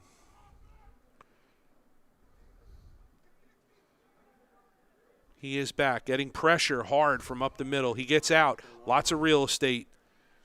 Nice move, and he's up the middle. Great run. He's not the fastest of foot, but he can get up the field when he sees the green. So now he's under pressure here to get this ball. It looks like he's going to go under center and spike it. Perfect call. Stop the clock.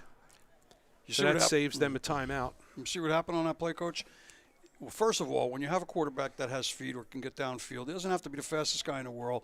But when it's an empty backfield, it's almost an immediate threat. So what they did was they spread that backfield out so bad. If you had watched the defensive line for the Seminoles, they did a full stunt where they did a crisscross stunt and come around. And they did get the pressure because of that. So, but because they were so spread out and the receivers were downfield, David had the opportunity to scamper and pick up that first down. Yeah, let's have a look at it again before they come out of the timeout here. Watch the defensive line. What you were talking about. Yeah, watch the defensive line. So we get no commercials. Magnificent tempo. Okay, all right, we're gonna go back live. We were trying to get a replay on that, but that's okay. So we are now for 2nd and 10. I'm sorry. Legree's back to pass, and it's going to be a little bit short over the middle now.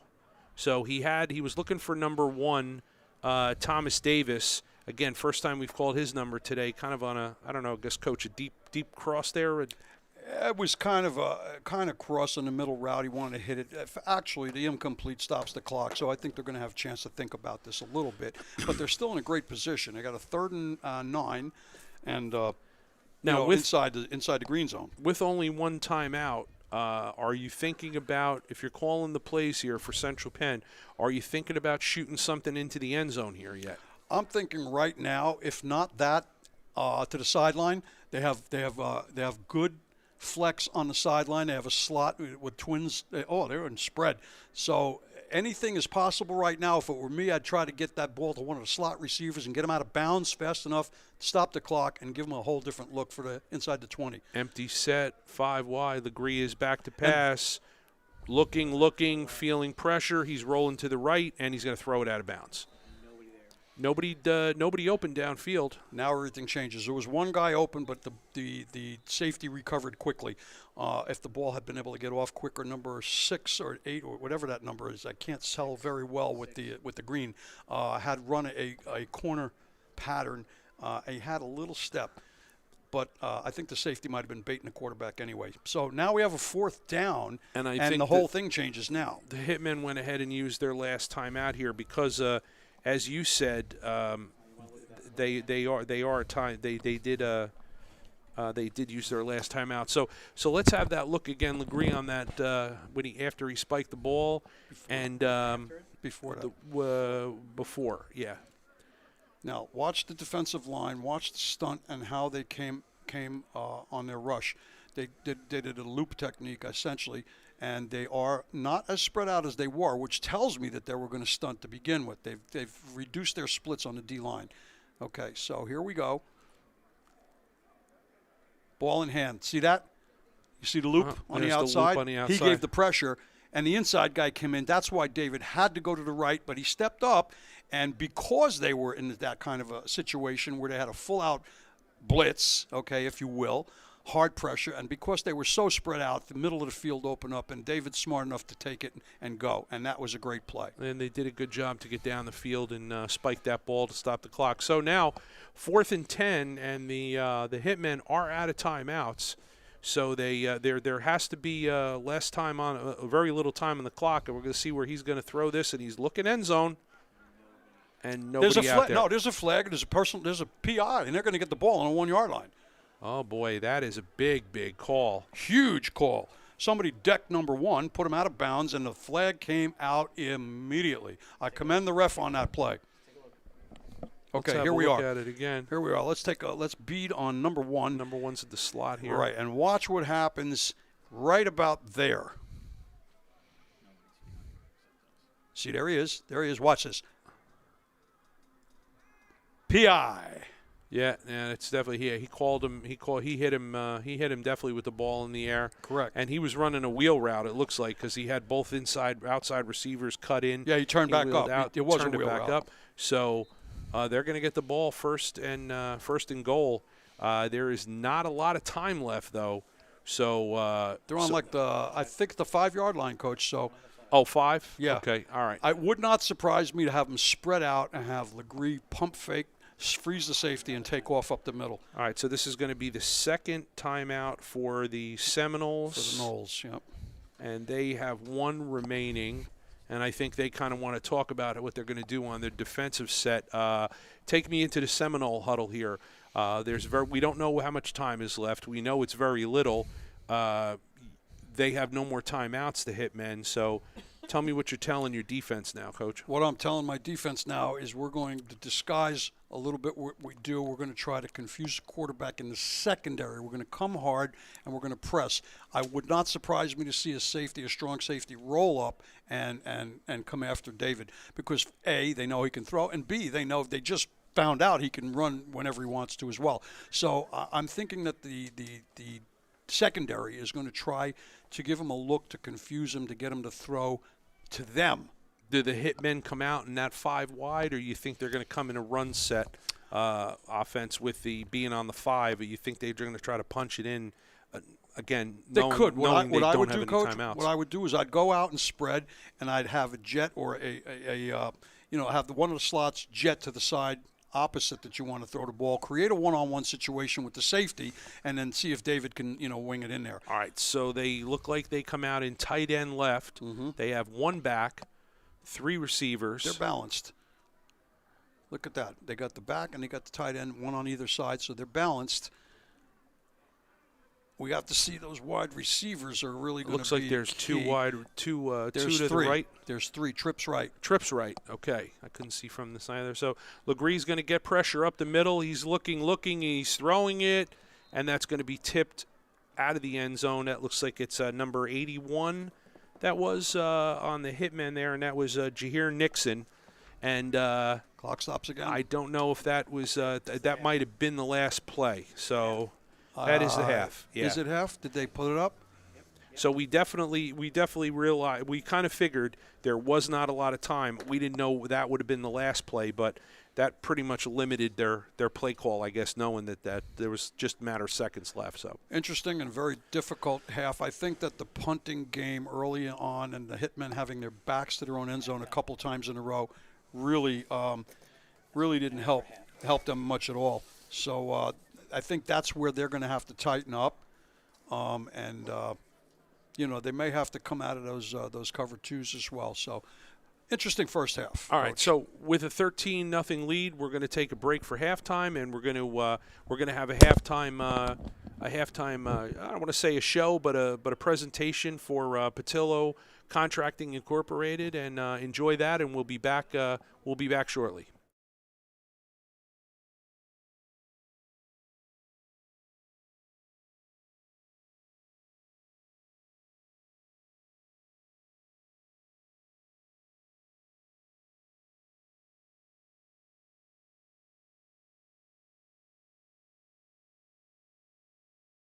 Today, coming to you from New York, Goshen, New York. We're with Petillo Companies.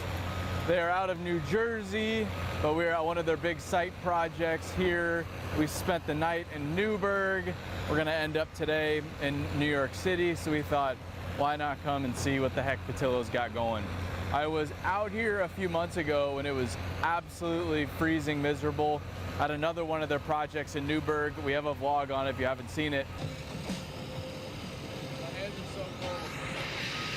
This is their newest site development project.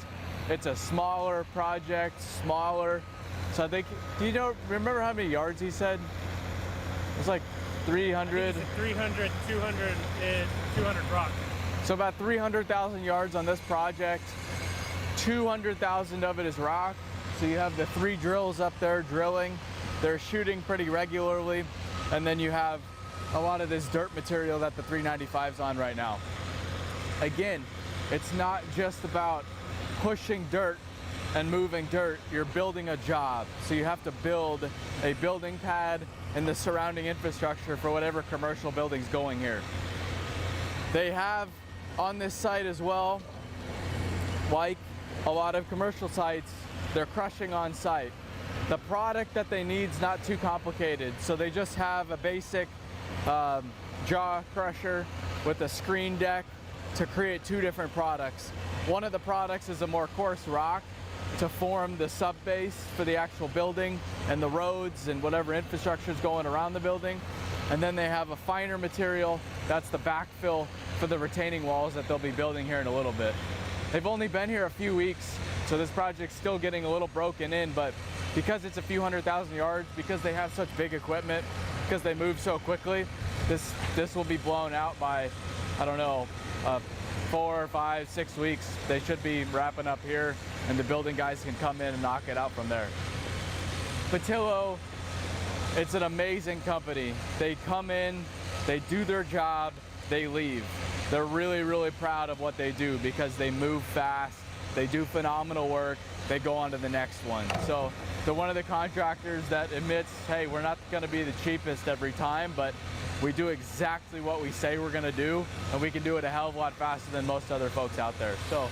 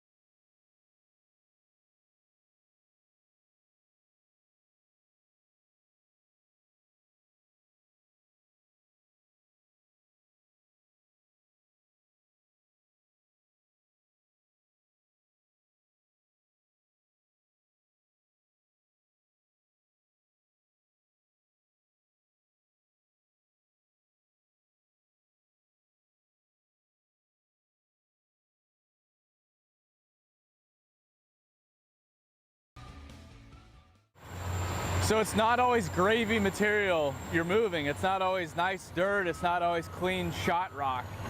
They're shooting this material, but what happens is because it's a combination of dirt and slate and rock, it's just a mess. That energy can't go where it needs to go to properly fracture the rock. So what happens is you get this chunky mix of material that you need to work through as you dig it. So he's doing his best. He's loading real quick once he gets into the dirt, but there's also all these big boulders he has to pick through, cast aside, and then they're taking all those boulders over to a pile where they'll peck through them with a hammer, and then they'll feed them into the crusher to make stone out of them. So it's not extremely productive, but you just have to work with whatever geological conditions you have on the site you're on.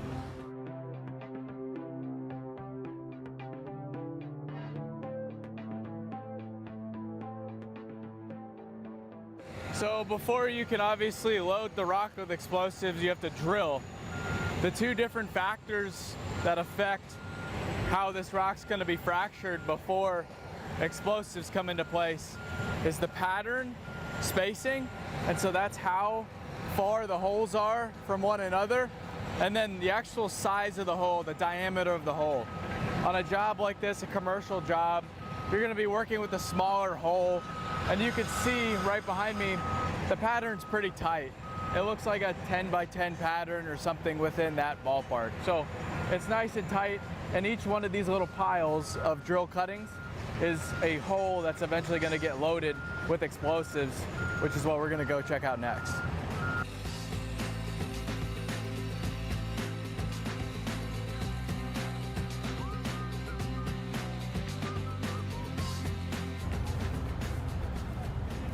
So now that they've drilled it all out, they're ready to shoot this section of rock. To shoot it, you need 3 ingredients. You need your blasting cap, your really high explosive. You need your booster, your high explosive that sets off the remainder of the energy. And then you need your AMFO, your ammonium nitrate fuel oil. So this is your booster, Eagle 340. So this is about, I don't know, probably about a ½ pound of high explosives. That goes, this cap right here goes inside of the booster. So you can see this is the blasting cap right here. This is high explosives. Goes into the booster, and you can get footage of them lowering it down into the hole. Then they'll tie it off, and this yellow cord here, this is the det cord. This is what ties all of the holes together. So it all goes to one point, and you can set it off from there. The last part is this right here, and this is the delay. So a good blast is timed out. You don't just set off all the holes at once. There's actually a very, very, very small delay so that the holes will typically go off in rows. And that allows the energy to move through the face, which helps to fracture the rock a lot more effectively. If you didn't do that, you wouldn't be relieving the pressure, so you wouldn't get the fragmentation you're after. You want to relieve the pressure through the face, so you'll probably time it. There's a drop off right behind us. The holes furthest back are probably going to be the ones to go first, and they'll shoot it that way. So they'll shoot all the way back using these little delays to get the timing just right.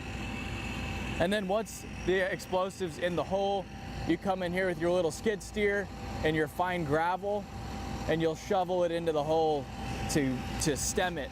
So you'll put the rock all the way back up, fill the entire hole with rock, so that the energy stays within the rock when the explosive goes off. So once the booster and everything is in the hole, he'll come in here with that tape and weight, and he'll be measuring how much ANFO they're putting into the hole.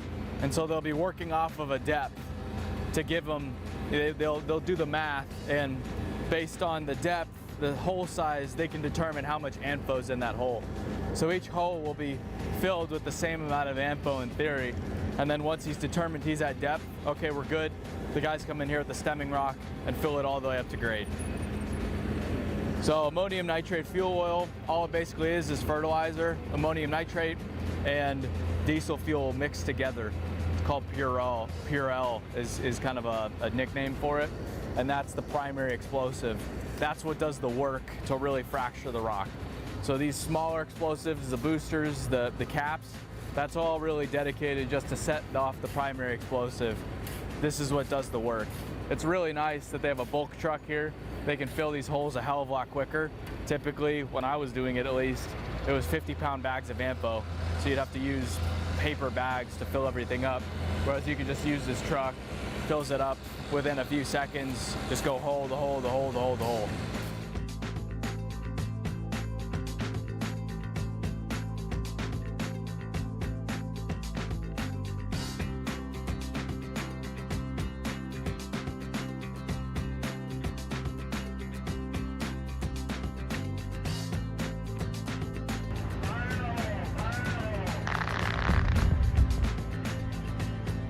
So for the drilling, we saw the drill with almost a finished pattern up there. This is the next pattern they're going to start drilling out. They actually just drove up a drill right behind me there. So they lay it out by basically coming in here with GPS. So they'll come in with a rod and we'll mark out. I confirmed it's not a 10 by 10, it's a 9 by 9 pattern. So they'll confirm exactly where the drill holes need to be, and then they'll use spray paint and a rock to mark for the drill where it should be. And then they'll come back through and confirm everything's spot on before they load the shot.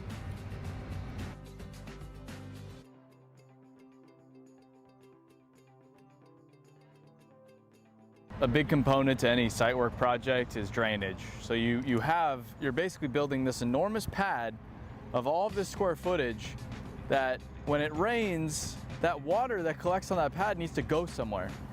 So in the surrounding areas, you'll build up drainage and retention ponds. So you'll take all of that water, you'll drain it and grade everything to drain away from the building so the building doesn't flood, and then it all needs to collect somewhere. And every state has different parameters as far as how you need to collect stormwater, but here in New York, you'll have to collect it in ponds just on the outside of the property. And this is the very edge of the property. The building corner is actually just right there, about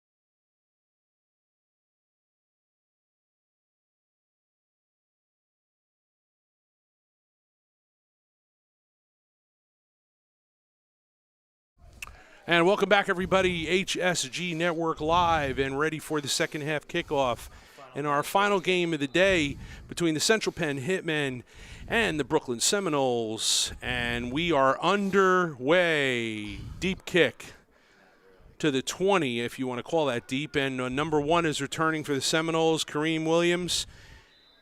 And he's up to the 30-yard line. So a respectable return, Coach. Yeah, we have so the Seminoles won the first half toss. They deferred to the second half to get the ball back. So smart move on their part. They go in with a 13-0 lead at halftime, and now they're going to start on offense. And the wind at their back, Coach. Your call earlier today about the shift in the wind, they have got the wind in their favor at their backs. Okay, so it's going to be 1st and 10 for the Seminoles from the 29-yard line. And so far, Coach, it's been all Seminoles. We haven't seen the Hitmen kind of break in his stride yet on either side of the ball. Well, I will tell you that our initial analysis about counter and run game like that still stands, and I don't know if they're going to come out of that cover 2, but it's caused them great damage, 2 touchdowns, and I think they're going to have to make some adjustments to slow down Mr. Wilson back there, because he's looking over, and they got him that time. Taken down with a heavy rush up the middle, and Wilson's going to take a sack on that, and he's going to lose close to 10 yards on that.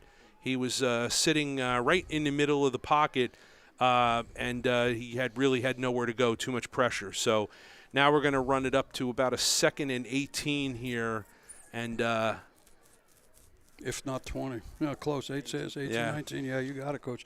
This is going to be a very critical play for this series of downs to open up the third quarter. And it's going to be a free play. We have offsides hitmen, and Wilson's throwing it down. And a flag downfield. And pass An interference. unnecessary hit on the receiver. And you know what? That's interesting because, Wilson knew he had the free play. He went to Michael Lewis. That's the first time we've called his name today, number 8. And 3 defenders on the hitmen around Lewis. And none of them had any business hitting that kid. He was already falling down to the ground. Yep, so that's going to cost the offsides would have been costly, but the pass interference play is even going to be more costly because, again, the Den does play this league does play NFL rules, so that's going to be a spot penalty, and they will have the ball the Seminoles in Central Penn territory. Well, I think I did say that play was going to be a very critical play for their opening drive in the third quarter, and boy, oh boy, that's the kind of mistake you don't want to make opening up with a team that can be as explosive. So keep an eye and see if Michael Lewis, this number 8, this wide receiver, again, it's the first time we called his name, and he looked like he has some speed there. So he's off the right, field so right now. Wilson Coach. is handing off inside, and nothing really there. The Maybe a hitman yard. lock it down. I don't know if he made it back to the line of scrimmage or not. Both teams are playing so tough against the inside run game, tackle to tackle. In the tackle box, we're not seeing a whole lot of positive yardage there. A yard here, 2 yards there. I think the longest run was by the quarterback. And some defenders for the all wide open. A home run. Broken. Great open field tackle. Yeah, that was a great open field. We're going to have to take a look at that and see what happened to the defense there. An absolute broken coverage on that. That was Kareem Williams, number 1, and Central Penn was really at a disadvantage the entire play. They ran on to they had defenders running onto the field, and they were completely out of sync there. So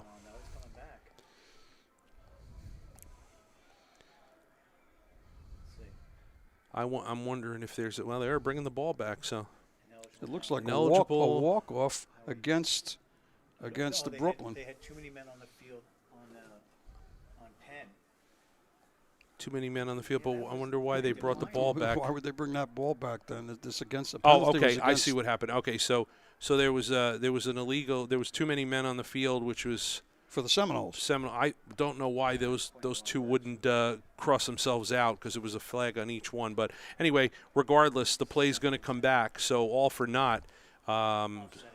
Offsetting. Okay. So they got. They're actually going to get the. That's a huge break for Central Penn, because the Seminoles with a 13-0 lead would have had first and goal. So they'll come back to 2nd and 10. We're going to replay the down, and Wilson will be out of the gun, and he's going to throw it out to his wide out. Now that looked like, I guess they're going to say that's a backwards pass.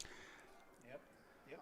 That's where he's spotting it. I'd like to see it again because I don't know that it was backwards. It looked lateral, and the receiver was in front of him. I think that was number 5, Henry Smith, receiver kick returner for, again, first time we're calling his name today. It looks like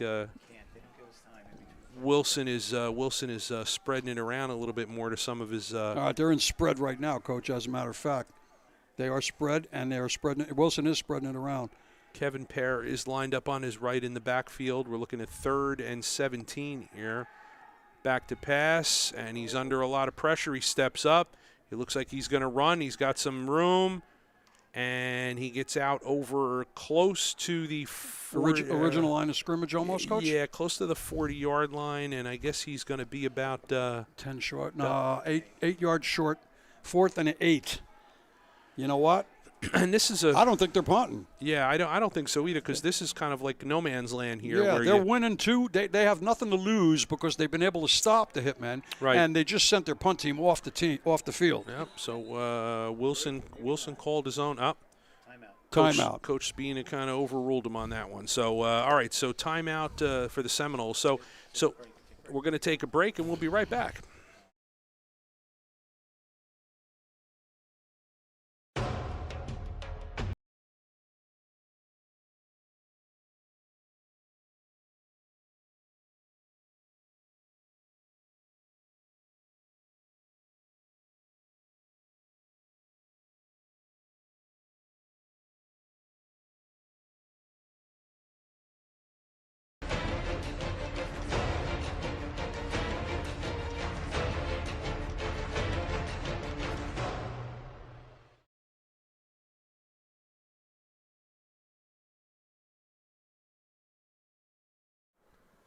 Welcome back, everybody, to Atlantic City and Dolphin Field. We are here in the third quarter with a pivotal play, what we think will be in this game here. 4th and 8 for the Seminoles. They were going to go for this. They are in Hitman territory. They sent the punt team out. Then Jarrell Wilson waved them off, and they wanted to go for it. But Coach Spina called timeout and said, let's rethink this. So now we do have the punt team out. So Vinny Serenacion is out to punt, and we'll see if maybe he can drop this. That's straight up in the air and hooking left. That's good. They're going to get the ball on about the 16-yard line, and that's job done. Yeah, but he did what he wanted to do. He put it inside the 20. Exactly. So it just looked like a bad golf shot there for a second. But with that punt out to the 15-yard line, to the 20-yard line, the Central Penn Hitman will start 1st and 10. And Coach, we haven't seen Central Penn kind of get clicking yet, and we're wondering, not that time is of the essence quite yet, but they are down by 2 scores. The way if they're gonna get a running game started, Coach, from what I've seen, they're gonna have to make the adjustments to go counter, offset, misdirection. If they want to get a run game established, there's plenty of time left in this game to establish a run game. Wear out that defensive line, open up the passing lanes, and then give your quarterback, who has the ability to run or throw, the choice instead of having to be forced to run. So if they can do that, they may have some success. So we're going to find out real quick. Legree is back calling signals. He has his running back to his right. He's going to go ahead and hand off. And, so far today, no blocking up front, and that's going to be number 34. Number 34, James Rosal. And he kind of bouncing around back there. Not much room to go, though. Well, they're at a no-gain situation. Still at a 2nd and 10. They did try to run, I wouldn't say counter, but it was a little misdirection. I think they're going to have to take that to another level, Coach. Yeah, they haven't really. They're not doing anything to stop the run. Yeah, it looks like that 4-man front is just confusing. It looks like Central Penn. Watch the Central Penn blocking. It's not happening. Yeah, the 4 down linemen and all day long, two tackles and two defensive ends in the up position for the Seminoles. They're not really doing anything fancy. So Legree is back. He's looking. It looks like he's going to throw short now over the middle. Somebody came loose. The pass is complete. And it should be a first down at the 35-yard line, Coach, from what I can see and here. And that is number 81, Jahir Nixon.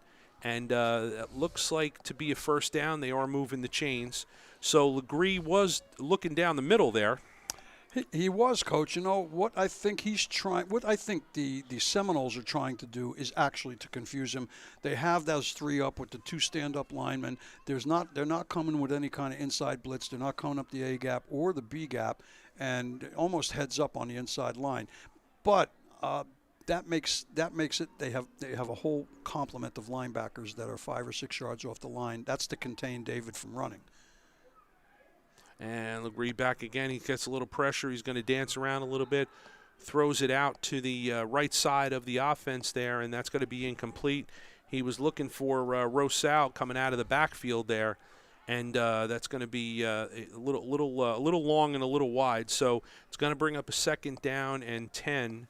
And I was also noticing that some of the rotational players for the Seminoles, and I'm thinking maybe that every so often you'll see a couple guys switch up on front, or they to keep them fresh, I guess. Well, the other thing that they're doing is that 93 has been on both sides of the defensive line.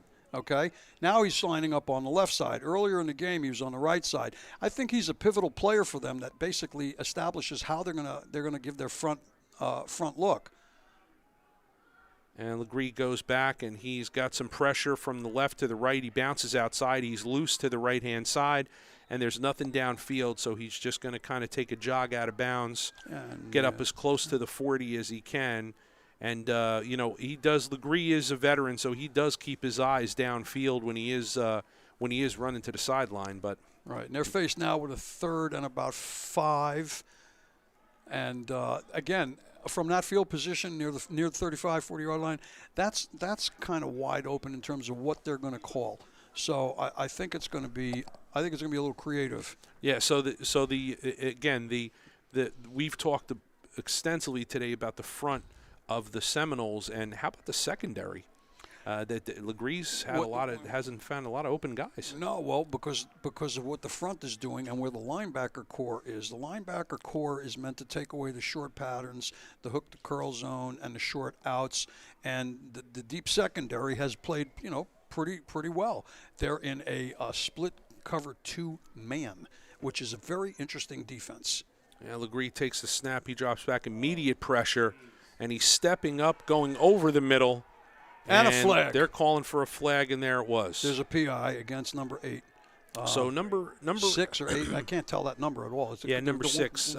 Crinkled in the uniform in the back. No, it's Vito Hatchell. Yeah, it was 6. Yeah. Vito Hatchell, and immediately, as soon as that ball went by him, and the entire bench of the Hitmen erupted, calling for a flag. And now he's waving it off, Coach. I don't know why. The kid was pushed from behind. You can't touch him if he's past 5 yards downfield. That's NFL rules. And he got more than touched.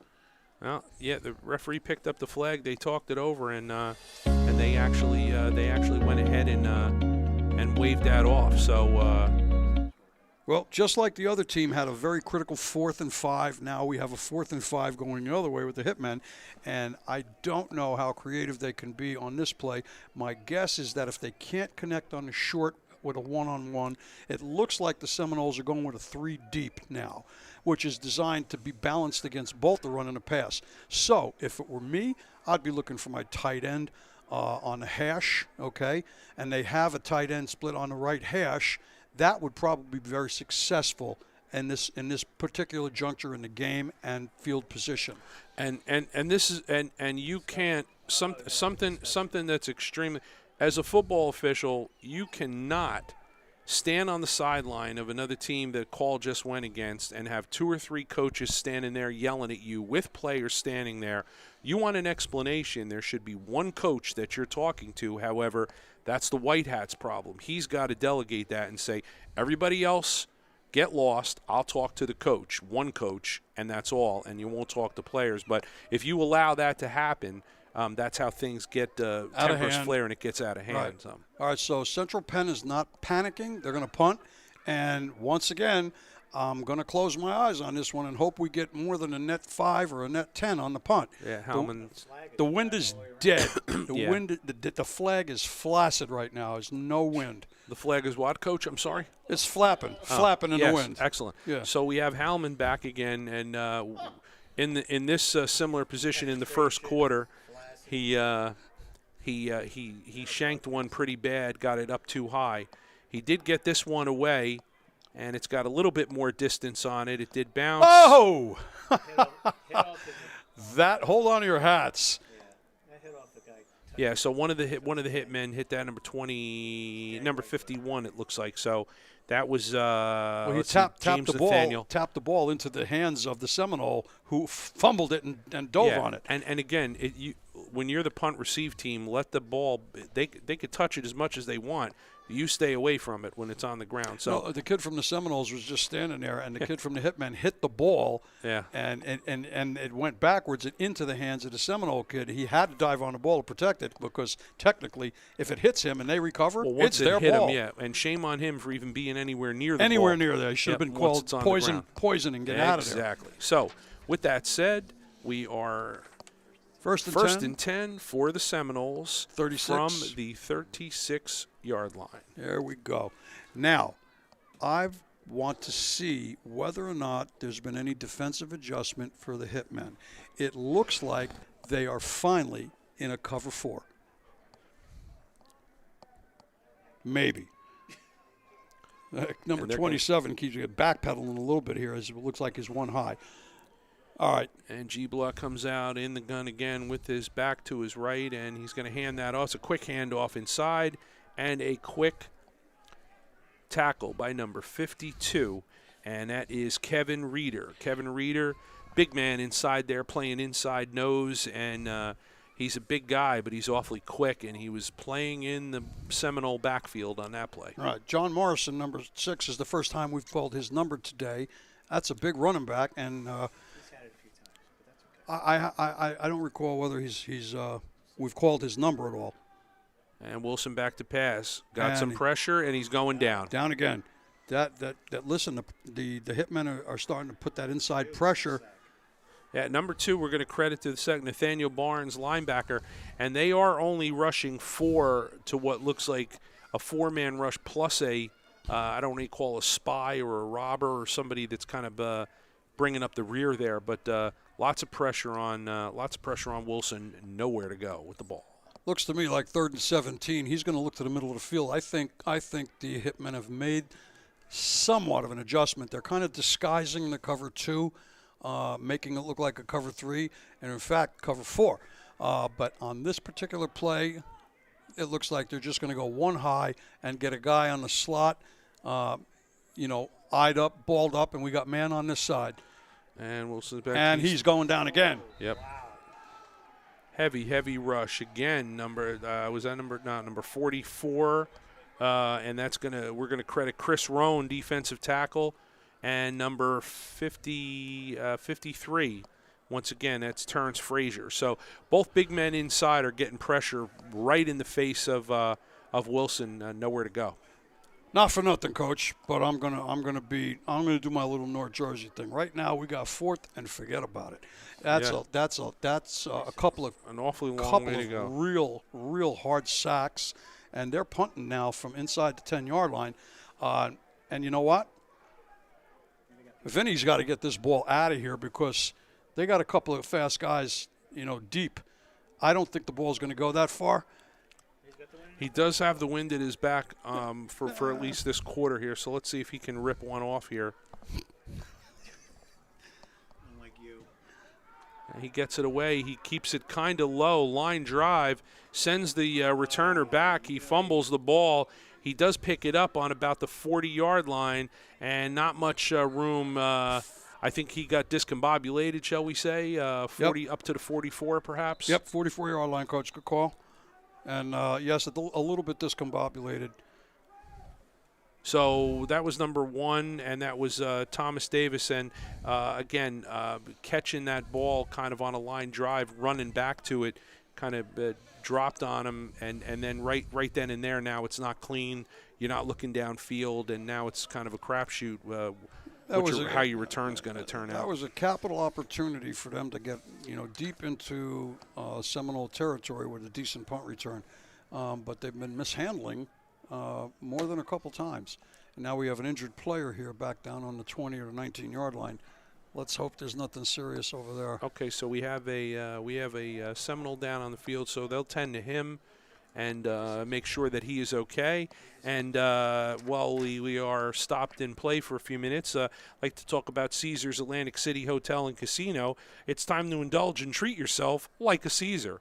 Play, dine, and unwind like royalty at Caesar Atlantic City on the iconic boardwalk, 139 Arkansas Avenue, Atlantic City, New Jersey. You can call them at 609-348-4411. And no kiddies, you must be 21 or older. And if you have a gambling problem, 1-800-GAMBLER, always available. Don't be a degenerate gambler. Back to the game, and it looks like the Seminoles are ready to roll, and it looks like the Central Penn. Oh, he is still down. I apologize. So they're still tending to the injured player. So, Coach, you see the Central Penn offensive players talking to the coordinator on the sideline like they're, take me in the huddle. What are you telling your guys? What I'm telling them is what I've been saying all along. Guys, you're in the trenches. This game is going to be won that way. We're down 2 scores. We got to protect Dave. He cannot be the heart and soul of our offense on every play. They're going to have to start blocking up front, making holes, causing those linebackers to come up from that 6 or 7 yard depth to 3 or 4, tighten up the defensive line, and then throw the ball, all right, or get the edge. Right. But until they do that, football is a reactionary game unless you're, when you're attacking, all right, if you don't have the proper attack plan or if they don't have the proper defense plan, then you have to alter what you're doing. Coach, I don't doubt anything you're saying right now, but one of the commissioner's security guys is standing outside our booth, and he is hammering what looks to be like a beautiful meatball sub from down below. I could steal that from Eric. I'll go right out there. He won't even know that I took it. That looks amazing. So all right, while this is going on, I'm going to take the headsets off, and I'm going to go steal that meatball sandwich. You can tell where my mind is, but Coach Nick is making his way out the door to see if we can grab that, and I'll tell you what, if anybody can get it, it's definitely him. So the injured player is still being taken care of on the field. They're going to tend to him, make sure that everything is okay before they move him. He is getting up, so I do believe he's all right. But they want to really, they take injuries very seriously.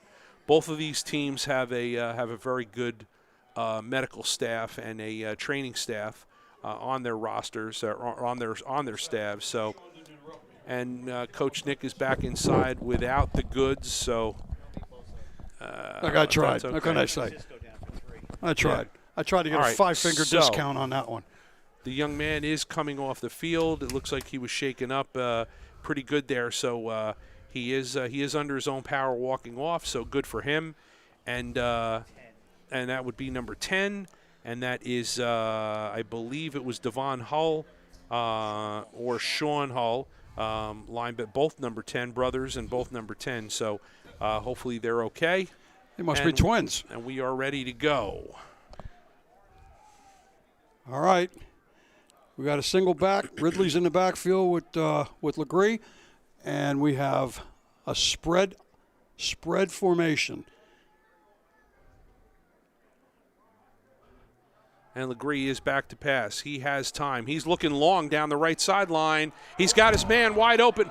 Oh, my. Dropped it right in the belly. Oh, my. Oh, goodness. That is not number good. 17, and that would be Mark Edwards, wide receiver.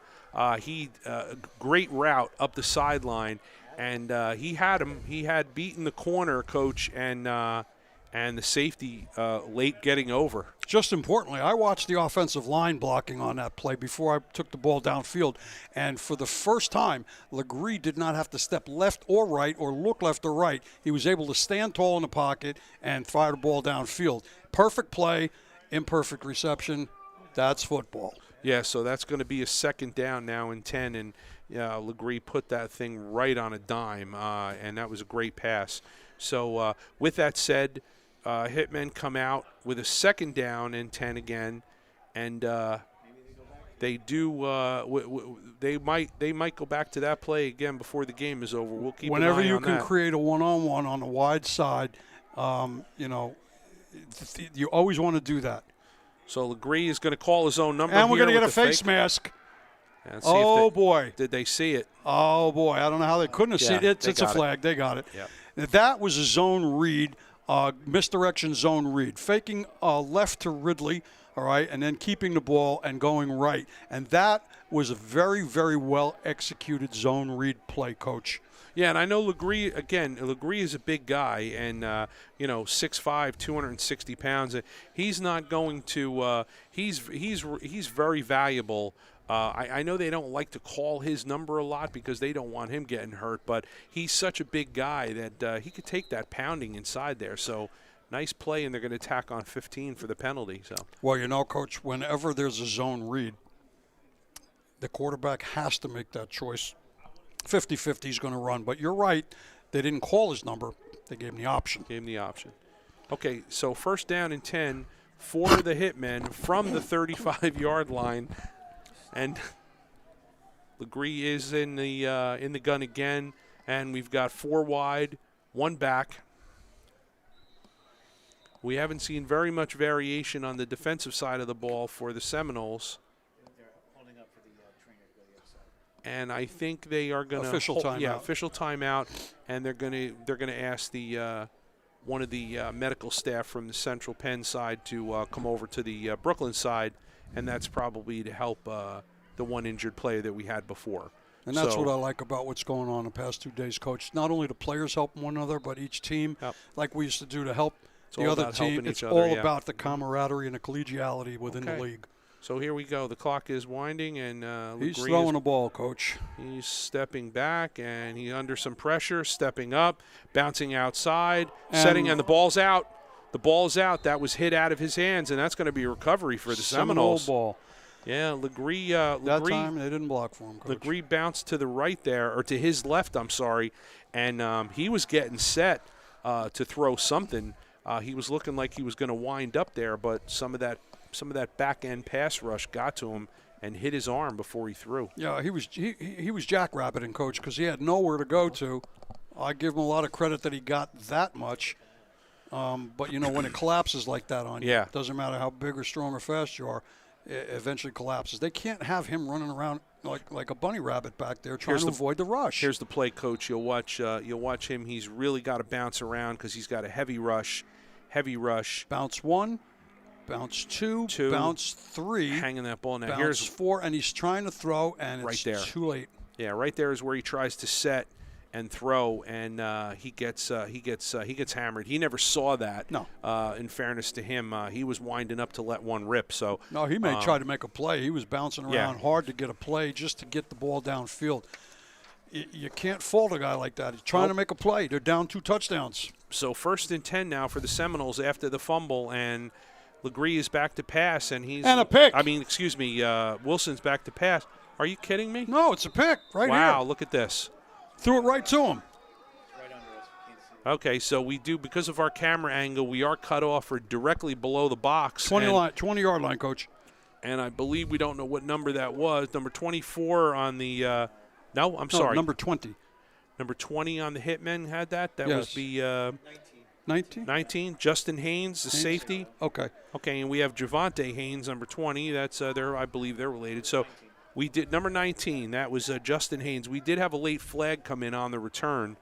And you know, I said Legree on back to pass. It was Wilson, and he kind of a couple side steps to the right. He sidearmed the ball to the flat.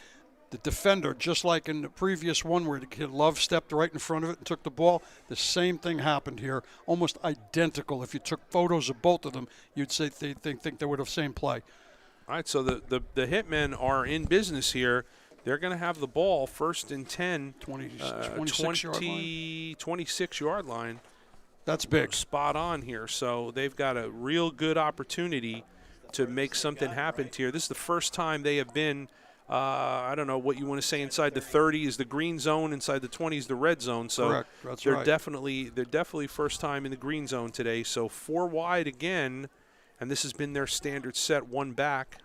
It's a mandatory score this time in the 3rd quarter. They've got to get on the board. And low snap, and Legree's going to have to run this himself. And gets just about a yard, maybe 2. Let's find the placement. They're going to put the ball on the 23-yard line, so that was a gain of 3. Just about 2, 1, 2, 3. 3 yards. Yeah, but 3 yards. Yep. Okay. Yep. So they're on the 17-yard line. No, on the 23-yard line on the other side. There you go. And 2nd and 7. That was designed for Legree to run right there. No doubt. That's why they had the backfield like that. So 2nd and 7 for the Hitmen, and they're going to have to clean up the snaps a little bit because Legree's a big guy. He does not like to be bending over or reaching down low to get get the snaps. He likes them right on target on his chest so he can get that ball up and out. And Legree's back to pass. He's got time. He's looking deep, Coach, into the end zone. And that was pretty much just a, 2 against 1. He took a shot, Coach. Yeah. It was a one-on-one back in the corner of the end zone, but nobody was going to get that ball. Yeah, he was going for Jordan Howman, the wide receiver / punter for the Central Penn Hitman, and he was trying to make a play. He was trying to – quarterback initial look was to the left side of the field. He did take a 3 look. He looked left, middle, and then he saw nothing there, one-on-one in the corner of the end zone, and he went top for it. So we are now 3rd and 7 for the Hitmen. Linebackers are now four yards off the line instead of the 6 or 7 they were playing before. The mic is dropped into sham coverage right now because they don't know what's coming at them, run or pass down here in this part of the field. Legree changing the play there. He readjusts the back to his right side from the left. Snap, and he's got major pressure from the right. He's looking over the middle. Touchdown, and that's Hitman. Touchdown, Hitman. Now, that was one heck of a play by Dave Legree. Okay, he was getting hard-pressed and ready to get crushed. He stepped in, took the hit, drilled the ball downfield over the middle against the cover 2. Now, that cover 2 came to bite the Seminoles. Jamel Fleming on the touchdown, wide receiver, number 3, and we have a new game. I think they're going for 2, Coach. I believe that they will go for 2 here. That is where they are setting the ball up. I don't know what this referee's doing. Put the ball down. It's supposed to be on the white stripe. All right, let's go. They're going to have to punch this in. If they get this game gets to be super competitive. Okay? Yeah, absolutely. 13-8 is a 5-point spread. You just need another score, and you need to play defense. And we have had quite a long third quarter here, so I'm believing that it's coming to an end of the third quarter. And I'll bet you after this score they're going to tell you that they're going to switch sides. I'll bet I'm going to go out on a limb and say we have that. a timeout right now. I think Coach is trying to rethink this one, or maybe see what he expects the Seminoles to do and what look they're going to give him down here on a 2-point play. So that'll be the Hitmen's first timeout. We'll be back in a moment. We're going to take a look at the touchdown, actually. Yes, that's a good idea, sir. Here we go. So Legree, again, he's going to stay in the pocket. Watch the hard rush on his right, Coach, on his back, on his left side. Nobody blocks. This is where he changes the play, Coach, and he has the back switch to the right side now. Yep. So he's got no protection. He's on naked, that side. and the rush came on his back, on his blind side. So that tackle, our fella there, Stengler, what happened there? And they sent the safety, or the corner. They disguised the. They did disguise it. He stepped up. Kid was wide open against that cover 2 in the middle, and that is 6. Yep, and unless you're David Legree, where you are 6'5", or big like that, you're not going to make that play. You're not going to be able to shoot that ball down the field like that because he was getting crushed on both sides, and he just hung in big and let it rip. So yes, he did. All right, so now they're out here, ready to line up. 2-point conversion coming up.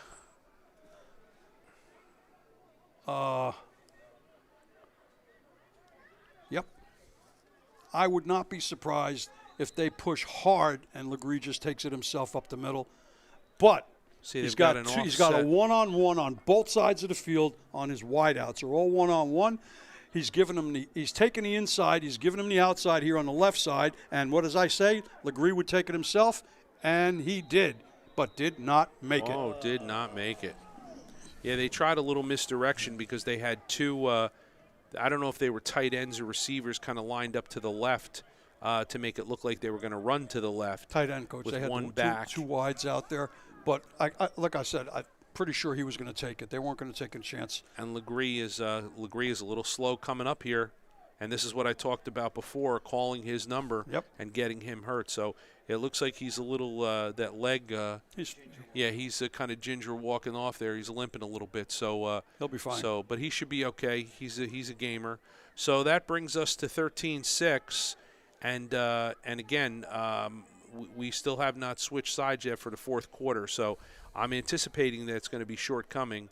But anyway, You see how quickly the complexion of the game can change, Coach, on one play. Now you have a slightly hobbled quarterback, a failed 2-point attempt, all right, on a good play. But now, instead of being down 5, needing only a score, now they've got to get at least a 7 and a conversion, which they have the kicker to do that.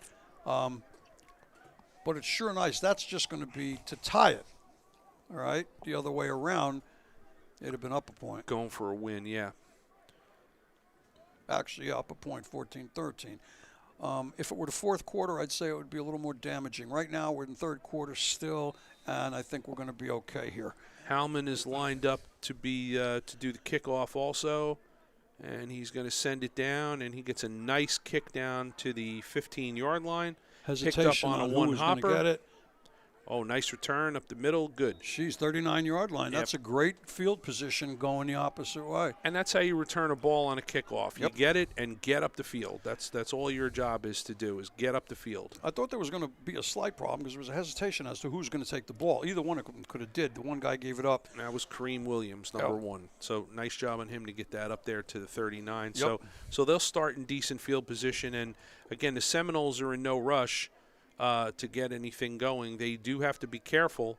They do have to be careful on offense here. They don't want to make any more mistakes. Unforced errors.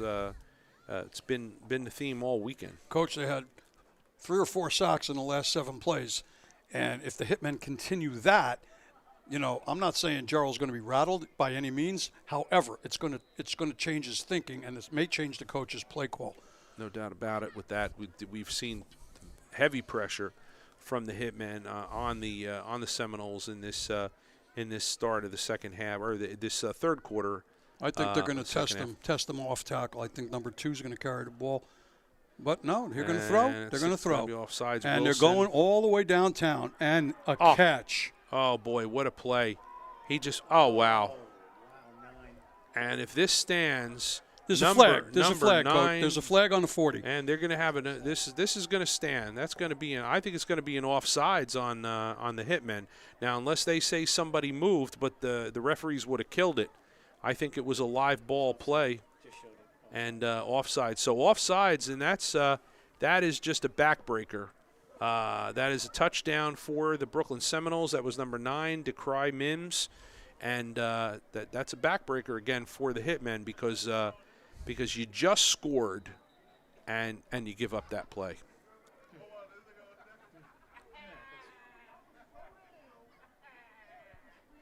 So an offsides flag allows a free play, and many times when there's a free play, you have a tendency as a defender to stop. They all did, when Coach. You see that the flag. whole Hitman team stopped playing. Yeah.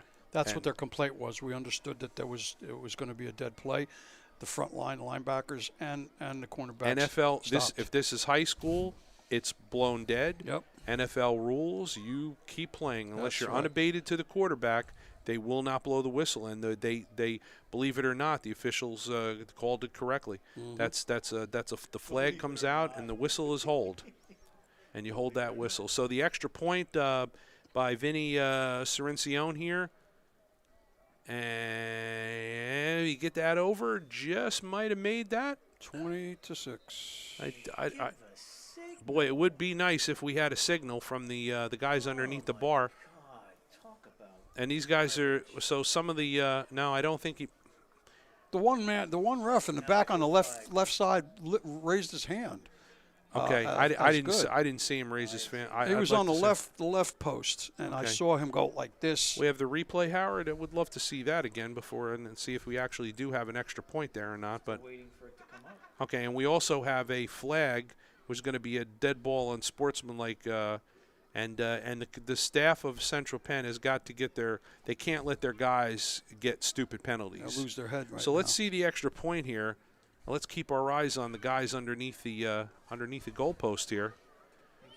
My concern was that it was short. It looked like it was kind of fluttering a little bit. As it was straight enough. I just wasn't sure if it was long enough. Story of my life. So here we go. Let's look for the signal here. He kicks it, and it goes down. And yeah, you're right, Coach. Good call. On the left, he did call. He did signal it. I didn't see him do that. So thank you for that clarification. No problem. And 20 points now for the Seminoles. And again, whether you saw that on the replay, right after that, one of the Central Penn Hitman was complaining to an official, and I guess he didn't like what he said. And I'll tell you, I can almost guarantee the veteran leadership of Coach Spina from the Seminoles, he's got his whole team together huddled here before the kickoff, and he's probably telling them right now, don't act like that. I have food poisoning, and don't make me any sicker than I already am the today. Hitmen are wandering around like they're a little lost here, and I guess they're pretty upset because they all stopped playing. I don't think that's a HIPAA violation or anything, because Coach Spina did come up to before the game to give us an updated roster, and he told us but we'll just have to nickname him. We're going to rename him Bartholomew. Yeah, but he was very not feeling very well, so he wasn't sure if he was going to be able to make it through the day. But so far, that's what winning does, though. It doesn't. And we'll hope he does feels feel better. Yes. He looked a little peaked earlier today, but. Thank goodness he's feeling better, and a win, I'm sure, is going to make him feel real good. And we changed sides. And fourth quarter. We did. So we are into the fourth quarter now. Sides have changed. I did, finally. I noticed it because they're kicking from the 50, but that was because of the 15-yard penalty. Yep. And Cirencione already has a good leg. He doesn't need any help on this, but I think he's going to drop it right inside the 10, and that's what he did. Nobody is fielding the ball. Okay, now he's got it. And they're going to really have them drop back. And you know what? Smart move. Why kick it out of the end zone when you can, make them feel that they haven't done a tremendous job at doing that today. So, okay, let's see what that is. Now they're starting to push each other around a little bit. That's not – Central Penn starting to get a little feisty with a couple of players out there, and that's not going to bode well for a coach to be able to control the rest of this quarter and try to catch back up. I believe they're going to make them re-kick. That was offsides. Okay, offsides on the kickoff team. I don't see anything happening different, Coach, than what the last kick was, other than maybe a few yards difference in where it fields. Now, there's a play. I don't 100% know the NFL rule. I do know on high school, we kill it. So if you're a wing official on the kickoff and somebody goes over the line before the ball's kicked, that's immediately blown dead. Mm-hmm. Why would you want to have the injury or risk of injury on a return knowing it's going to come back? So now he line drives it, Corinne Sirion. So it's going to be picked up on a 15-yard line. It's going to be a return middle here. And good hit down and good return, actually.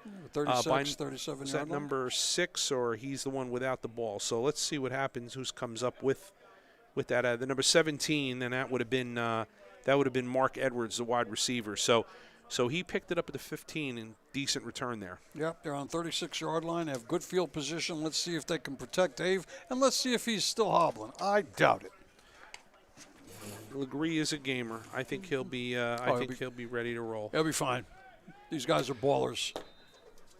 At those ages and experience level, they got to be ballers, Coach. So injuries are like. Actually, there's a difference between a hurt and an injury. Little hurts you play with. All right, so Legree is back on the field, and he is in the gun. And they have 3 wide to the left, 1 back. He's going straight back. You missed him, David. He's right in the middle of the field. And he's going to dump it off to the back, coming out of the backfield. And the Seminoles have got it locked down. That's number 20. We got an 8-yard gain out of that, Coach. He's on a that's an 8-yard gain. He's on a 42-yard line. Ilya Watson and number 34, that's James Rosow on the catch. Again, he was lined up to the right of the quarterback there and just kind of meandered outside. 6-yard gain. We're 2nd and 4. And that was a very good check down dump. Positive yards. They needed that on first down. They're back in spread. And it looks like they're throwing again.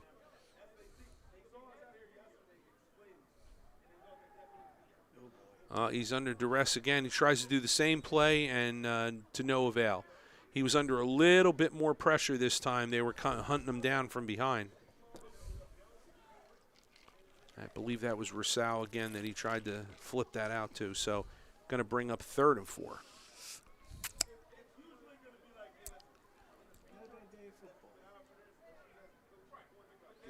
Sun is still shining. We got gorgeous day. Blue skies over Atlantic City here today. Of course, we got a little breeze. We got those big fans out there in the water. Yeah, they really do work well. Oh, yeah. The breeze going. Sure. And here we go. Right. 3rd and 4. Spread. Back is on the left, so he's got the primary rusher in his face on his right side. He's in his vision. Right tackle's got to make a block, and he is making a block. And there goes Legree's taking off, and he's got a man. Oh. David, you should have ran that. Yeah, he had some greenery there. He had first down if he ran. But he's always looking downfield, and he did see somebody breaking free there, but it looked like number 3, that would have been Jamel Fleming. Uncharacteristic throw from Legree. Kind of threw it behind him, and I guess they're going to go for it on 4th down here. I don't think they have much choice, Coach. They're down 14. And they know they can move the ball. I think David should have run that time. They would have had a first down and a whole different complexion of this series, this offensive series. Legree is pleading his case here. He has his helmet off, which you're not supposed to do on the field. Now he's got to go off the field for one And play. I know that he has. He was pleading some kind of case to the referee there, and I don't. Then they are punting. I don't want to say he was complaining or something, but he was asking for it looked like he was asking for a call of some sorts, and he's still on the field talking to the referee, and he's very adamant about something. I'm going to tell you what I think it is, Coach. They took twice that when the play was executed and he got down on the ground. I think he was upset that he was hit while he was on the ground or thrown to the ground after the play, after he released the ball. That happened on the previous play, and I think the same thing or similar happened just now, and that's what he's complaining about.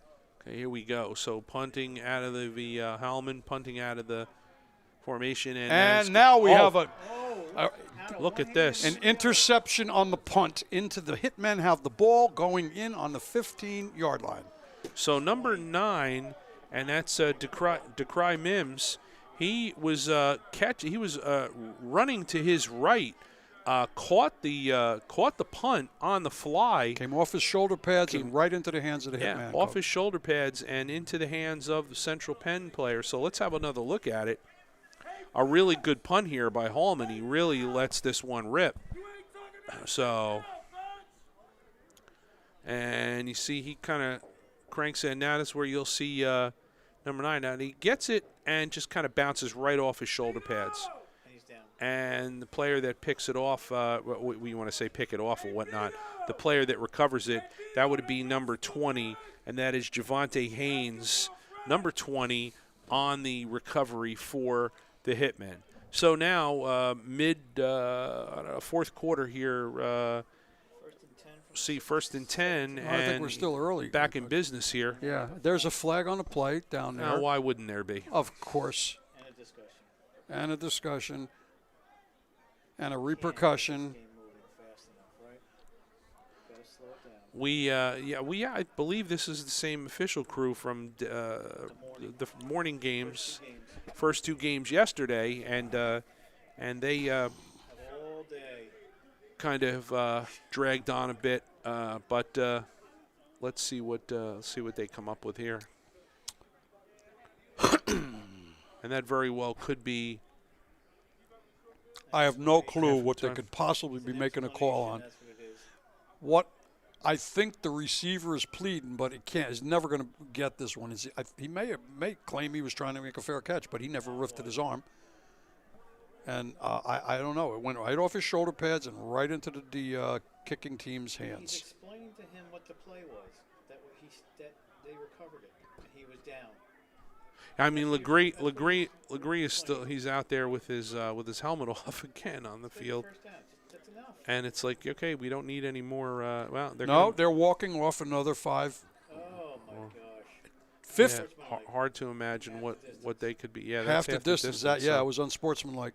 So, in one play, again, the complexion of the game changes dramatically, and momentum swings.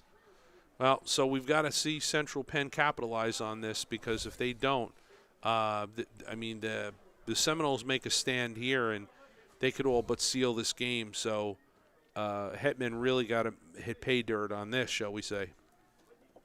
Shall we say.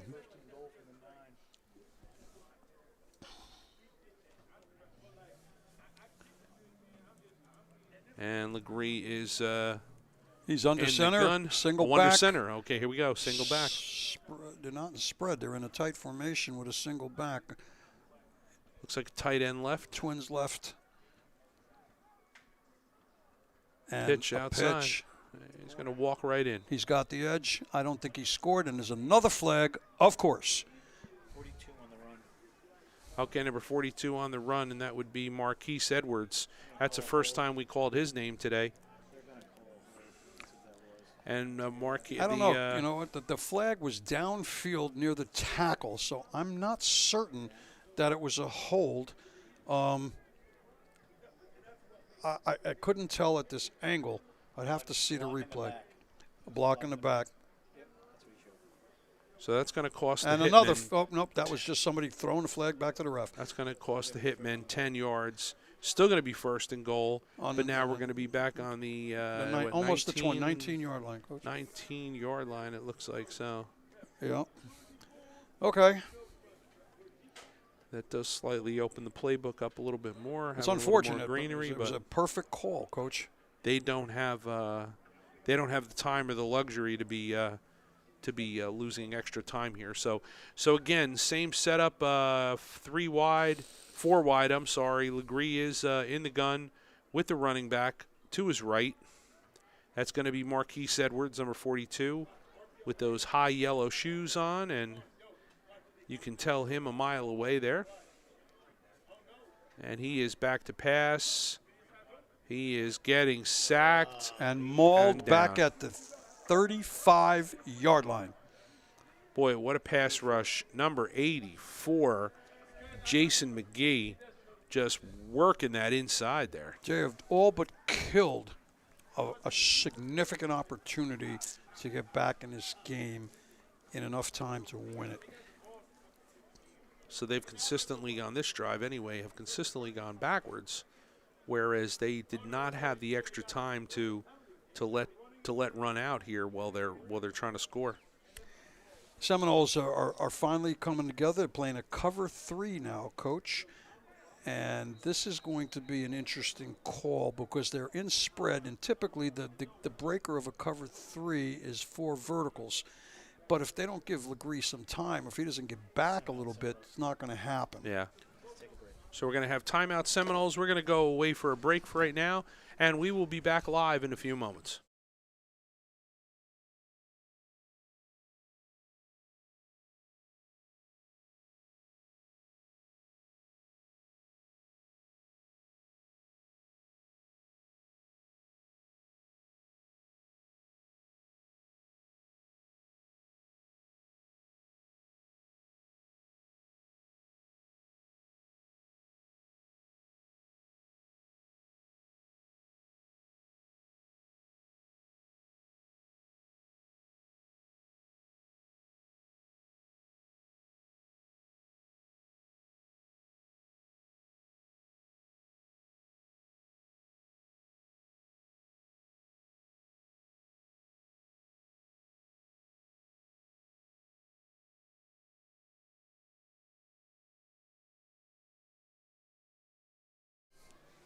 Okay, we're back live in Atlantic City, Dolphin Field, and we are in our last game of this 5-game set for this weekend. The last quarter of the Hitmen versus the Seminoles. 2nd and goal, and this drive started, I want to say, Coach, on the 9-yard line. They're on the 34 now. Now they are back to the 34-yard line, so that's not the way that the Hitmen want to go here.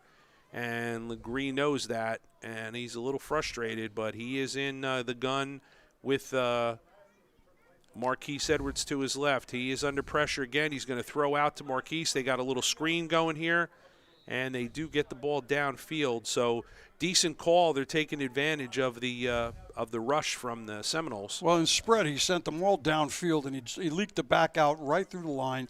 Catch that ball about 5 yards downfield, pick up as many yards as he can, and they're faced with a 3rd and goal at the 21, I think, Coach. Two chances here to get it in. There's no first down opportunity, so there's he's got and two they're not going shots. to punt.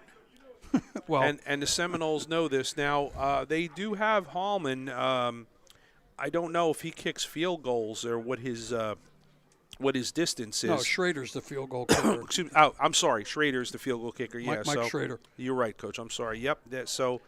And Legree's back again. He's looking left to right. And that's going to be short. Number 32 on the coverage. He was looking for number 6, Vito Hatchell, and number 32. Nice coverage from Xavier Carpenter playing that rover position. The quarterback missed the guy that was open in the end zone, number 12. I don't know his name, but he was sitting there all alone. That would have been Jordan Hallman, like I said. Yeah. All alone, Coach. And I don't think David was able to see him at that point.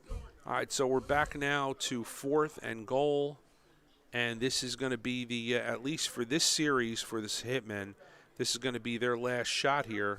And what do you think, Coach? You got to shoot this in the end zone, or you got some? Listen, you got to go to the end zone. I'll tell you for one reason and one reason alone. You could draw a penalty like they did earlier in the game. Right. Get the ball to first on the 1 yard line, or a score. So you got to go up top, and you got to go, into the end zone. Empty back. Oh, no. There's a back in the backfield. Not a lot of time. He's rolling out again to his right-hand side here, and that is incomplete. But he went to the end zone. He did, and he did get his one-on-one coverage that he wanted. That was Hallman again that he was trying to hit. So they will turn the ball over on downs, the Hitmen. And the Seminoles, the clock is their friend. That could be all she wrote, Coach. So at 20-6, they're going to take over 1st and 10 from that 21 yard. Is that 21-yard line or 26-yard line? I'm sorry, 21-yard line. Yeah. So what do you think of the day? I believe the Seminoles will probably come out and want to run the ball here. So, Coach, what do you think about today's 2 games that we had the pleasure of doing? Well, I'll tell you, first of all, it is a pleasure. I'm happy to be back in a booth and seeing a lot of my boys play and a lot of the coaches that I know. So it was a good day for me and for football and for the league. I think we had the perfect weather. We had some perfect matchups, which is even better. I expected this one to be a little closer, but you know what? As they always say, old age and treachery beats youth and exuberance. So you had a lot of youth, exuberance, and a lot of talent on the Hitmen. It's a new squad, and they come up against a team that's been playing together for a number of years. Very tough game.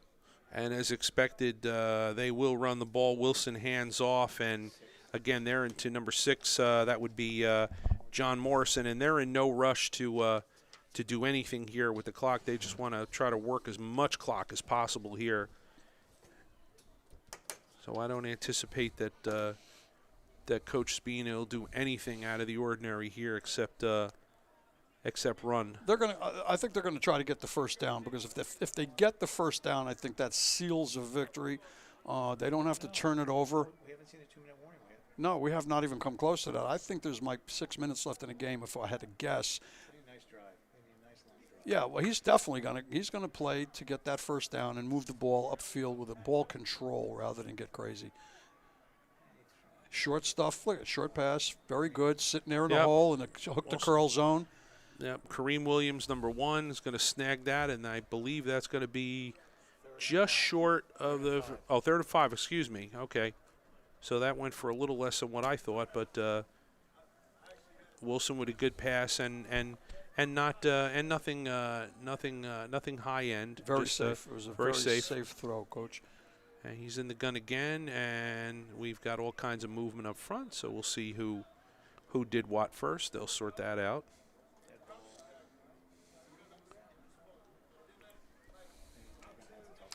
When a quarterback goes for a short, under 5 or 6 yards to the hook to curl zone is the safest place to throw the ball.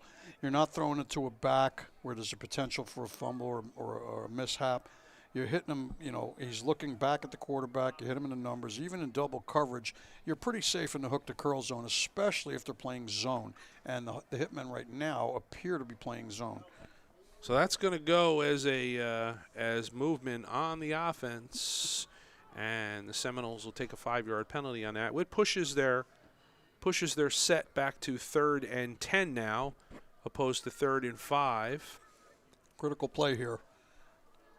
Critical play here, because if they don't get the first, they're going to have to punt deep in their in their territory, and I think you're going to see an all-out blitz, because the Hitmen several punts ago down here in this neck of the woods almost blocked the punt. All right. And I think they saw something there, so I think they're going to send it. It's going to be a jailbreak to try to block the punt if they don't get this first, Coach. All right, so Wilson is back in the gun, and they are coming after him with a heavy pressure, and they just do decide to run the ball to keep the clock going. Yeah, there was at least 7, 5, well, maybe 6, 7 defenders that rushed the gaps there. And again, they weren't going to do anything at crazy, so they just decided to run the ball, let that clock work. But now they're going to punt. And they are going to punt deep out of their end here.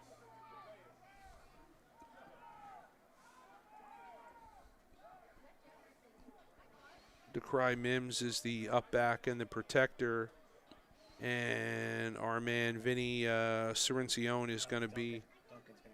Okay, so forget what I just told you. And the Hitmen have brought in some fast guys to put on the edge for the block that are not on their typical punt team. Oh, Troy Duncan. Okay, number 9. He's going to be back to punt. I think they're going all out for a block here, Coach. And he really. And guess what? False start. Okay. I was going to say, I don't even know if that ball made it over the line, but. No one was ready.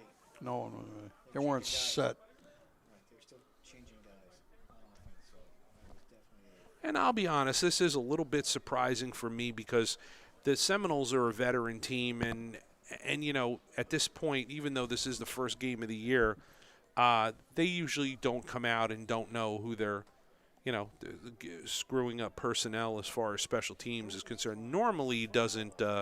That normally does not happen. Well, it's special teams. There's always a little bit of confusion, especially now. They're going punt block, Coach. So, and guess what? Yeah, the ball got chipped downfield. He's got no return at all. He's on a 33-yard line, 32-yard line. Yeah, so, Vinny Cirencione did come in, but in case of so he doesn't have to take the chance of stepping into a punt and driving it down the field. It's just a quick hitter, get it right out of there, almost like a pooch punt. I was just going to say a pooch punt, Coach. Right. You read my mind. They're going to have it. The Hitmen will go ahead and get this back. But this puts Legree and company in dangerous territory again with the Seminoles with their back. Yeah. Right? Yeah, because they do have. They are on the 35 or just inside the 35-yard line here.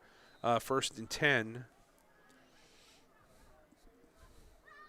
Okay, we are once again in spread, or are they trips? And we do not have. They're in spread. Spread.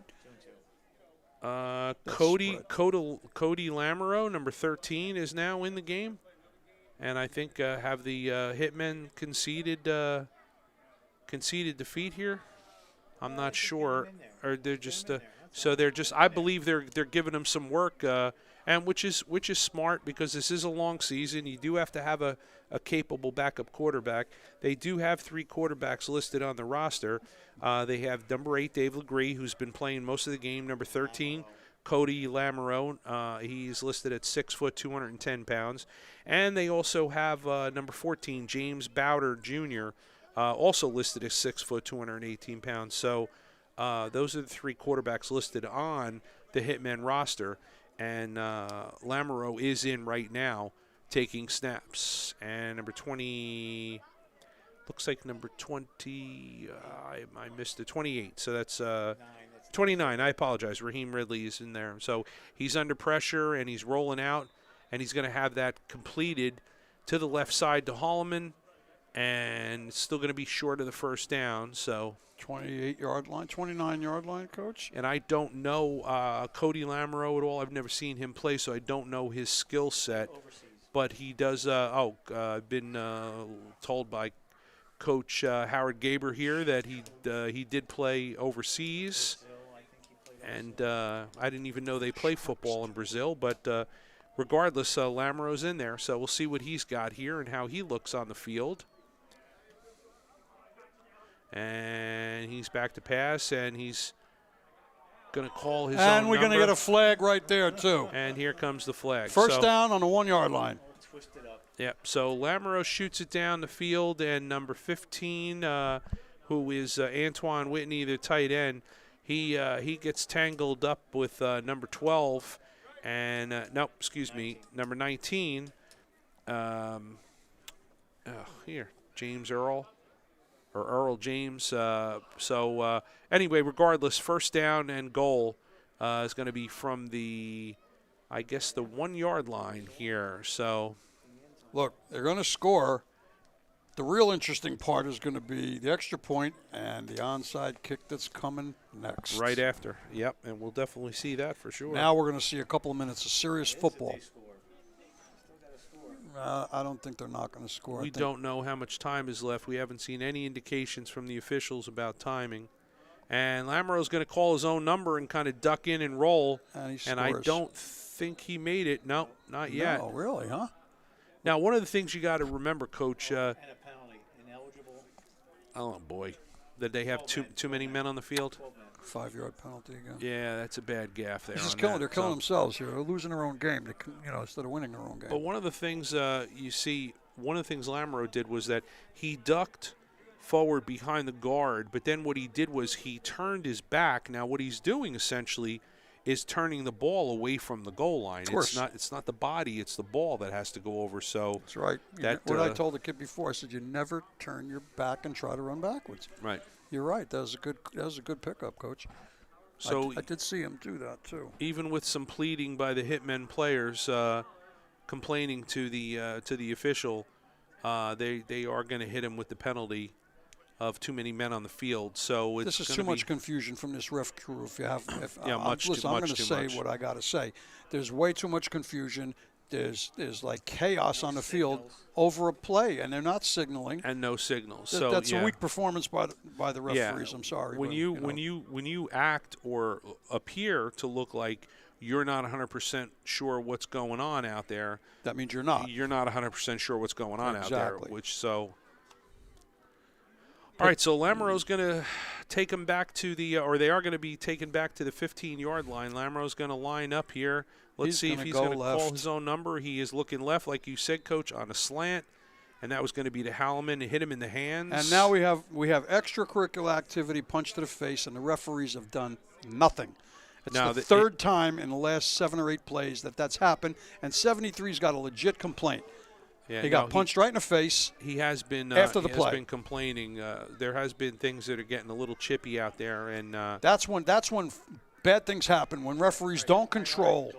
And now we have a timeout, called by the Hitmen, and they are a lot of coaches on the field and a lot of complaining going on. So referees will figure it all out, and we'll take a break here for a moment, and we will be back shortly. And they are going to. We're going to stay here at. They just gave him another 15. Because there's another 15 on the Hitmen now, so they're going to back them up. So much for that first and second goal. Yeah, and Coach Kerr, the owner and head coach, is out at the field there, and I don't think he's pleased with some of his guys. I don't think he's pleased with the referees, Coach. Well, he's not even dealing with them right now. He's dealing with his own guys because he knows it's a long season, and he has to have them doing the right thing for the rest of the season because they're going to be in some big games this year. I'm sure coming up down the road, and they got to be able to keep their cool and do the right thing. So use it to chalk it up as a learning experience. You're not going to get the W today, but use it as a learning experience because this could down the road be a this could be the playoff or championship game coming down the road. So it could be, but I will tell you that there was no retaliatory push from the Hitmen that got popped. And No. they gave them the penalty, and it was probably for mouthing off because, you know, there was no evidence of a Hitman foul on that play. I watched the whole thing. And again, yeah, but that second guy didn't do anything. And with that said, though, they have to understand you cannot berate the officials. So no matter whether you like the call or not, or whether they made a call or not, if Walk you're gonna, away. you got to walk away. So here we go. We're going to go with 3rd and goal from the 30-yard line, it looks like, and Lamoureux is trips left in the backfield, trips left, and it looks like he's rolling left like he did before, and he's going to have to run for this one. Just to get out of bounds, stop the clock on the 15-yard line, on the 25-yard line. So rather. Lamoureux looks like he's pretty quick, and another flag comes in. So now this is going to take probably a half hour to get through the last this is nonsense, few is what minutes it of the is. game. So it's nonsense. All right, this is not playing. Let them play football. Stop the nonsense. You're not even alerting anyone to what the calls actually are, and I think it's capricious. Yeah, we unfortunately had to do a lot of guessing here today because they are not signaling really anything to us. So basically what we have to do is kind of go on where they're putting the ball. Then we're able to figure out who the penalty is on. The where is okay. The why is complete mystery. So now we're going to have 4th down and goal, but we don't know where they're going to spot the ball. Let's see where they spot it first. That looks like it's going to be 25, Coach. Outside. It's 25-yard line. Outside the 25-yard line again. So we have 4th and goal. So the 3 plays that Lamoureux has been in, aside from the penalties and whatnot, it seems to be that he is a righty quarterback. Looks like he likes to roll to the left a lot. He seems to like that side. Well, I'll tell you what, I don't particularly like the way he releases the ball going to his left, and I think he should really rethink that. And they're back in spread, single back. They're going to have to protect him. He's got to go straight down the field now, no running around. He's under duress. He's pointing to roll out. And he's got somebody open over the middle, and I think that's going to be picked. Yeah, he overthrew his intended receiver, and that was number 81, who was Jahir Nixon. Nixon came loose and was kind of squatting there right in front of him, and Lamoureux went kind of on the run to the right, had to go over the top with it and overthrew him. So. And that's that'll be the end of that series for the Hitmen. So Seminoles will be 1st and 10. 19-yard line, and again the clock is their friend. So I don't think they're going to become too quick to come and do anything crazy. Run the ball and call it a day. And there are going to be times, I don't have to tell you this, Coach Nick, you know this, that traveling or on the road, you're going to run up to or going to run into an officiating crew that's just absolutely horrible or absolutely bad, and you hope that your team is good enough to not have them in balance, have anything to do with the game, but never let the it's going to happen. referees control the outcome of the game. Ever. Yep, you don't want to. Yeah, Brooklyn had to do what they had to do, right? They had to do what they had to do today to overcome this, because really, honestly, they were bad for both sides of the ball. So, with that said, Jarrell Wilson is back in at quarterback, and again, they're going to run the ball here, and nothing fancy, and that's going to be number 2, Kevin Pear, and whether he got any yardage or not, I don't even think they care. They just want that clock to run down. And we are eagerly awaiting a signal as far as getting an idea for a time. Well, Coach, in the final analysis, the Hitmen did not establish the run game, as I said in the beginning of the game, that they needed to do. No, they did not. Their inside interior line blocking between the tackles just wasn't there, and it put a lot of pressure and a lot of hits and a lot of runs by Dave Legree. And like I said, it's not a one-man show, so you got to support your quarterback. They need to get that run game going. I think that will be a key element to improving their season as they go forward. All right, so here's another run up the middle there by number 2. Pear is still in the game. Out to the 28-yard line. And this is going to be the and another flag. At some point, you just have to, I don't know. I thankfully, all the games that I have ever officiated on the high school and youth level, I've never had to do. I've never had a game happen like this where they're just nonstop with the flag. So I thank my sorts for that. So with the penalty is going to go against the Seminoles, and they're going to go half the distance to the goal line. Here's the deal, Coach. Here's the difference. Minor league football games, semi-pro football games should be start to finish 2 hours and 20 minutes, 2 hours and 30 minutes. We're already at almost 3 hours now because of the, I'm going to say, the inconsistency, all right, of the referee crew. Yeah, no, there's no doubt about it. They do control that aspect of it, and there hasn't been a tremendous amount of scoring where, you see a game that's 40 to 39, and that's going to take a lot of time because of kickoffs and everything like that. But, we had 4 scores today, so it's 20-6. So it should nowhere and be anything like that at all. So, never. So with that said, Wilson is back in the gun, and again, he's going to call his own number. This time the ball is out. And is that going to be a touchdown return? It is touchdown. Number 84. One play. How about that? Everything. Omar Young Jordan, defensive end for the Hitmen. I almost said the Pitmen, but for the Hitmen, you got to. It's not over, yeah, because again, we don't know how much time is left, and if they get the 2 points, Coach, you're going to see an onside kick, and you're going to see a melee in the middle of that field. And imagine if there's another flag down. But I got to tell you, Coach, Jarrell Wilson, no other way to slice it. That's a bad job. You're supposed to protect the football. You're the leader of the team. You're a veteran, and if you're going to call your name and you're going to run the ball, Tiki Barber that ball. That's what you got to do. Yeah, you got it. You got to tighten that up. Tuck and go. So somebody was ejected from the game, and we're not sure because that was a signal that we saw the officials do. We just don't know who it was.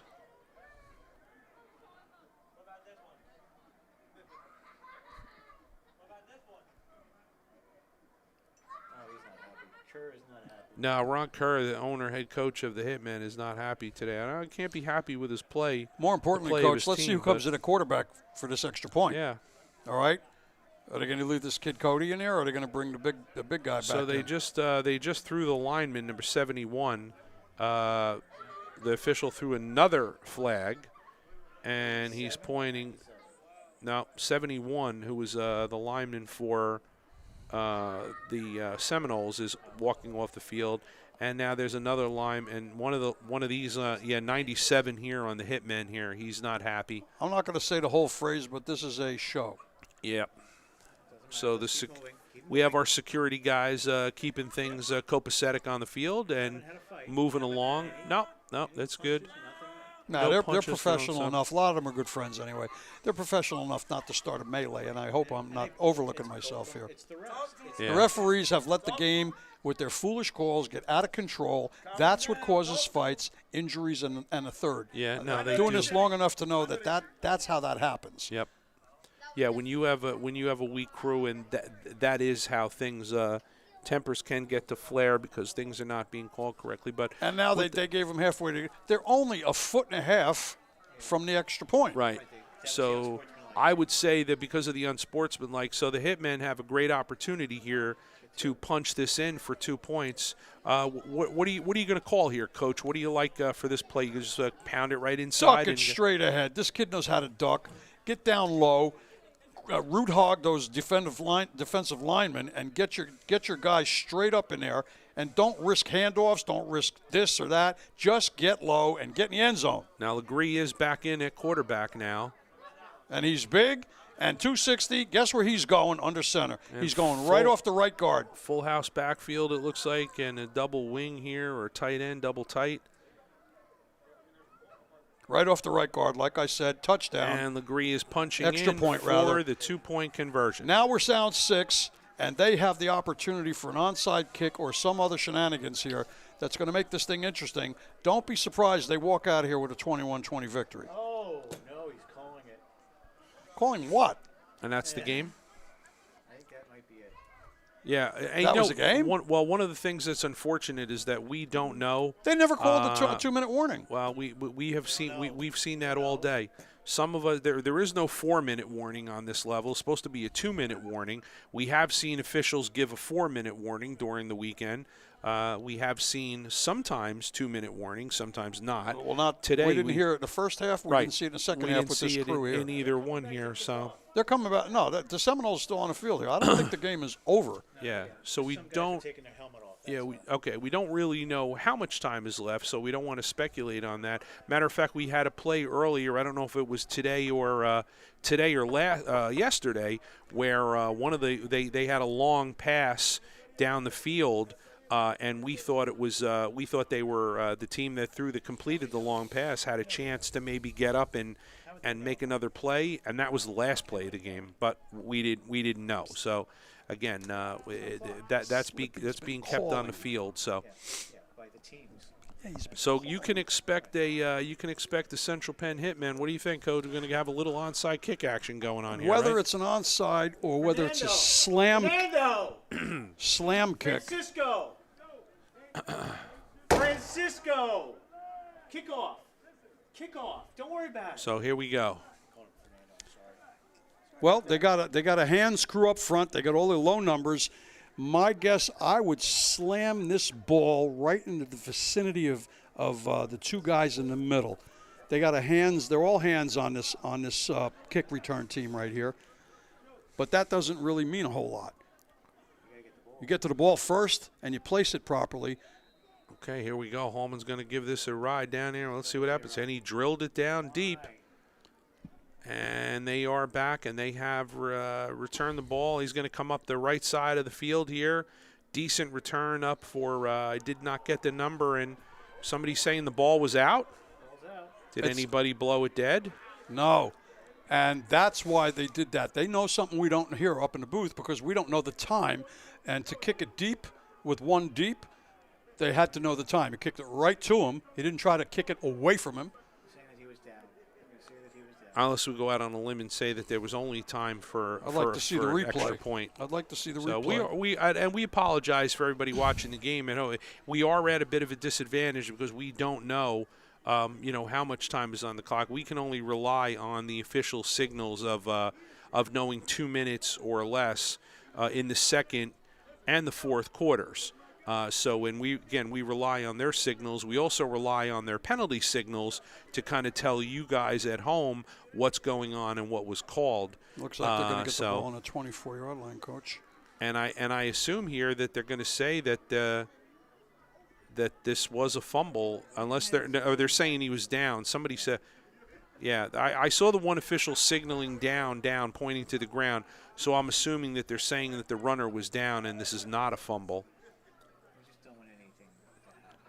And when the team is down by points, they're gonna kind of grandstand a little bit to try to make something out of it, and never know when you get a crazy call. But no, this will be Seminoles ball, 1st and 10 from the 24-yard line. The real problem is the coach at the disadvantage of not knowing the time, because there would be no other reason for a coach to kick off to the back directly and not even off center with the kind of time that's left. So we got to think there's got to be 3 or 4, because we've got no indication from the refs on 2-minute warning, and logic prevails that they would have kicked it onside if there was very limited time. Now, if I missed, I do believe Central Penn Piranha still has 1 or at least 2 timeouts left. If my calculations are correct, that I didn't miss one, because I do try to track them. So, all right, so running the ball to the right-hand side is the Seminoles. And we have another flag, and it's against the Seminoles. How about that? So illegal shift is going to put the Seminoles back 5 yards. 1st and 15 on their 20 or their 19-yard line. I think we just got the 2-minute warning. All right, Yep, so we just have did. been signaled in the box here that we from some of the league crew here that we do have the 2-minute warning. The Hitmen have all 3 of their timeouts left in the second they half? have 2 left, They I have believe. 2? Okay, well, that's enough. Just gotta get stopped. Get a stop. 2-minute warning, 3 hours into the game. I know. 3 hours, this is a That's long rough. game. And I put that on the refs, I'm sorry. That These is kids rough, came out but here, so- played their hearts out, and every time we had momentum in either way, there was a disruption by the referees. And the apparent reasons were either they're flag happy or they really looked to me to be confused on some of the plays. Now, we don't know, but look, there's no reason for these types of delays. And this is the kind of nonsense that, look, you call 2 minutes. Your job is to send the teams to the sideline for the 2-minute break, and you let them huddle up in the middle of the field, and you're standing around kind of playing, grab the monkey, and all of a sudden now you're going to have the guys go in and break off to the side. So this is just not a good job by this gang. So anyway, here we'll come back and we're going to go first and 10, and this is going to be Seminole ball from the 26-yard line. First and 15. Oh, excuse me. From the I 19, apologize. From the 19, Coach, I think. Okay, so I'm all discombobulated here. Don't listen to me what I'm telling you. It's no wonder with these guys. They're confusing everybody. Yeah, don't listen to me what I'm saying. We've got coaches on the field still asking for explanations, and it's painful. It's painful to particularly watch. bad for me, Coach, because at my age, I'm easily confused. Watching at home. Oh no. Yeah. So you folks at home, if you like and subscribe and you're still watching, Howard will send you a bonus. Hang in there. To your email. So just. I'll send you the referee's hat. Yeah, so just look for that bonus in your email from HSG Productions. That'll come this week. Oh my God. For sticking with us here and watching everything. And hold on to your hat, guys. I think we're going to have a wild last 2 minutes. All right. These guys, and now the players are getting cold. Their sweat's drying. This is terrible. Horrible. You got the head coach, and this again, this shouldn't happen. Head coaches should not be at the middle of the field, integrating with the officials, with another team's players. They should come over. The officials go over to the coaches. You do not allow them at the middle of the field. That's not where they belong. That's right, Coach. But again, that's to me, this is a disservice to the league right now. We had a great weekend, a great game here, okay? And essentially, what's the old saying? It's like kissing your sister or your grandmother. They've taken this game down from the sublime to the ridiculous, and I have a problem with that as far as the mark, that it's not going to put a mark against the league, but it's not. Yeah, so I know that I can almost imagine that the league, the powers to be in the league, will not have this crew back at all this year doing any games, at least in this league anyway.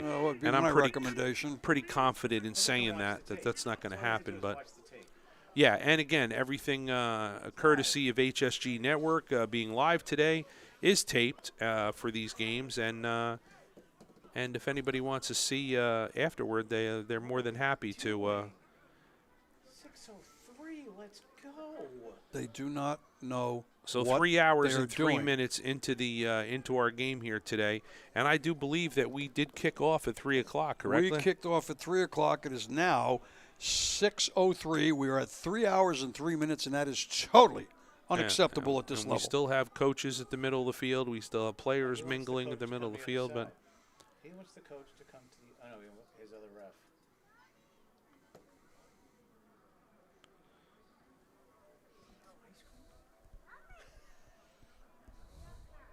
I got to tell you, Coach, this would be a great time for a sausage sandwich, wouldn't it? I wouldn't. A couple of sandwiches. Some meatball subs there, yeah. Sandwich, yeah. Water, 3 meatball subs and a water.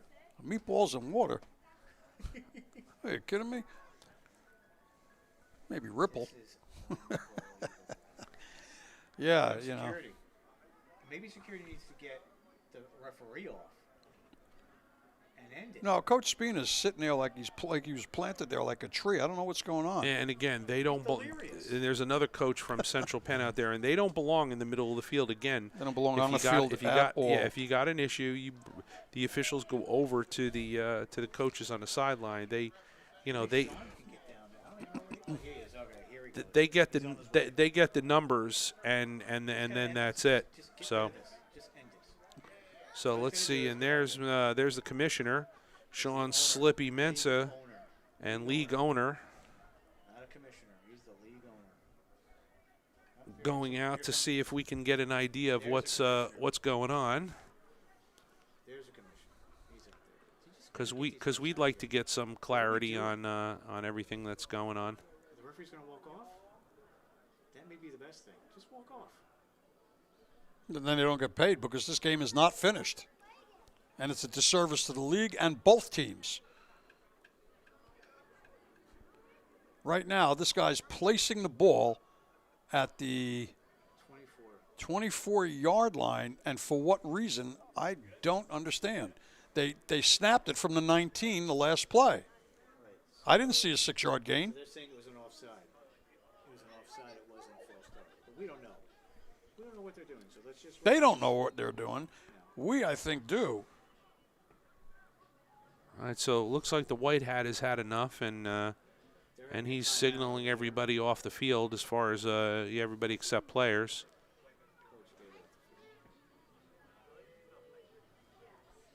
Looks like we're getting the league owner is getting an explanation from the white hat as to what he thinks has transpired. I wouldn't be all that put together confident that he knows either. He might be singing him the Star Spangled Banner right now, for all we know. We don't. It would be an improvement on what we're doing right now.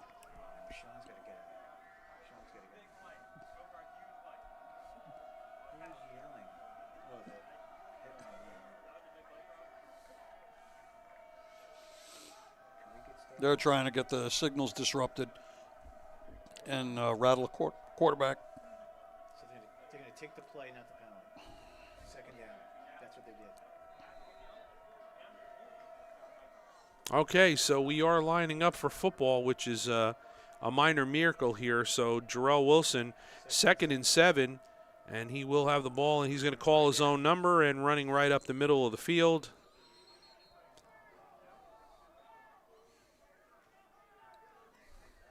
And, Coach, great point what you brought up before about this standing around on a cool Sunday evening now with the sun setting in the background here, and these guys, getting tight or getting cold, and now we're asking them to go bang heads again. Yeah, you're setting the stage and you're for set for pulls, injury, yeah, without a doubt. Cramps. It's an excellent point.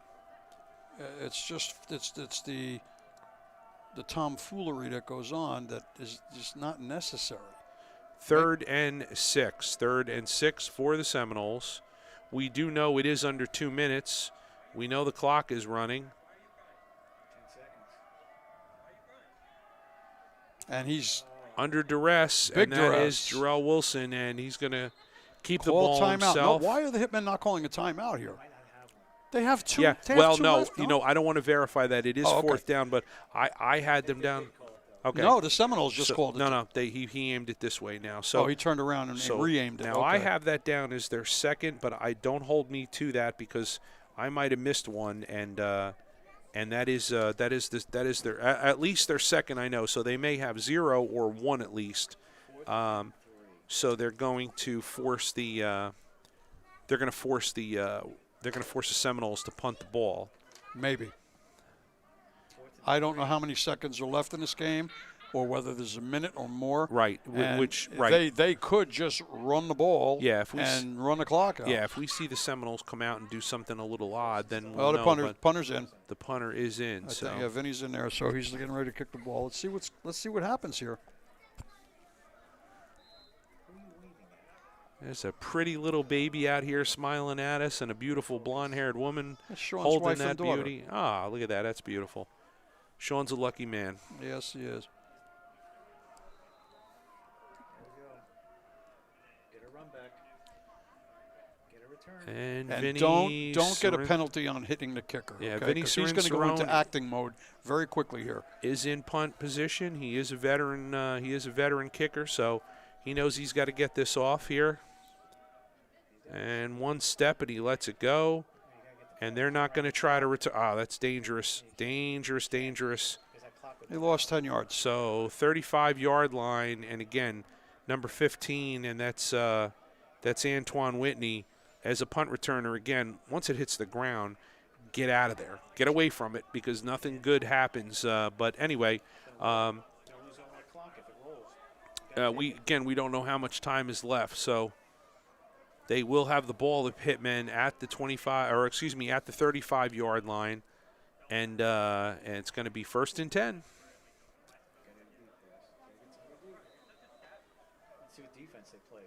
What do you think, Coach? What are they going to play here? 3-man rush and 4-man rush, and Well, listen. Look where the safeties are. Look how close they're playing the line of scrimmage. I don't know why they're playing 6 yards off. Oh, no, there's the other safety. He's about 10 off. So they're going down the sideline. Here. So they did blitz Legree there. Well, he got rid of it. He got rid of it in time. He did get rid of the ball. Yeah, He was looking at that one-on-one down there. See, on Yeah. the left side of the field, that's where his aim was. That's where he wanted to go. But the rush came from his backside and disrupted his rhythm to get that ball over there. So 2nd and 10. Legree was sizable enough there to get the ball with guys draped on him to get that ball off and out of there.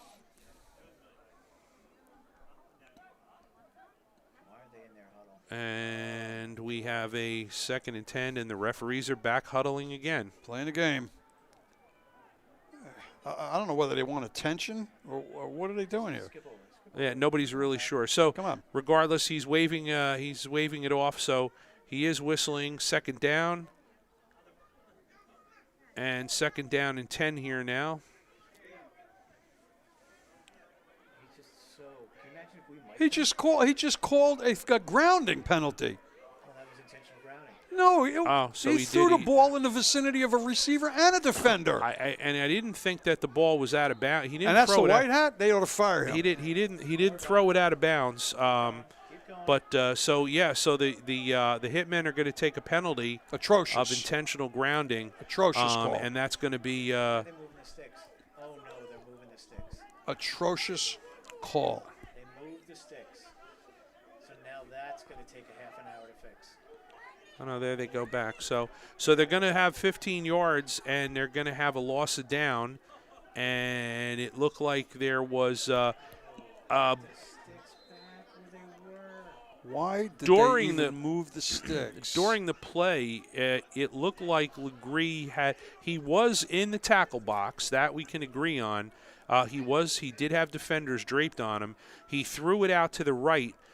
Tough for us to see where the ball went. If he threw it out of bounds and not at the receiver that was on that side of the field, they can call that on him. So I don't know where he actually threw the ball, because we could, when he throws that ball, it's tough to see. From what I saw, Coach, it was in the vicinity of both the receiver and the defender, which makes it even stronger case for intentional So grounding. now 2nd and 19 for the Hitmen, and Legree is in the gun, 4 wide. He's going to throw it quick out to the receiver in the outside. He makes a move, and he's up over the 30-yard line. Got out of bounds? He did not get out of bounds, it looks like. We did not. Nope. Again, we didn't see a signal to stop the clock from the official. So the Hitmen are in hurry-up mode here. They're coming right to the line, no huddle.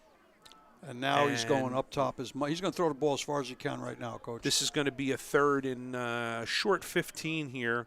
Legree in the gun, low snap, picks it up off the ground. He's stepping up. He's under pressure. Lots of room to run. He heaves it down the field, and he's got his man. Timeout. Down the field. Oh, it's a first down. He's got to be timeout anyway, right? So that's number 17. That's Mark Edwards, the wide receiver. Legree, great job finding that open receiver. His men are sprinting down there now to try to get this ball snapped. Spike it, Dave. Good. And he gets it done. So clock has stopped, and again, it's only a guess on how long how many seconds. I see the referee holding up 2 and 2 on both hands. So I'm assuming it's 22 seconds or 23 seconds. Or it could be 2 seconds, period. Now, with the ball being thrown all the way down there, that does take a lot of time for your team to run down. Now, they could have called the timeout, made life easy, and then reassembled. So I'm going to go out on a limb and say they don't have that third timeout. And I apologize. I probably missed one. Again, I try to keep track of them on my pad. Clock stops on the first down anyway, Coach. Right. It will stop, but then they'll wind again. As soon as he center touches that ball, the clock starts. All right, so here we go. Legree under center, 4 wide. They're set most of today. Running back to the right, he drops back. He has protection. He's flipping it to the end zone, and too long. So number 15, and that was Antoine Whitney. We've called his name a few times today, and he was draped with some pretty good coverage. So that ball would have had to drop in Kids almost calling for a flag, too. Almost perfectly. Yeah, they call for flags every time. So, and was that the last play of the game? Yeah, 2 seconds, like I said. No. You were right, Coach. So it was 2 seconds and not 22. And that's it. They're going to line up at the 50. So we are done with this game. This is a Brooklyn Seminole win. And talk about going right down to the wire here, Coach. Kind of a crazy finish. We've had some crazy finishes today, eh? Yeah. Well, I'll sum it up from my perspective is that the Hitmen got in a hole early with their bad punts, but they had more opportunities to win and to score that they failed to capitalize on for penalties, regardless of whose fault they were. And so, basically that's how I saw this work down. We thank everybody for watching on the HSG Network, and we've had a long weekend. Everybody stay safe and have a great week. We will see you next week, Sunday, at Millersville University for a Central Penn Hitman home game. My name is Art Elias. I'm here with Coach Nick and Howard Gaber on the controls, and our main man Francisco out on the cameras doing a great job today. Thank you, everybody, for watching on the HSG Network. See you next